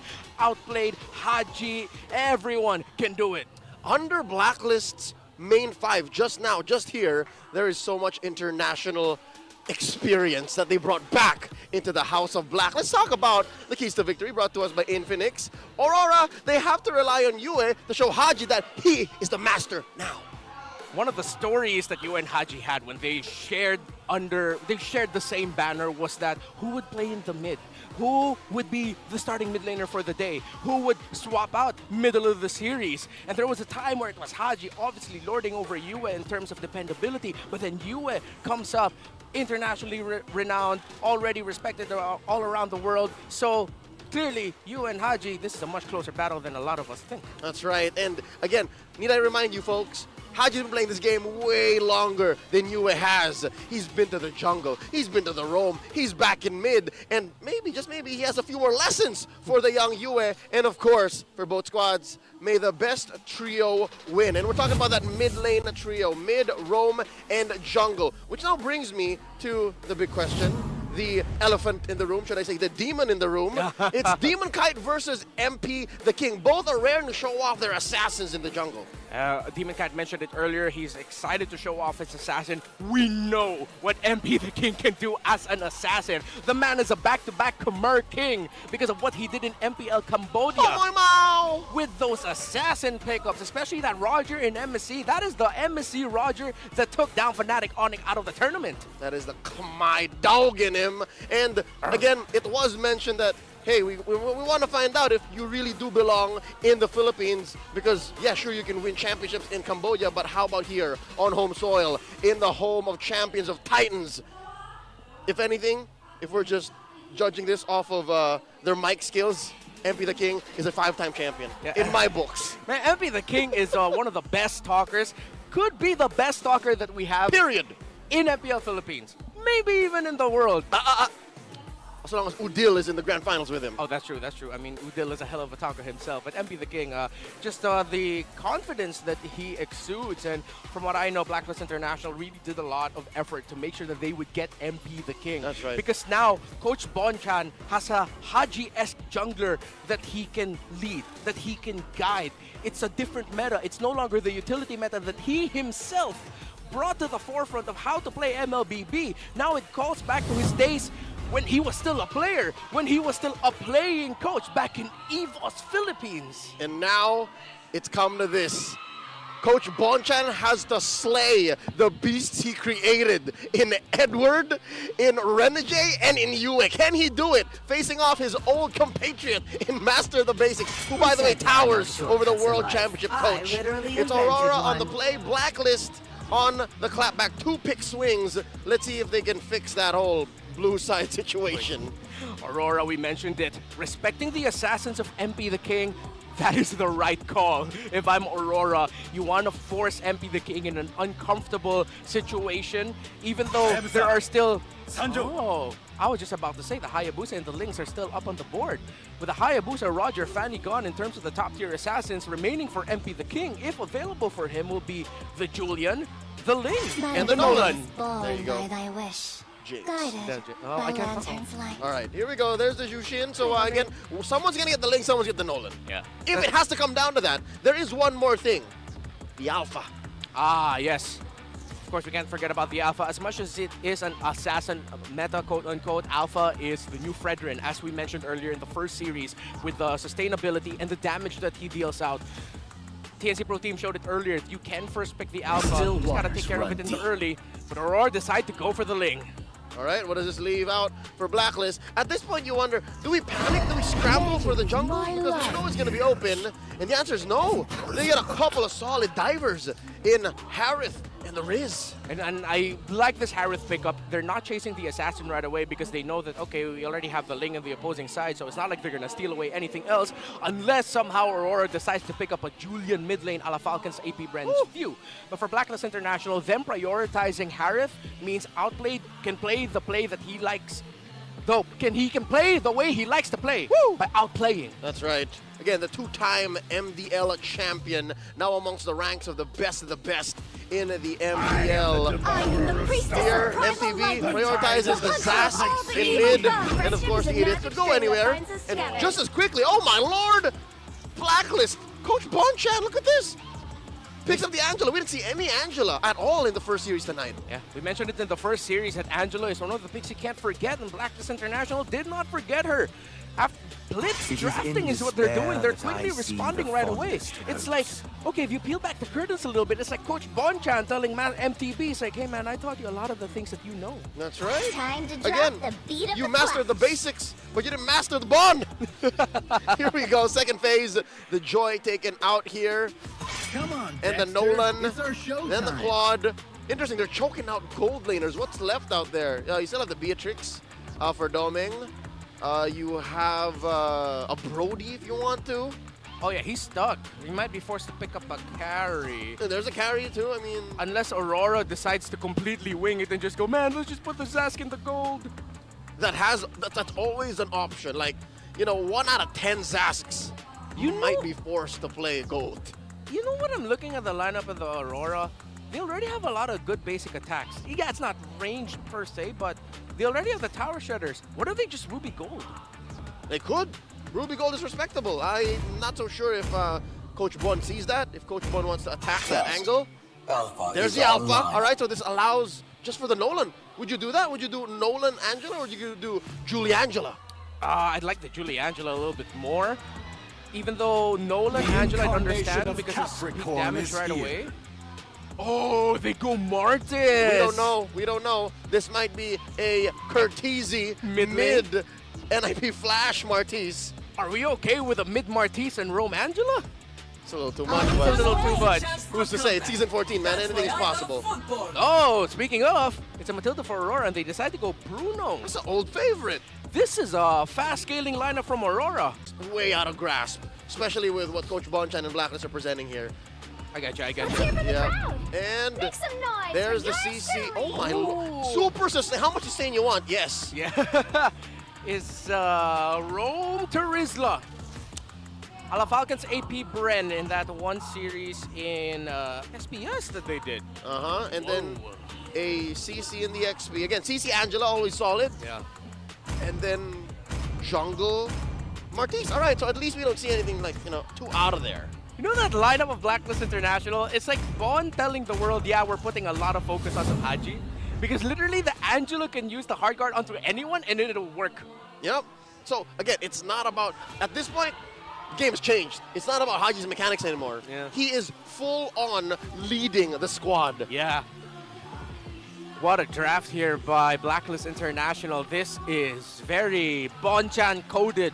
While for Aurora, it's very, here I say, Blacklist coded. They have the Matilda, the Bruno, the Edith, but the Zask and the Ling. That lineup honestly looks like a lineup that can get out of control. But again, it's a fragile ramp up.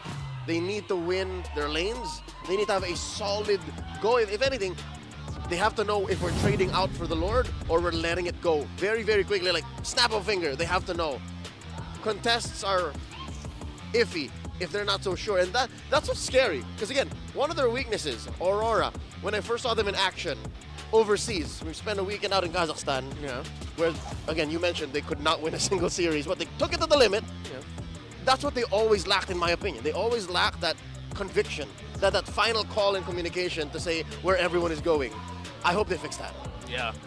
Although what I liked about the performance in Aurora in that tournament in Kazakhstan was that their early game rotations were decisive. Though what you mentioned of the lack of conviction, I felt like that showed up more as the game went on. Exactly, there you go. So what if they have a good solid ramp up early to mid? They get the farm up and they snowball out of control. And then it comes down to a split 50-50. What if they make a mistake there? Yeah. So Aurora, based on what we've seen from them, they're a team that knows how to dominate in the early. Translate that into mid to late, it's a different question. Blacklist International are filled with players and heroes that can dominate fast also. Yeah. Here we go. Tonight's star match. We're all hoping, everyone here in the packed crowd in the MPL Arena are hoping that the star match goes up to its expectations. It's Aurora versus Black. Again, both junglers kind of want to have a solid early, so they won't want to reach level 4. Yeah. No invades here. Be the King and Demon Kai. The last time they faced off in the Philippines, MPLPH Season 9. It's been 2.5 years more than since MP the King played in a Philippine league. He played in the Philippines for the F5 World Championship and made a name for himself there, but this is a whole different beast. So his last competitive match in MPL was in the first half of 2022 in the SMX. Yeah, in SMX for the Convention Season Center. 9 playoffs. Yeah. That's a long time ago, folks. Yeah. Then again, welcome back to all the agents who are watching. This is the newest Black has ever been. Yeah. I mean, we've talked a lot about like a new code, all that, all throughout the years. I feel like I understand now why a lot of the fans in our community distinguishes it as Blacklist 1.0, even including the generation with Yue, Owl, Super Red as 1.0, and this is 2.0. I get it, why this is 2.0. Yep, it's back to 1, as they say. Ah, yeah. Back to 1 for 2.0. I'll work out the numbers. Well, it's math. It's difficult. It Never is. really was good at history. Here we go. XP lane, again, you can expect that with how aggressive and how much Haji wants to get that early. Whoa, wait. Yeah. This is one of the struggles that you're going to be seeing from a Terizla in the mid. Up against the pokes that can be dished out by the roaming 3 of RORA. Yep. Yeah, the Terizla can hold, but could be difficult for him to sustain way too long. Yep. Oh, BOS ain't gonna do much for your son. Ready, Jay, coming in. Woo. Already forcing out the flicker from that Terizla. Not good here for the start of Blacklist International. Good news, at least. There is a heart guard ready for Haji to protect whoever's low, and they let go. All right. Roro's putting up a good fight for this turtle here. Nothing comes easy. Both junglers are going to get the buffs opposite the turtle. So Demon Guy's going to be getting his orange. Maybe the King's going to be getting his purple. Oh, they're letting go. No one too heavy just yet. But it's going to be a trade. Blacklist are going to be going for Turtle as RORA is going to be focusing bot. Pressure on to Outplayed.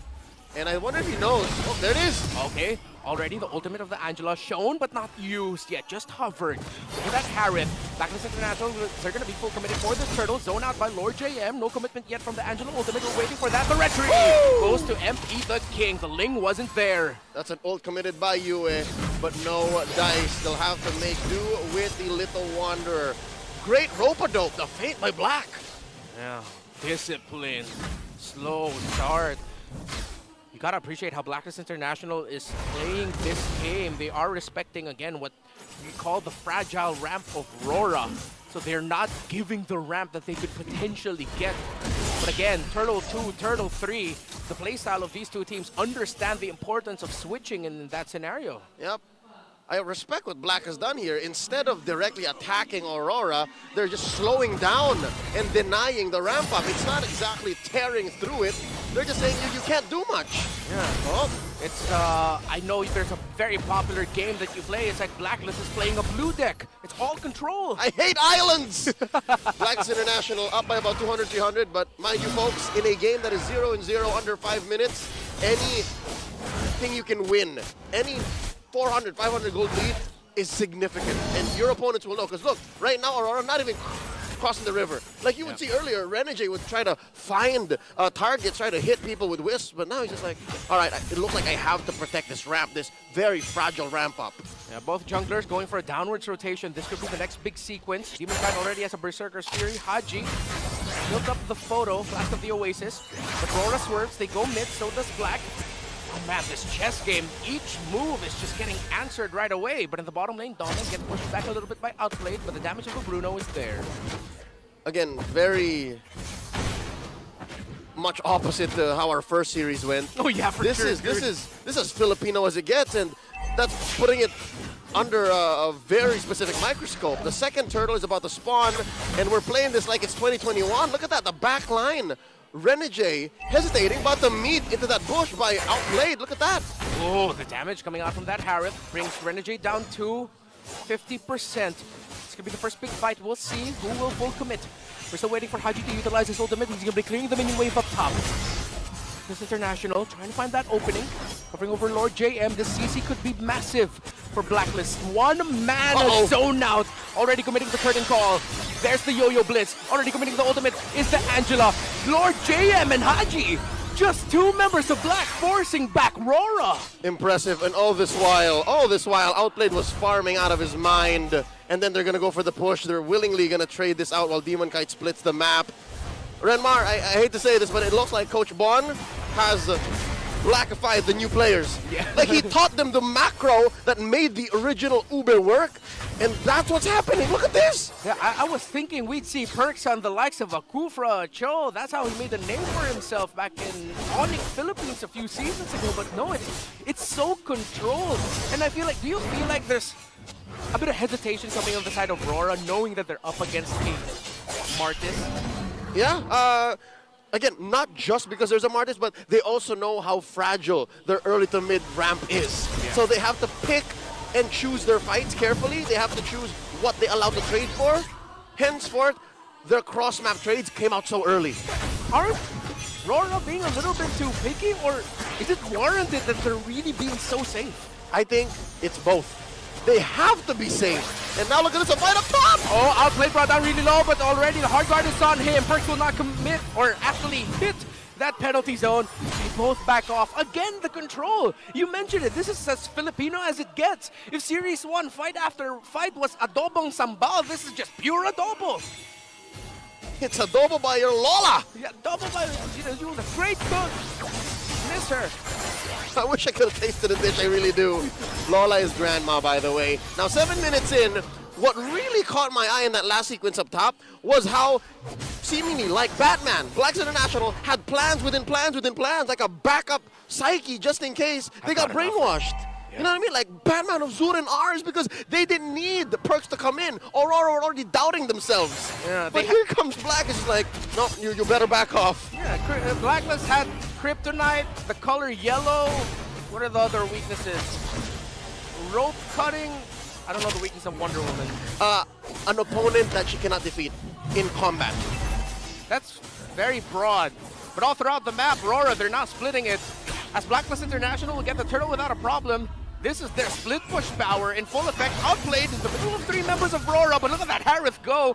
Knowing that, then Angela will be there. Edwards gets Oh! How they took everything! Yeah. They traded out for that tier 2 up top, but Black committed not just turtle side, they also stole the orange. Yeah, well, they had to because Demon Cat stole the orange of Blacklist International. That too. Yeah. But still, bottom line, Blacklist are winning these trades and they're playing the map to their tempo.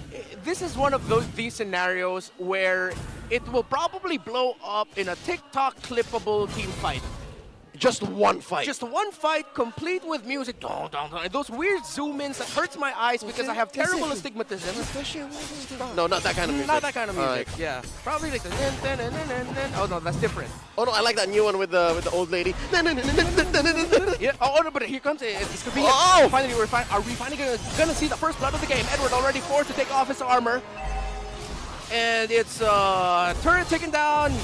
This is the Filipino as it gets. It's a pacifist run. Indeed.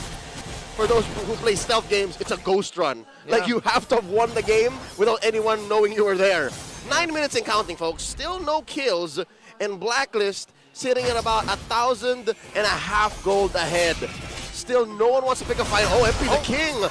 Cutting it close. Here comes Renegade. Lets it go. Still nothing. Yeah, but he stole it. Grand Theft Purple by MPTK. DK needs this. DK needed that. Yeah, this is gonna be a starving. Oh, not really starving. He's had his fill. He's alright. He's all good. He won in seconds, but was respectfully denied by the caterers. Yeah, this is the Spider-Man meme. For my fellow Tarnish, it's as if Market the Fell Omen is just going, you know I'm the first boss and you're supposed to take me down, right?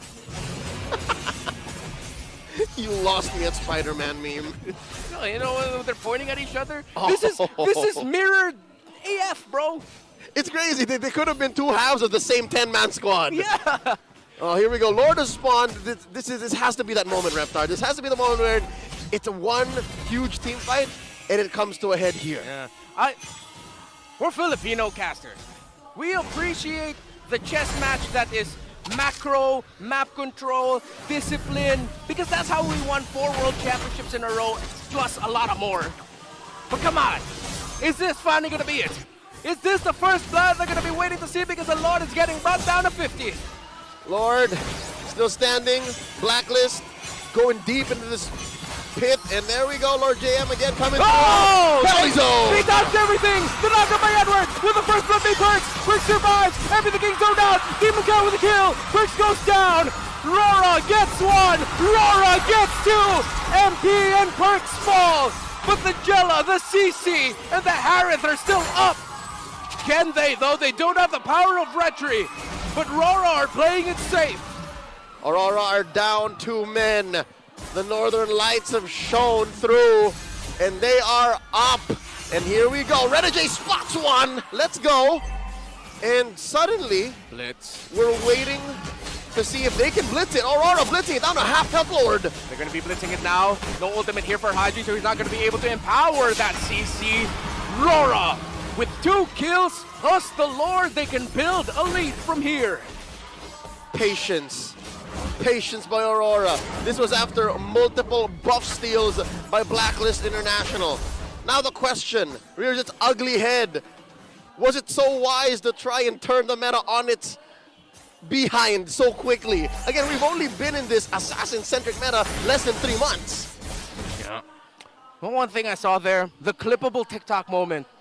How RORA, Renegade, Domeng, I believe Edward as well, not sure, got to dodge that penalty zone of Perks. Yep. Because that was a perfectly placed penalty zone by Perks, but a perfectly dodged attempt by RORA. Not just.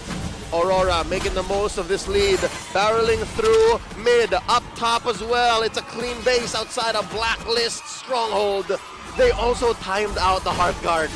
Wow. They forced out all these big ticket ults from Blacklist, and then suddenly the team that was in the lead, quote unquote in the lead, were left wondering, so how do we engage? Yeah, a lot of questions. Hey Leo, remember what we mentioned earlier about Haji? how it was important to the lineup. Yeah. His ultimate. His calls. His calls. But with that gone, as you mentioned, that seems to be like the main trigger point for Aurora. When they see that there's no more hard guard, it's like, let's just go. It seems like the Northern Lights acted like a spotlight towards Blacklist's major weakness. Again, yes, Aurora had a fragile early to mid-game ramp to get to this point, but Blacklist, they were all in on Haji. They needed this Angela to do everything that everyone else was relying on to make team fights work, and then suddenly they're like, force it out. Make it happen. If you can't, we're gonna go into team fights. So that's what they're waiting for. But Haji picked up. I'm blanking. Fleeting time, yes. He did. He picked up fleeting time. Yep. Because of the new portrait, my brain went, what is that again? Yep. But yeah, picking up fleeting time just means that as long as Blacklist will get like an assist or a kill for Haji while he's using an ultimate, Which they have yet to get. It'll come back quickly. So that means now Aurora has another layer to think about. Like, okay, we get to make them use it, but then are we able to take them down fast enough that Haji won't get another chance to use it? It's very hard guard centric, this lineup. It is. It's so all in. The worst kind of all in if it doesn't work out that it could be. Yeah. Ladies and gentlemen watching at home, there's a popular street, it's very long here in the Philippines, called Aurora Boulevard. Notorious, can get very trafficked. And I felt like that's what happened to Aurora in this game. Just a little bit of traffic first, but then eventually they got to the end, finally got past that annoying stoplight, and they're like, hey, it's go time.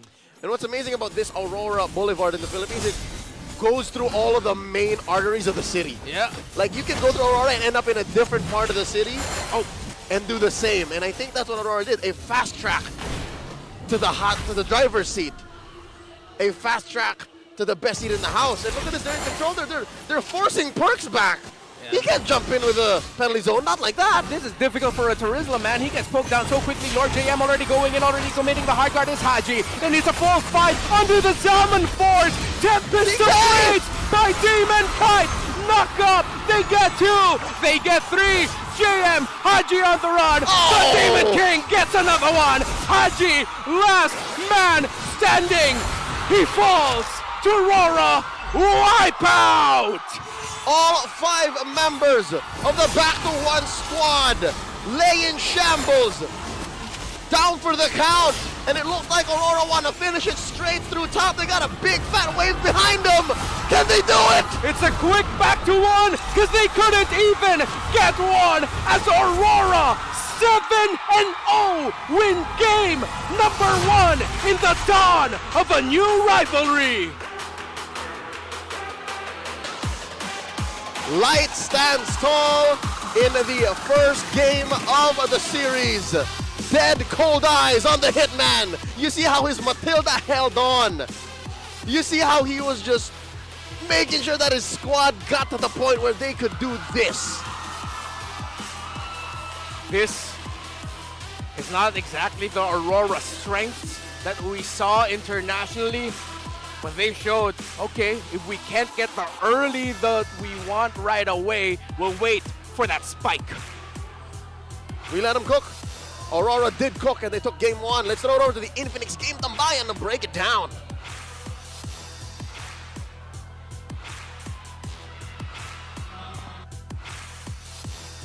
Minuto ang ating pinanood na wala man lang kills na bumagsak until nangyari na yung mga team fights doon sa Lord. By the way, welcome back dito sa Infinix Game Tambayan. Kami muli ang inyong mga tropa dito, si Umi, sama si Chantel at si Midnight. Nightmid, ano ba yung nangyari doon? Ba't walang kill? Akala ko nakita ko na lahat. Last season nakita natin yung pinakamahabang Lord Dance. 8 minutes yun, by the way. Dito, pinakamahabang objective dance. 9 minutes, walang kill. Nagreklamo na yung caster. Hindi pala 9 minutes na. Umabot niya tayo sa Lord eh. Sa Lord, oo. Nalito na nga siya nung time na yun na, Lord na pala, tapos wala pa rin first blood. Nagkaroon pa sila ng question kung anong mauna, first blood ba o yung pagkuha ng Lord? Wow, at ayan ang ating, I think, spoiler alert na MVP of game number 1. Walang iba kundi si Yue na naglaro ng... Ano bang pinakita ni Yue doon kanina? Zask ba? Si Zask! Oo, tapos yung post niya, ice ba yun? Naka-thumbs up eh. Grabe, ito yung ano eh. Ito yung totoong seminar Sabi ni Yue, mainit ang trash talk mo sa akin kanina. Pero, again, napakita natin kanina nung unang series na yung ZAS talaga napakalaki ng kanyang importance lalo sa ating meta ngayon. Although may sagot naman yung Blacklist International, it's just that again, alam ng Aurora yung timing nila dito. Actually, very very parang yung resemblance nandun pa. Laro pa rin ng Blacklist na dinala nila dito sa Aurora na patience game lang. Early game, alam natin, sige, mataas ang brawling potential ng Blacklist International. Hindi nagpupumilit ng kills dito si Rene J tsaka sila UA. Nahayaan lang nila makapag-farm. Si Domeng, si Demon Kite, makapag-farm lang sila on the lane or and the Bruno. And yung control lang din ng mga small skirmishes na nangyayari kasi for the longest time nakita tayo wala kang highlights ng first 8 minutes of the game kasi para lang sila naglalaro ng chess match. O ito yung move ko, yun yung move mo. Midnight na banggit mo, no, 10 minutes lagpas na pala bago natin nakita ang unang patayan na naganap sa larong ito. At kung titignan itong Lord Fight, no, kita din na parang ang tagal nagpigil ng gigil. Yun yung mga players. Parang tinago talaga nila lahat ng mga skills din na pwede nilang gamitin. If I'm not mistaken, parang last time nakakita tayo ng ganitong klaseng game was Season 9, RSG vs Omega. Yun yung natapos ng game, 2 kills lang. Dito naman umabot naman tayo ng 7. Pero again, for the longest time, 2 kills lang. Yung nasa side ng Aurora. Sadyang na team wipe lang ng Aurora dito ang Blacklist International. And it goes to show na alam nila kung ano yung pinaka-main objective dito sa game na to, which is to heavily farm. Kasi yung capability ng Blacklist International, yung lineup nila, sabihin na natin, napakataas ng brawling potential. Having a Hareth, having a Martes, having a Terizla, which is by the way, ang downside ng isang Terizla roam is kapag umabot kayo ng late game, tapos wala kayong major objectives na nakukuha, talagang mabilis mag-fall off. And ang nangyari kasi, yung Blacklist International, baliktad nga eh. Dapat sila yung nakakakuha ng towers, pero dahil may malaking focus sa Turtle dito, yung Aurora pa, yung nakakakuha ng mga tower objectives. And looking back doon sa ating early game, no, nakita natin chance na lamang naman ng Blacklist around 1,000 to 2,000 gold before all of the kills happened. Saan ba natin nakita yung simula ng pagkabaliktad ng laro for Aurora? Actually, for Aurora kasi no moment na yun, consistent naman sila on taking objective, lalo na yung ginagawa ni Demon Kite na naka-flow lagi yung minion wave, lalo na sa may top lane. Although lamang yung Blacklist, yes, pero yung objectives kasi lumiliit yung mapa ng Blacklist. It came to a point na lumiit na yung mapa ni Blacklist, dun na nagkaroon ng chance si Aurora na mag-set up ng play. Yeah, very important yun kasi yung economy ng Blacklist International. Essentially, lahat ng farm nila, kinukuha din ng Aurora. So, hindi lang yun kunwari nawala ka ng 200 gold, wala kang 200 gold. Pag nawala ka ng 200 gold sa jungle mode, that's negative 400. 400 yun sa net worth ng kabila. So, may disparity pagdating sa resources na available. And ang ginagawa ng Aurora is, again, tinitrade nila. Kung nasan yung Blacklist International, dun tayo sa kabila. May point nga na kung nasaan yung, let's say, nasaan yung Turtle, si Rene J at si Domeng, may mission dun sa kabila. Sabi nila, okay, walang Martis dito for sure kasi syempre nandun sa Turtle yan.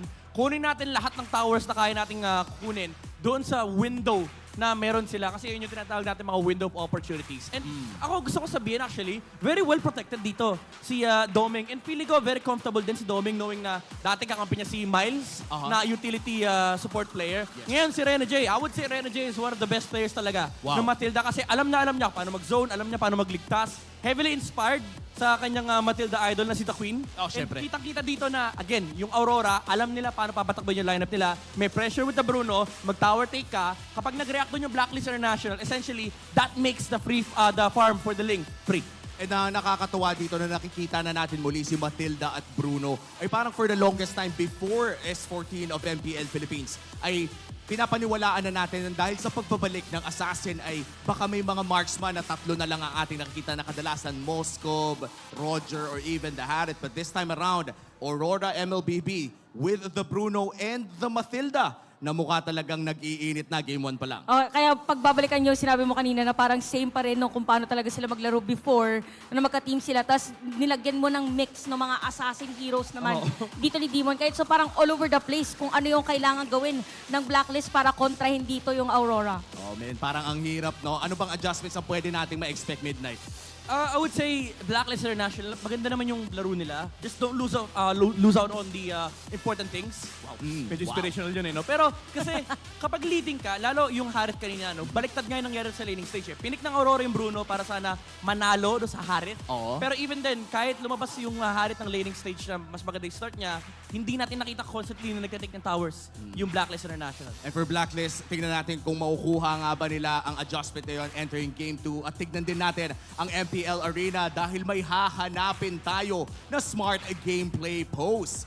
Hashtag the power of smart. Gahin nyo lang ang player post na nakikita nyo sa screen para manalo ng redeemable in-game code. MPL Arena, baka naman may mga magaling gumaya dyan.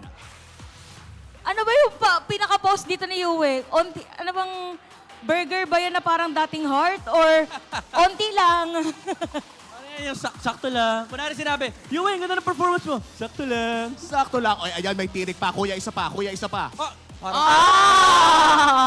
May pwede, tatalo pa ba? May tatalo pa ba kay Kuyang tumitirik ang mata? Parang pwede, no? Medyo ka-hair, ano din eh. Kung may ka-look-alike, may hair alike. Ayun! Ayun naman pala.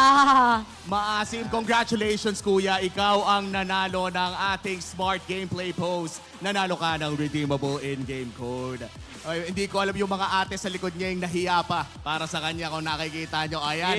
May katabi pala kanina, parang wala eh. Parang wala. Iwas na Ayun. iwas eh. So, congratulations ulit sa'yo, kuya. At ngayon, magbabalik na naman tayo sa ating matchup. Welcome back sa Infinix Game Tambayan. And men, sa first game pala natin ngayong araw na to, nakakita tayo ng sweep.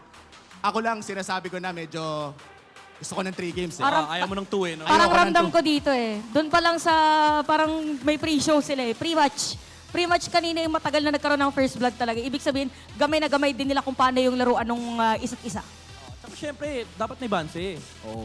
Di pwedeng wala. Sabi, kung ako si Haji, mababadrip ako. Angela lang mamaya sa akin. By the way, no, pag-usapan na rin natin kanina kung sino lamang ang mananalo sa serye na to ang makakapuntos. Kaya naman mas importante pa ngayon sa regular season na manalo sa series na to regardless kung ilan ang games. Sabi ko nga eh, total ganoon na yung pointing system natin. Dalhin nyo na 3 games. Irekta nyo na para talaga labas sulit na yung lahat. ticket. Para sulit yung ticket. Nakita nyo ba yung MPL Arena ngayon? Sobrang puno ng bago nating venue. At ewan ko lang kung tama ba ang aking pagtansya, pero parang mas malaki talaga tong venue natin ngayon. Parang pwede pa nga sa mga gilid-gilid May space pa dito, by the way. Dito, dalawa pa. Dalawa Pagkataon. Dalawa dito kaliwa, usag-usag. Para sa mga super fans natin na dadalhin din natin dito sa ating Infinix Game Tambayan, nakakatuwa ngang isipin no, na meron na tayong panel na ulit na ganito, na nag-uusap tayo.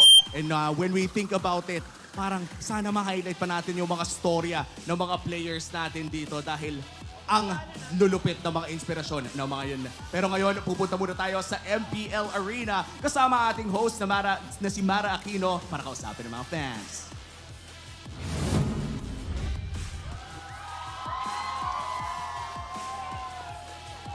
Welcome to Smart Community Team, and ang ating feature para sa Smart Community Team ay Aurora MLBB mag-ingat! At meron tayong mga kausap ngayon, featuring Super Fan Rap and of course, Oh My Venus! Oh my gosh, may bago na siyang role. Siya ang Aurora Gaming's Esports and Content Director. Eme lang yan. Ang ganda ng title, Director na siya. So ano masasabi mo na full house ngayon para sa Aurora? 100% booked ang iyong seats. What can you say about the fans? Grabe, sobrang nakaka-overwhelm. Yan sa lahat ng Auroras. Maraming salamat sa pagsuporta! Bongga talaga. Ang tagal na kitang hindi nakikita. Ulit, let's welcome Oh My Venus! Tsaka may pasabog daw kayo sa booth nyo. Ano bang i-expect ng fans sa booth ng Aurora? Ayan, para sa mga manunood sa venue, sa booth ng Aurora, meron tayong free lights up Aurora bracelet. Yan katulad ng suot ko ngayon. And also, meron tayong face painting ng Aurora. Yan, makikita niyo ito. Ayan. Pero syempre, para mabili niyo ito, be sure lang to follow the official Facebook community group ng Aurora. Grabe, ang lupit talaga ng mga fans. Speaking of, meron tayong super fan, Raph! Raph, what makes you a super fan? Nagli-lead kami ng community. Mina-make sure namin na lahat ng ganap ng Aurora or ng mga players nandun kami. Actually, meron na nga kaming ginawang props nasa likod. Nasaan yung Guys! props? Taas ko yan! Nasaan yung Ayun. props? Ayun yung mga bobbleheads namin. Then nagbigay kami ng mga ganito, mga banner. Alam mo, natutuwa ako kasi pagkakita ko, yung mga fans ng Aurora, super, super close kayo. You guys even hang out outside. Talagang super bonding. Yes, super bonding. At Madalas. paano ba nagsimula ang pagka-super fan mo sa Aurora? Nagsimula talaga siya sa B-Wise. Paano ko simulaan ng Onyx pa? O anong gusto mo sabihin sa lahat ng ating mga Aurora fans, sa lahat ng ating mga manonood? Gusto ko lang sabihin sa lahat ng mga fans ng Aurora, tsaka sa mga friends namin na suporta lang tayo lagi, manalo matalo, iaangat natin ang bawat isa, walang may iwan sa laylayan. Ay, I love! Iaangat natin ang bawat isa. Ikaw naman, ano gusto mo sabihin sa kanilang lahat? Sa lahat ng sa Aurora, sa viewers pa, maraming salamat sa walang sawang suporta nyo. Ayan, hopefully, supportahan nyo pa rin kami manalo matalo. Ayan, You're thank you so fresh. We love having you here and we hope to see you some more. Ngayon, kailangan na natin bumalik sa ating mga casters. Tulungan niyo ako, alright? Alright, 3, 2, 1. Casters, pasok! Thank you so much, Raf V and the beautiful Mara Aquino. Hearing from the Smart Community team here tonight for our star match. Once again, you're smack dab right in the middle of the best of three between Aurora, MLBB, and Blacklist International. At your service, my name is Leo here with Renmar Santa Cruz. And we were just talking off the air about how unfamiliar it is, but just the same, very... It's strange, the feeling of that game, because how long did it go? 11 minutes before first blood? Something like that? Yeah, before it took the first Lord fight for the first blood to happen. And then 2 kills straight. Yeah, 2 kills straight up, and then it was just Aurora getting objectives everywhere, getting towers everywhere. You know who I felt frustrated the most for in that first game? Actually, it's 2 players. Number 1, Lord JM. Oh. Yeah. Dude, Lord JM, literally. The CC. Couldn't do, not the CC, no, Lord JM. He was a CC. I'm thinking of, why am I remembering a Terizla? Perks.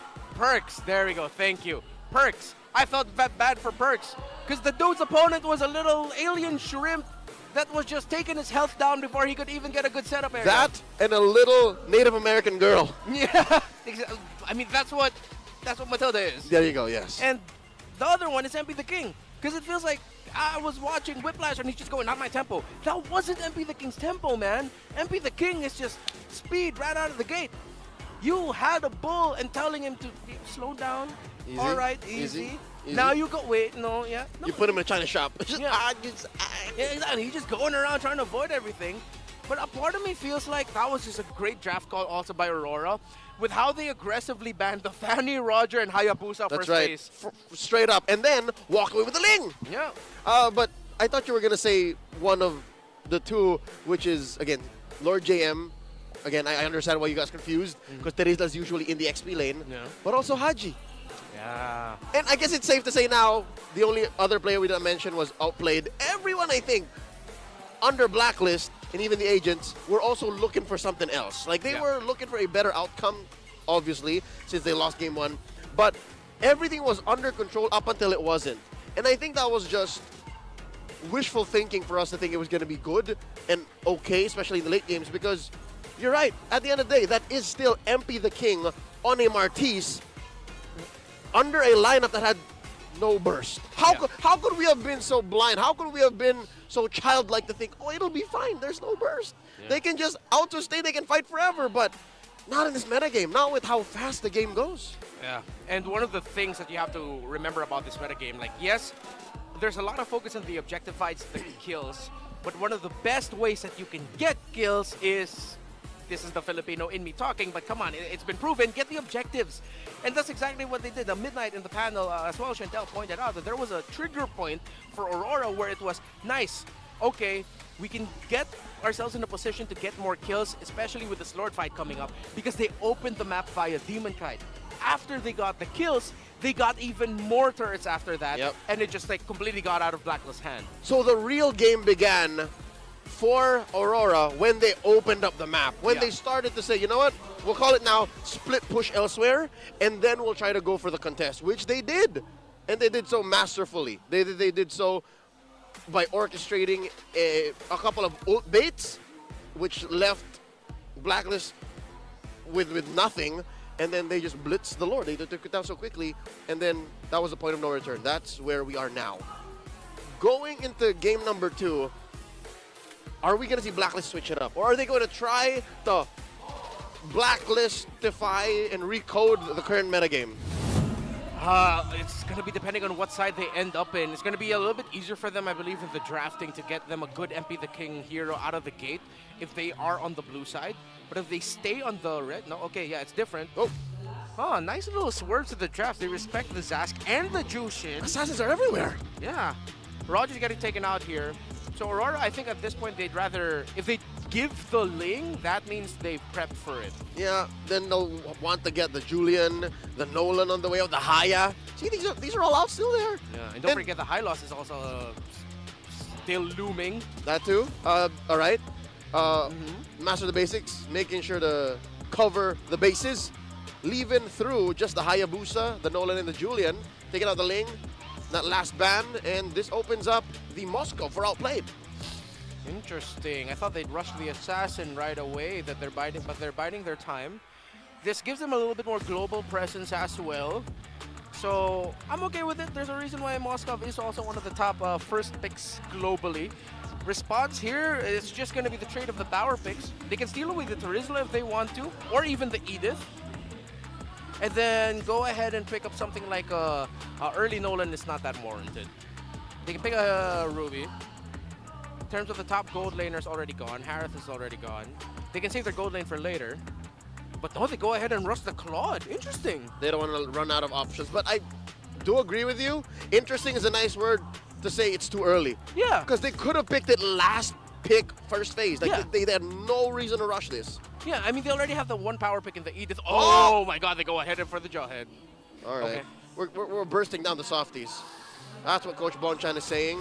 And I think you're right. Maybe game 1 was just a little way too out of their tempo, and now they're going just the right speed. I like the Jawhead. I like the Aurora. Ironic, they're playing against Aurora.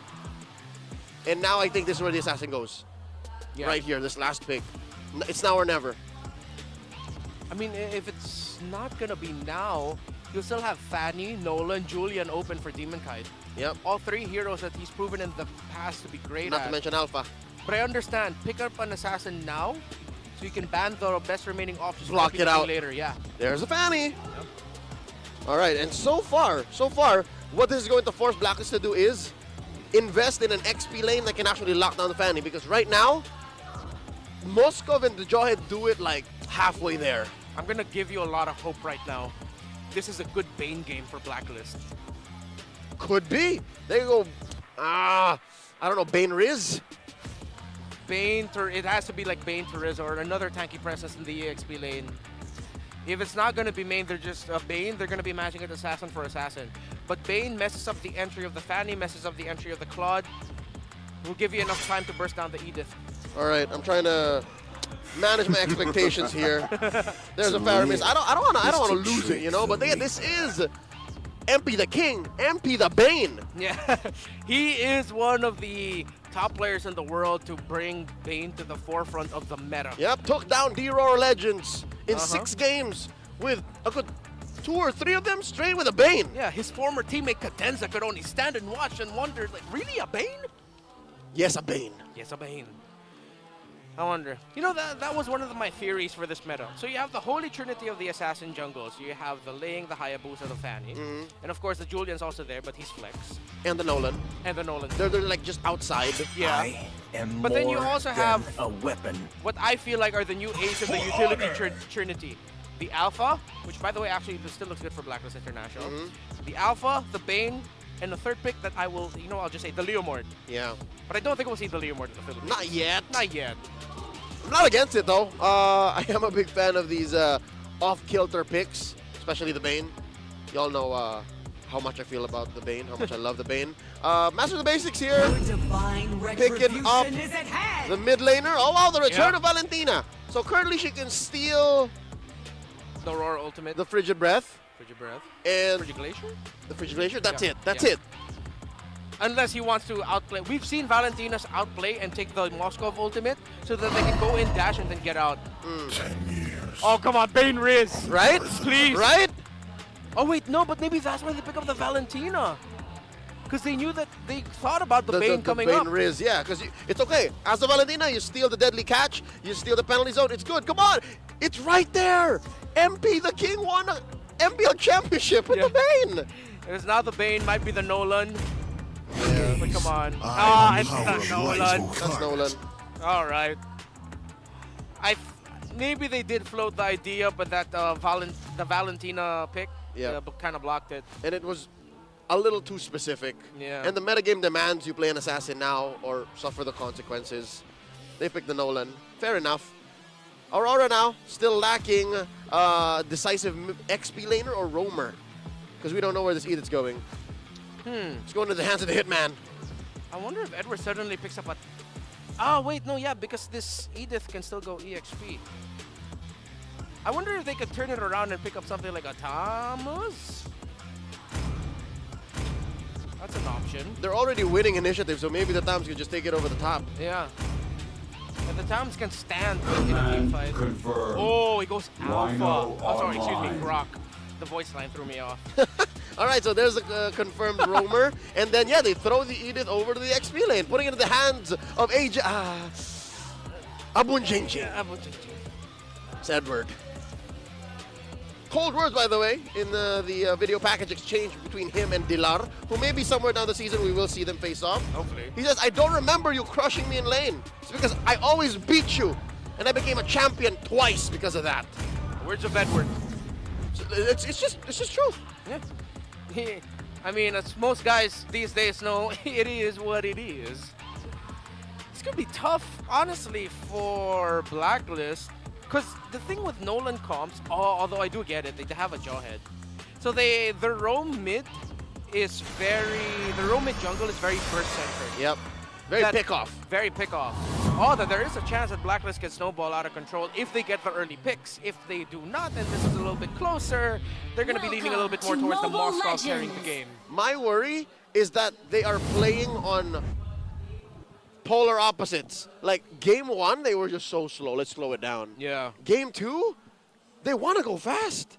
And I'm wondering if this is going to do one of two things. Number one, shock Aurora into a submission and go into game 3, or it might be Blacklist who struggles, and you see them across the map kind of second guess themselves. I'm hoping that's not the case. I think one of the ways that we can contextualize this is if we look at the difference in the mid lane picks. You have the Valentina and the Aurora, which interestingly enough, the student in the relationship between him and Haji has an ultimate that can steal the ultimate of his former mentor. So the Edith and the Valentina together, I'm trying to think of how much of a difficult time Jawhead could potentially have against those two if he's not careful.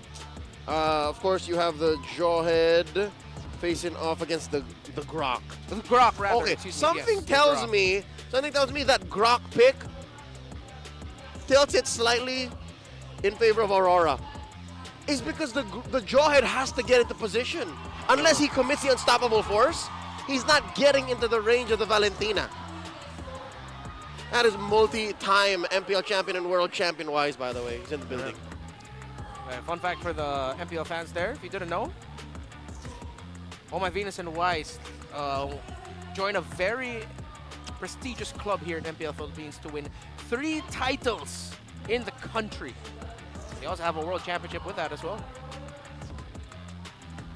And now they're, in essence, at least under management, facing off against their former company, Blacklist International. Your sign is upside down. Flip it, please. Do y'all know? They'll figure it out. Someone's gonna tell them.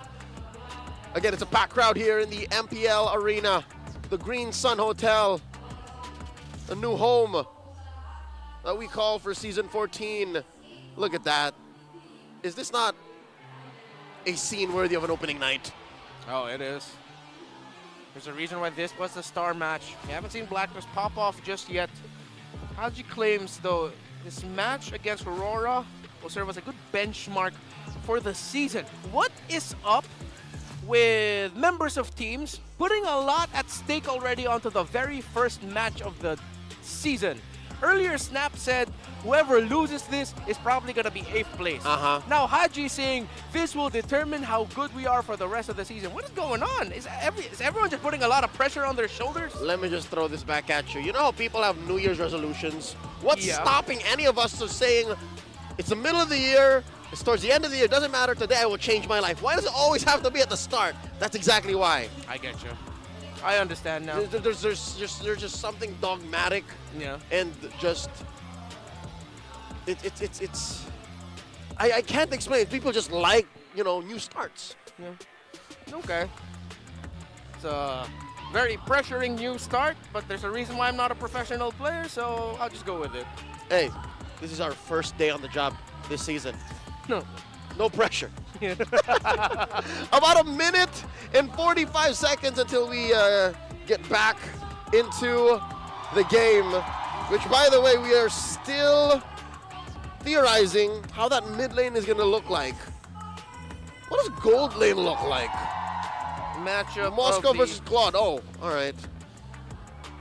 You know what? I'm glad that Doming has a hero that's slightly more mobile than the Moscow. Yeah. He needs that. Now here we go. We start off.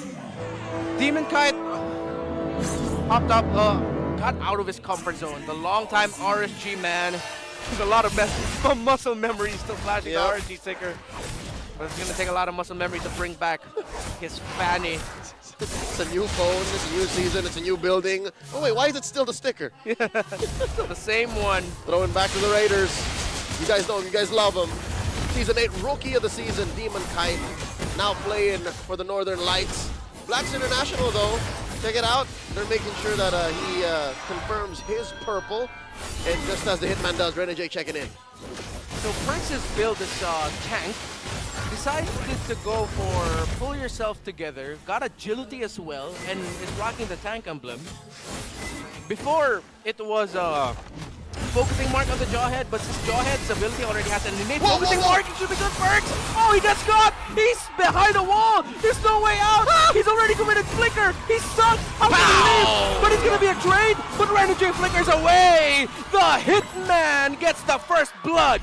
That's what I was saying. Again, between the Jawhead and the Grok, in certain situations, the Jawhead has to be super all in. And that wasn't even certain situations. I was just talking about here we go. In lane, and here we go. There we go. Doming versus Outplayed.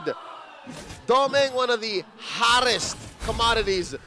Some would argue in top 3, top 5 gold laners in the country, going up against a 2-time MDL champion in Outplayed. Yeah. We haven't seen Outplayed pop off just yet. Was it his tempo also in the last one? Something tells me this has to be out of his comfort zone. In his time under Echo Proud, he was team captain. He was shot caller. Now he has to be part of a bigger team. MP the King secures it. Demon Guy tried. Yeah, he tried, but that was just a straight up red tree battle win for MP the King. Got the numbers advantage too. 3v1 Warcry onto that Nolan. Invade could go good. No wild charge yet for Renegade. The well-timed wall. Nope, he's not going to be able to seal it with that. It was a slow attempt at the purple. Yeah, Renegade goes out. How does Mr. Bacarse get away with this? I don't know, man. He drew first blood, and he just moved from lane to lane to jungle to buff. And all right, next stop. Hitmen get away with a lot of things. It's a Hitman tour. They've got weapons, they got tools, they got disguises. He's got a microphone. Got a good microphone. Perch with a toss, and then the ultimate as well. Renegade's gonna get bursted down with a wild charge. The Hitman gets away. Hachi gets punished by Aurora. Demon Kite still healthy. They took damage, but they didn't take casualties.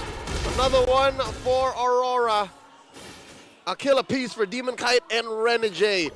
Did the passive pop? The passive? It did, yeah? Yeah. It's just that he stayed there and then there was enough burst. Still, this early on, 3 minutes in. He didn't even need you to commit the flicker to get away. He straight up used a wild charge as an escape tool. But that was a good call by Perks. That was a good pick-off possibility, but it was just Renegade getting away. Okay. Counting blessing for Blacklist. At least Haji did not panic flicker. Oh, yeah. He knew he was gonna die and just, you know what? We'll just bounce back. Yeah. He also understood that once he got out of his passive, even if he would use flicker right away, he'd bump into a wall. Yep. So might as well not use it. So still a good call by the captain. But Aurora, they are just clapping back at every attempt by Blacklist. Oh. And I believe it was also Doming that got that gold. Couldn't see. The sticker effects blocked my view of where the gold went. Looking at how fast the gold lead is going, ticking, something tells me, yeah. Oh, wow! The hitman from out of nowhere! Bricks front low, but G-Makai gets bursted by MP! This is the turnaround of Blacklist International as it's a double K for the Khmer King! Edward could be up next. He still has his ultimate, hasn't used it yet, already popped it off. He gets away, he gets burnt down. Will he survive? He goes into armor, he gets away, but Blacklist will get a win as the Spear of Destruction almost hit that Edith.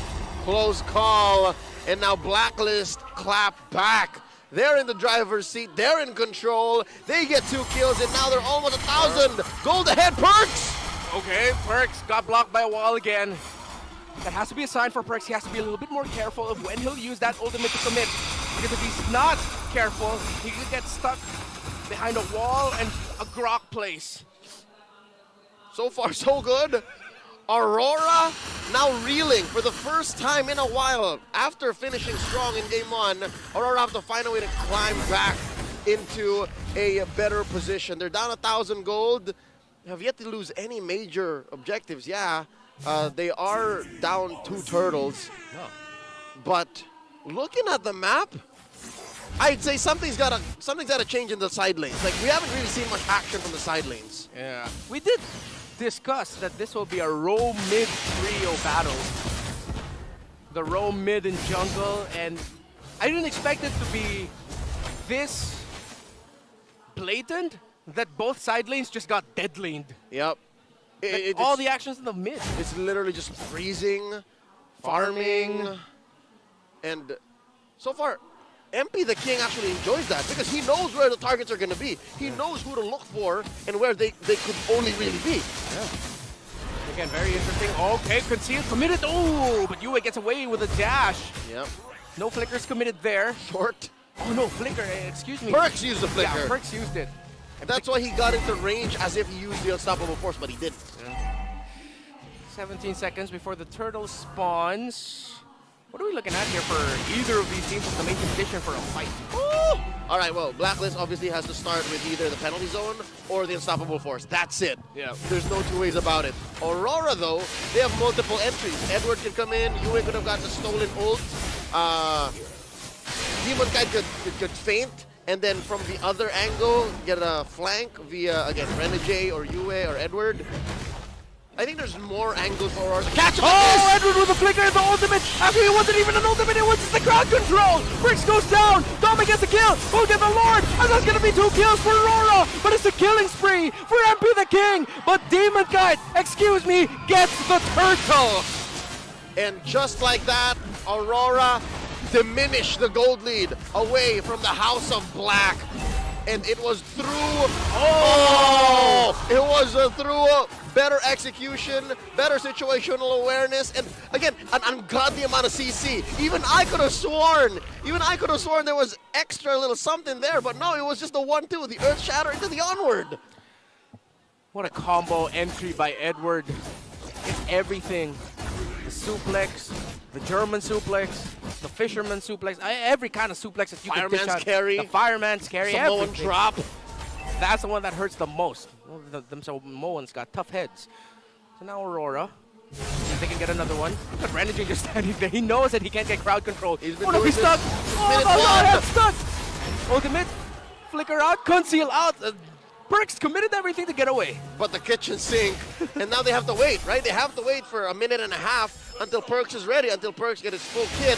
And again, I told you, that's one of the 2 real entries for Black. And Blacklist International's outplayed, gets forced back He only has an assist and a golden staff on him. I believe that's already the second item for the Moscow at this point. Demon Cat whirling around Lord JM. Oh, this is tough for a Terizla. Speed in the world of Kung Fu determines the winner. But that was sword fu by the Fanny. And the cutthroat to finish it off, dude. That was a Terizla. It's as if Varia Smith was nothing to Demon Kite.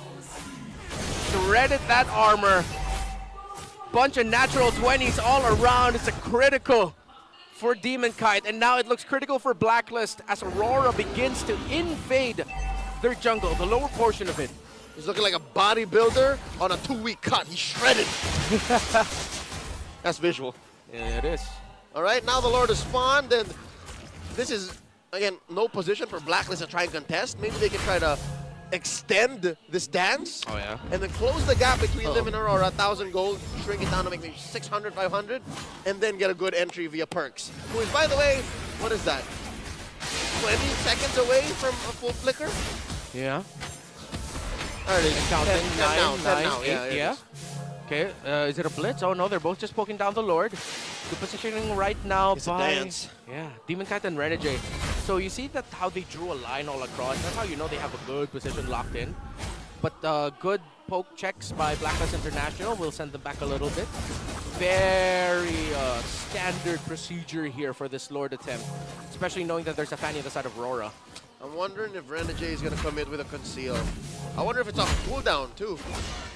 Because they could take control from this river bush, because I don't think Blacklist wants to take it. And that's a very strong position to come through. Yeah.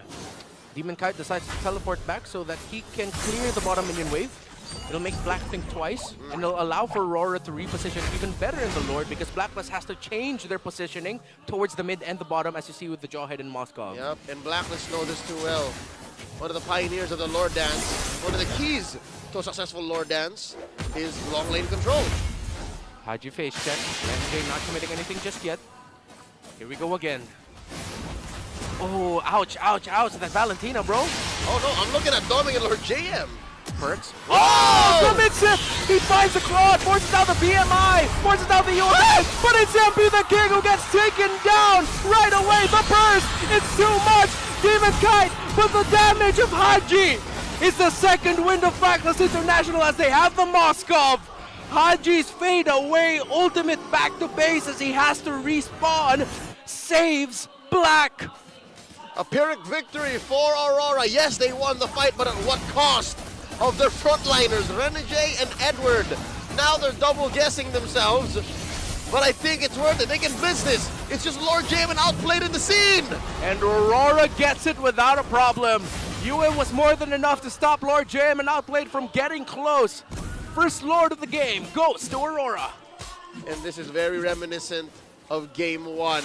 Yes, there were a lot of backs and forths, but again, in the First Lord is where it came to a head. The First Lord is where the decisive win came through, wherein the picture of what the end game might look like reared its ugly head. Now Aurora looks like, hey, we're in control now. What are you going to do against Edward's full combo? The crowd control getting dished out. The fact that Yue can steal a big ticket ultimate away from Blacklist International. And Demon Kite's positioning and timing with his Fanny has been immaculate.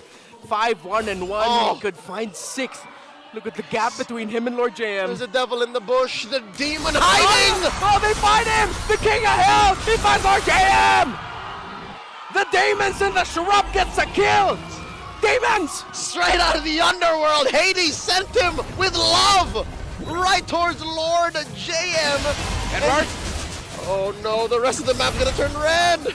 Aurora with that pick sent Blacklist reeling and back. I mean, Zagreus came back over and over again, but not Lord JM. Yeah. Not Lord JM. Blacklist International now with their backs against the wall. The poke damage coming out from Doming out the Perks. It hurts, bro. Way too much. All right. The front of Blacklist is non-existent. This is a significant 3K, 4K. You know what? Truth be told, Blacklist doesn't have a front line. Blacklist has a shock line. Yeah. They have to win once Perks and Lord JM make themselves seen, right? Yeah. There's no real peel. ultimate committed. They toss back the Grot. This is bad here. Renegade already committing to ultimate to get away. The blazing duet by Domeng. Forces back. Outplayed and the king. Here comes Yue with a penalty zone as a Valentina. That's a cosplay. Lord JM gets taken down. You could have sworn it was Renegade who was going to pay the price for dancing the line of life and death, but no, the Hitman says no. He gets away with it, and it's Lord JM. I'm so frustrated for Lord JM. If in game 1, it was Perks, this time it's the same Terizla who's struggling. This is not a good series for a Terizla. In game number 1, it was the Zask is like saying no. Now it's Domeng who got a good power spike, and earlier he was shredded by a Fanny. Where's my passive? And what's so miserable, look at this. His only lines of defense are a Dominance Ice and the measly magic defense from the top boots. That's tough, bro. That is tough for this Terizla.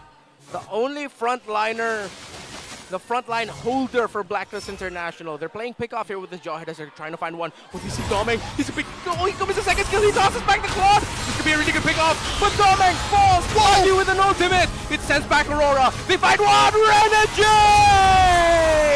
The ultimate, the flicker, the triple, the maniac. Demon Kite tops it off from a Renegade play.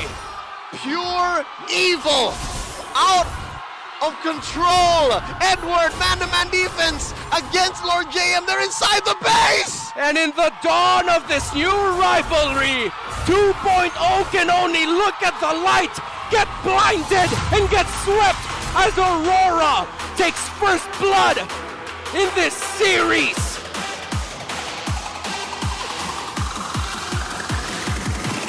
They couldn't get a win overseas, but as soon as they hit landfall in the home of champions among Titans, Aurora MLBB sweep Blacklist International.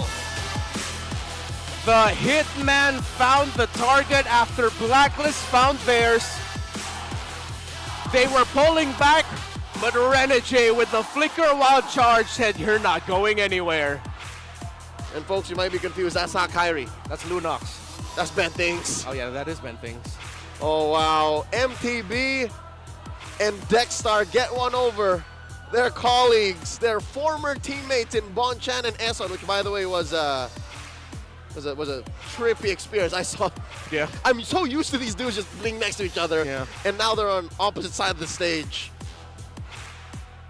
Look at this reunion. Yeah. This is the first chapter in their story. Aurora doesn't get the last laugh, but they got the first one. And a lot of heated words were said. It's all part of the business. It's Aurora that gets the win now. They're confirmed to meet one more time, at least in a best of 3 this season. They've got another one for the regular season. It's going to be a long while. And who's to say? Who's to say? As Blacklist makes their bow here, taking the L, who's to say this won't happen again in the playoffs? So there's a lot of promise between these two teams, despite it being a sweep. Yeah. But it's Aurora starting it off hot here. Again, they answer the call of the light, and they respond with a W in their first series in MPL Philippines Season 14. These two young men, Demon Kite and Renegade, are in the running for MVP. I could swear it's one of these two. I never expected this would be a dream pairing. Marakino on stage with Aurora. We'll get a few words with them now. Congratulations, everybody, once again. Mag-ingay para sa Aurora MLBB! Ang galing kasi first matchup nyo, first as a team, new team, na-sweep nyo kaagad ang inyong opponent that we've all been wanting to see this matchup. Now, what happened in the first game, Renegade? Parang bakit kayo sobrang careful? It took 10 minutes bago mag-first blood. Siguro dahil alam namin yung winning condition namin. Kung baga kung ano yung gagawin namin sa game. Yun po, tawag dito, chill lang kami kasi ang dali lang eh. Ooh. Wow! Renegade, I haven't heard you speak that way in a very long time. Very long time. Ito naman, para naman to kay Yue. Yue! MVP ka. nung game number 1 with your Zaz, patunay ba to na mas magaling ka na ngayon kay Haji? Para sa akin po, di ko masabi kasi iba-iba yung lakas namin yung individual. As an individual. That is such a Yue answer. Yue, congratulations with that MVP. Demon Kite. Grabe naman yung Fanny. Okay, bago mag-umpisa ang araw na to, merong sinabi si MP. Sabi niya something along the lines na siguraduhin mo, patunayan mo na tama yung decision mo na pumunta ng Aurora MLBB. Ngayon na tinalo niyo sila, sweep sa first matchup niyo. Enough na ba yon na patunay para sa'yo? Hindi pa po kasi gusto ko talunin lahat ng teams, hindi lang po Blacklist. And that's a great answer. Gusto nilang talunin lahat ng teams, hindi lang ang Blacklist. And now, ang ating MVP, can you guys guess who it is? The MVP of the game is... Demon Kites! Demon Kite! It's so nice na nakikita kang nagsha-shine with Aurora MLBB. At ngayon, ang dami niyong fans. Sold out! 100% sold out ang inyong seats. Anong gusto mong sabihin sa lahat ng mga supporters niyo? Sa lahat po ng mga supporters ng Aurora, maraming salamat po sa pagpunta niyo. Tsaka patuloy niyo lang po kami supportan. Lagi namin bibigay yung pinaka-best namin. And we hope to see these kinds of games from you guys. And ito pa lang, you're making MPL Season 14 very, very exciting. At ito, ang bago natin ginagawa, syempre gusto natin i-reward ang ating mga fans. Meron tayong isang kasama sa tagumpay na fan na mananalo ng 3,000 diamonds. And I'm gonna point to you with the glasses. Ay, sino ba? With the hat. Hello! Congratulations, the one with the hat. Hello, what's your name? Vince po. Vince! O, kanino ka ba totally impressed today sa laban? Sa kanilang lahat po kasi napakaganda ng pinakita nilang performance. Congratulations, you won 3,000 diamonds. Anong gagawin mo sa diamonds mo? Ipangkikip sa mga friends ko, sa mga burikats, tsaka sa kasama ko pa mga VYs, fam. Congratulations once again. At makiklaim mo ang iyong prize maya-maya. Thank you so much. Once again, everybody, give it up for Aurora MLBB. And you may now take your bow and take your walk of victory. Nagpapakilala ngayon ang Aurora MLBB. Nagpapakita ng kanilang tunay na lakas sa kanilang first match of the season. And of course, we need to break it down for you and talk about that series. So we're gonna go back to our panel. Pasok. Maraming salamat, Mara, and welcome back to the Infinix Game Tambayan. Muli ang inyong makakasama, Umi, Chantel at Midnight. Game 2, Aurora win na naman ang ating natunghayan. Ito na aba ang simula ng magandang season para sa Aurora. Mukhang gano'n na nga dahil napakaganda din nung kanilang pag-gel in with Demon Kite as part of their lineup. Na siya rin ang ating MVP para sa laban na yun. Yeah, ganda nung naging performance actually nung Fanny. Binabanggit ni Chantel kanina during do sa discussion namin na parang medyo mahirap nga naman mag-Fanny sa Johed versus, actually Johed Moskov. Kasi syempre, babato ka, tutusok ka sa pader. Pero sabi ni Demon Kite, alam mo, ito yung pinakaunang impact hero ko eh. Naalala ko nasa Aras Japan noon, Season 8, si Demon Kite. Rookie of the season siya noon, by the way. Yung mga hero niya, yung mga Benedetta, mga Fanny. Ito mga Ling. Wala siyang pake kahit anong matchup. Sabi niya, basta nakikita ko maganda, laban to. Naalala ko during that rookie season for Demon Kite, parang sinabi ng lahat na siya yung tipo ng super rookie na one-man army daw. Straight from the amateur days ni Demon Kite, yun ang kanyang reputasyon. Naalala ko kasi nung bagong introduce yung aspirant skin, pag si Demon Kite yung naglalaro ng Fanny, hindi titigil yung Ramdam na ramdam. Dito parang naghahanap nga lang siya ng perfect timing against Or oo nga pala, naaalala ko na yung Demon Kite Rookie Days. Di ba? Nung time na yun, parang hindi siya, Ayan o, yung narinig lang ng Blacklist kanina. Napakasakit pa nun. For the side of Blacklist International, they tried really hard. Kung titignan natin ang early game, midnight, ano ba ang naging approach ng Blacklist dito? Well, knowing na yung meron ka kasing Grok din na kailangan problemahin, no? Kahit sabihin natin meron kang Joed, as much as you wanted to play aggressive, you have to deal with Renegade here na lagi na lang papasok sa bush, nagagamit yung passive ng Grok with the power of nature. So hindi rin nila ma-utilize actually yung Joed. So parang ang naging ideology ng Blacklist International dito is palabasin na lang natin si Outplayed na maganda yung kanyang laning stage. And we all know this Claude and Moscow matchup, medyo favored to sa Moscow. Pero alam mo, si Dominic specialty niya rin kasi yung Claude. By the way, napakalupit nung nakita niyo silence kanina. Yung wild charge ni Renegade, it really made a change. No, yung wild charge niya from Georgia. Talagang makita niya. Georgia. Kumanta na siya, sabi niya, uy, cut. There's a wild charge from Georgia.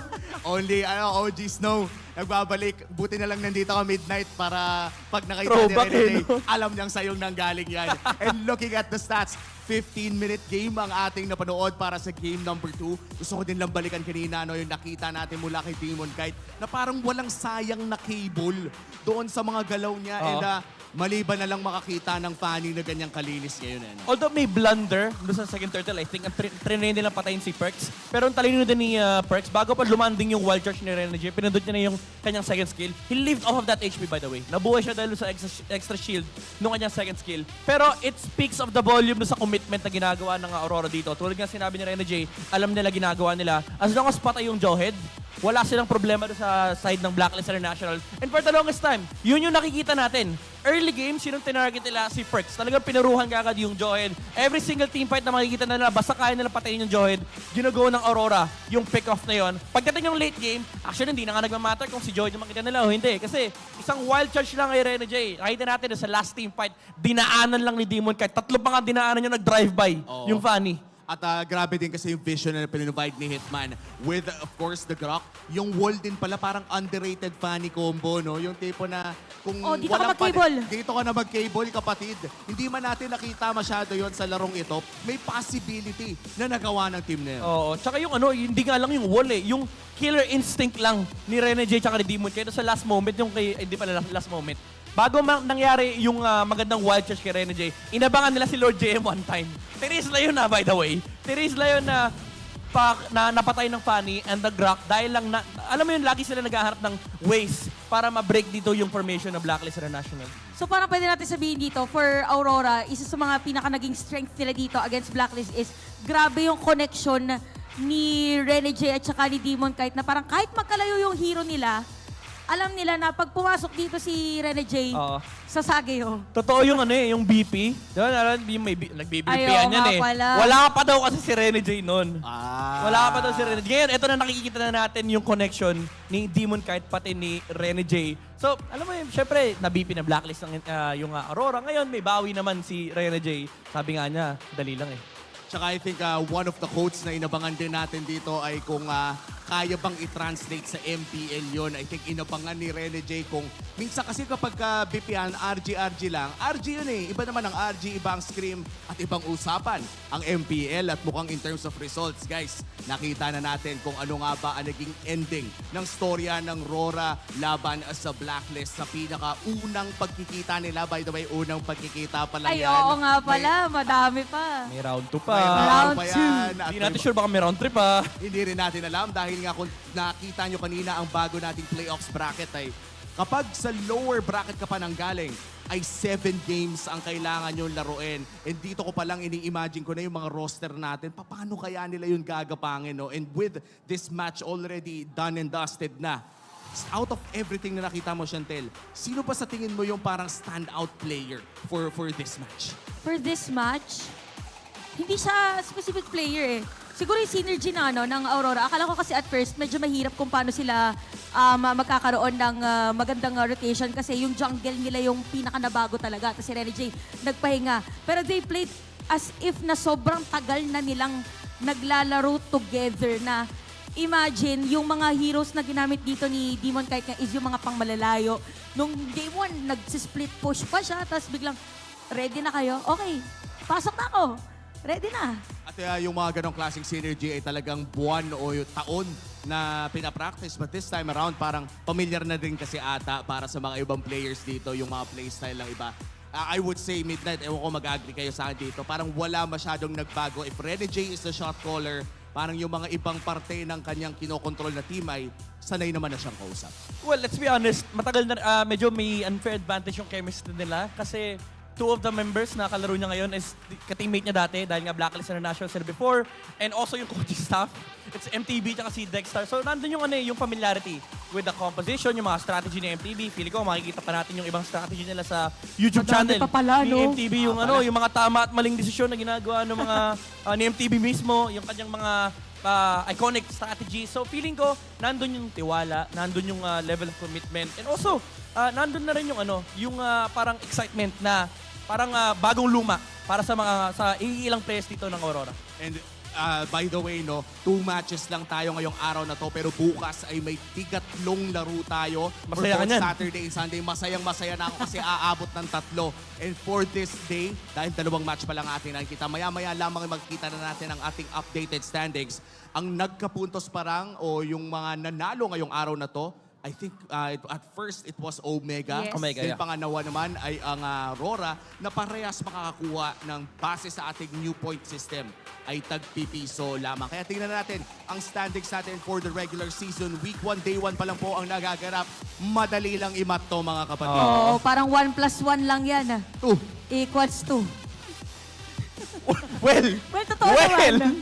Kasi tandaan nyo guys may match point focus tayo. So yun yung mga series win. Isang series win, 1 point lang regardless of the score. But also remember, dahil yung bago nating format ngayon ay mataas ang tendency sa mga tiebreaker, meron tayong mga hierarchy ng mga tiebreaker. Meron tayong game ng win versus loss, yung net match win versus loss, and also yung head-to-head ng teams natin. So, huwag kayong mag-alala, covered tayo. Kahit alam natin pagdating ng week 7, week 8, sasakit ang ulo natin, kakakompute ng mga tiebreaker. Pero well covered tayo dyan. Ang kailangan lang talaga isipin ng mga teams natin and yung mga fans nila ay every series wins matters. That's true. At kung dati pinag-uusapan na every game win, sana makapiso lang, wala na pong piso ngayon. Nag-iiba na ang ekonomiya ng MPL.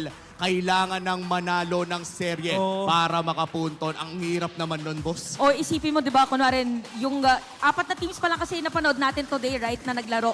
Paano kaya pag bukas, meron tayong 3 matches, tapos unti-unti nang para nagkakaroon ng piso-piso lahat. 5 team yung piso, no? So, doon parang may imagine mo na kung paano magiging trajectory ng buong season 14 natin.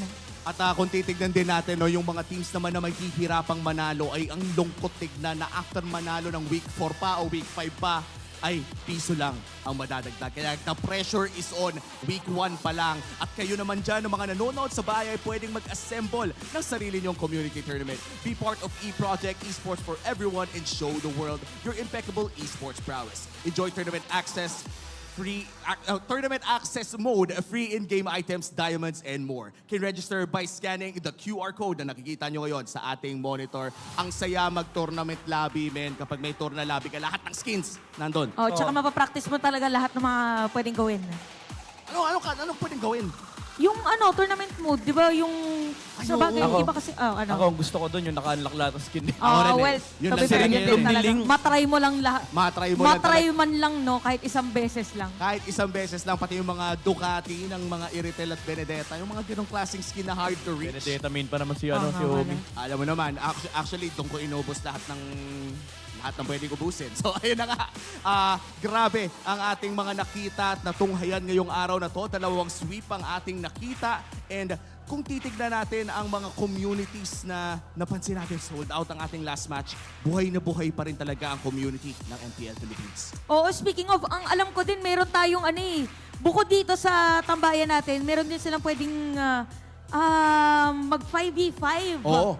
Yung Infinix Fansik laban. Ayun, titignan natin yun, yung Infinix Fansik laban dito sa loob ng MPL Arena. Kaya kung manonood kayo ng MPL at buong tropa naman ang inyong dala o kahit pa isa-isa, dito nyo na ibuo yung squad nyo. May friends kami dito ni squad kami dito. Hindi mo lang alam, pero kaming dalawa dito. Dito, dalawa na lang. Big space, big space. Ayan. Ayan, may mga teams. Yan yung mga teams. And yung Fansik laban na pinanood natin na actually na standing sila dito, mga fans kasi yung naglalaro dyan, di ba? Yes, yes. Parang nag-upload din yata ng mga photos sa page natin, MPL Philippines. So, nangunguna ngayon ang TNC Phoenix Army. Ay, taray palaban din ang RORA Auroras. Grabe, so hindi ka lang nanonood nung matches ng teams, pwede ka pa maglaro as a fan. And ngayon, may bawi ka kasi yung TNC, sige, sabihin na natin hindi sila nanalo kanina, pero yung Phoenix Army fans, nanalo sila. Ang hirap pala nito, men. Kapag ka-fan ka, kailangan i-represent mo din. Tapos bawian mo. So, yung sinabi ni Carl kanina tsaka ni Luis, yung di sila mag-away, ito pwede kayo mag-away. Oo, dito. Sa labas lang di ba? Bago pumasok dito sa arena natin. Basta ML lang. Ang away, ang maganda dyan, yung init lang ng laro, huwag nyo naman dadalhin sa personal. O pag nagzilong yung kakampi mo, tapos alam mong... Ibang usapan pagka... Hindi, joke lang. Pag nagzilong ka daw. Iba kasi experience mo talaga sa zilong eh. Pati Aldos na mid na nag-clear. Ayan. Shoutout sa inyong lahat. Tigilan nyo na yan, please. Ayokong makakasama kayo sa RJ. By the way, gusto namin kasama kayo nanonood dito sa MPL. Muli ako si Umi, kasama dito si Chantel at Mid. Dahil pupunta na tayo kay Mara Aquino.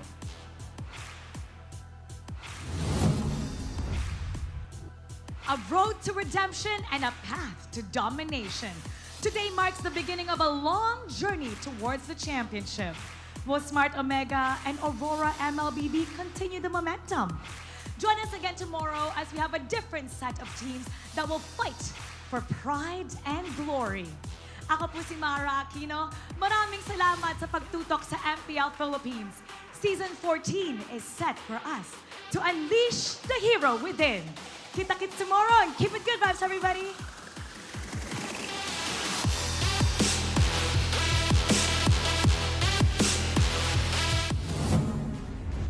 The 14th season of MPL Philippines is brought to you by the following sponsors. Smart, the official telco partner of MPL Philippines Season 14. The official tournament phone of MPL Philippines, Infinix GT20 Pro. Official suppliers, EMC Asia and Index Salon. Experience the MPL PH Season 14 action live at Green Sun, Makati City. Grab your tickets now via official MPL PH website. Don't miss any MPL action by following our official Facebook and subscribing to our YouTube channel. Follow MPL PH on TikTok for more content.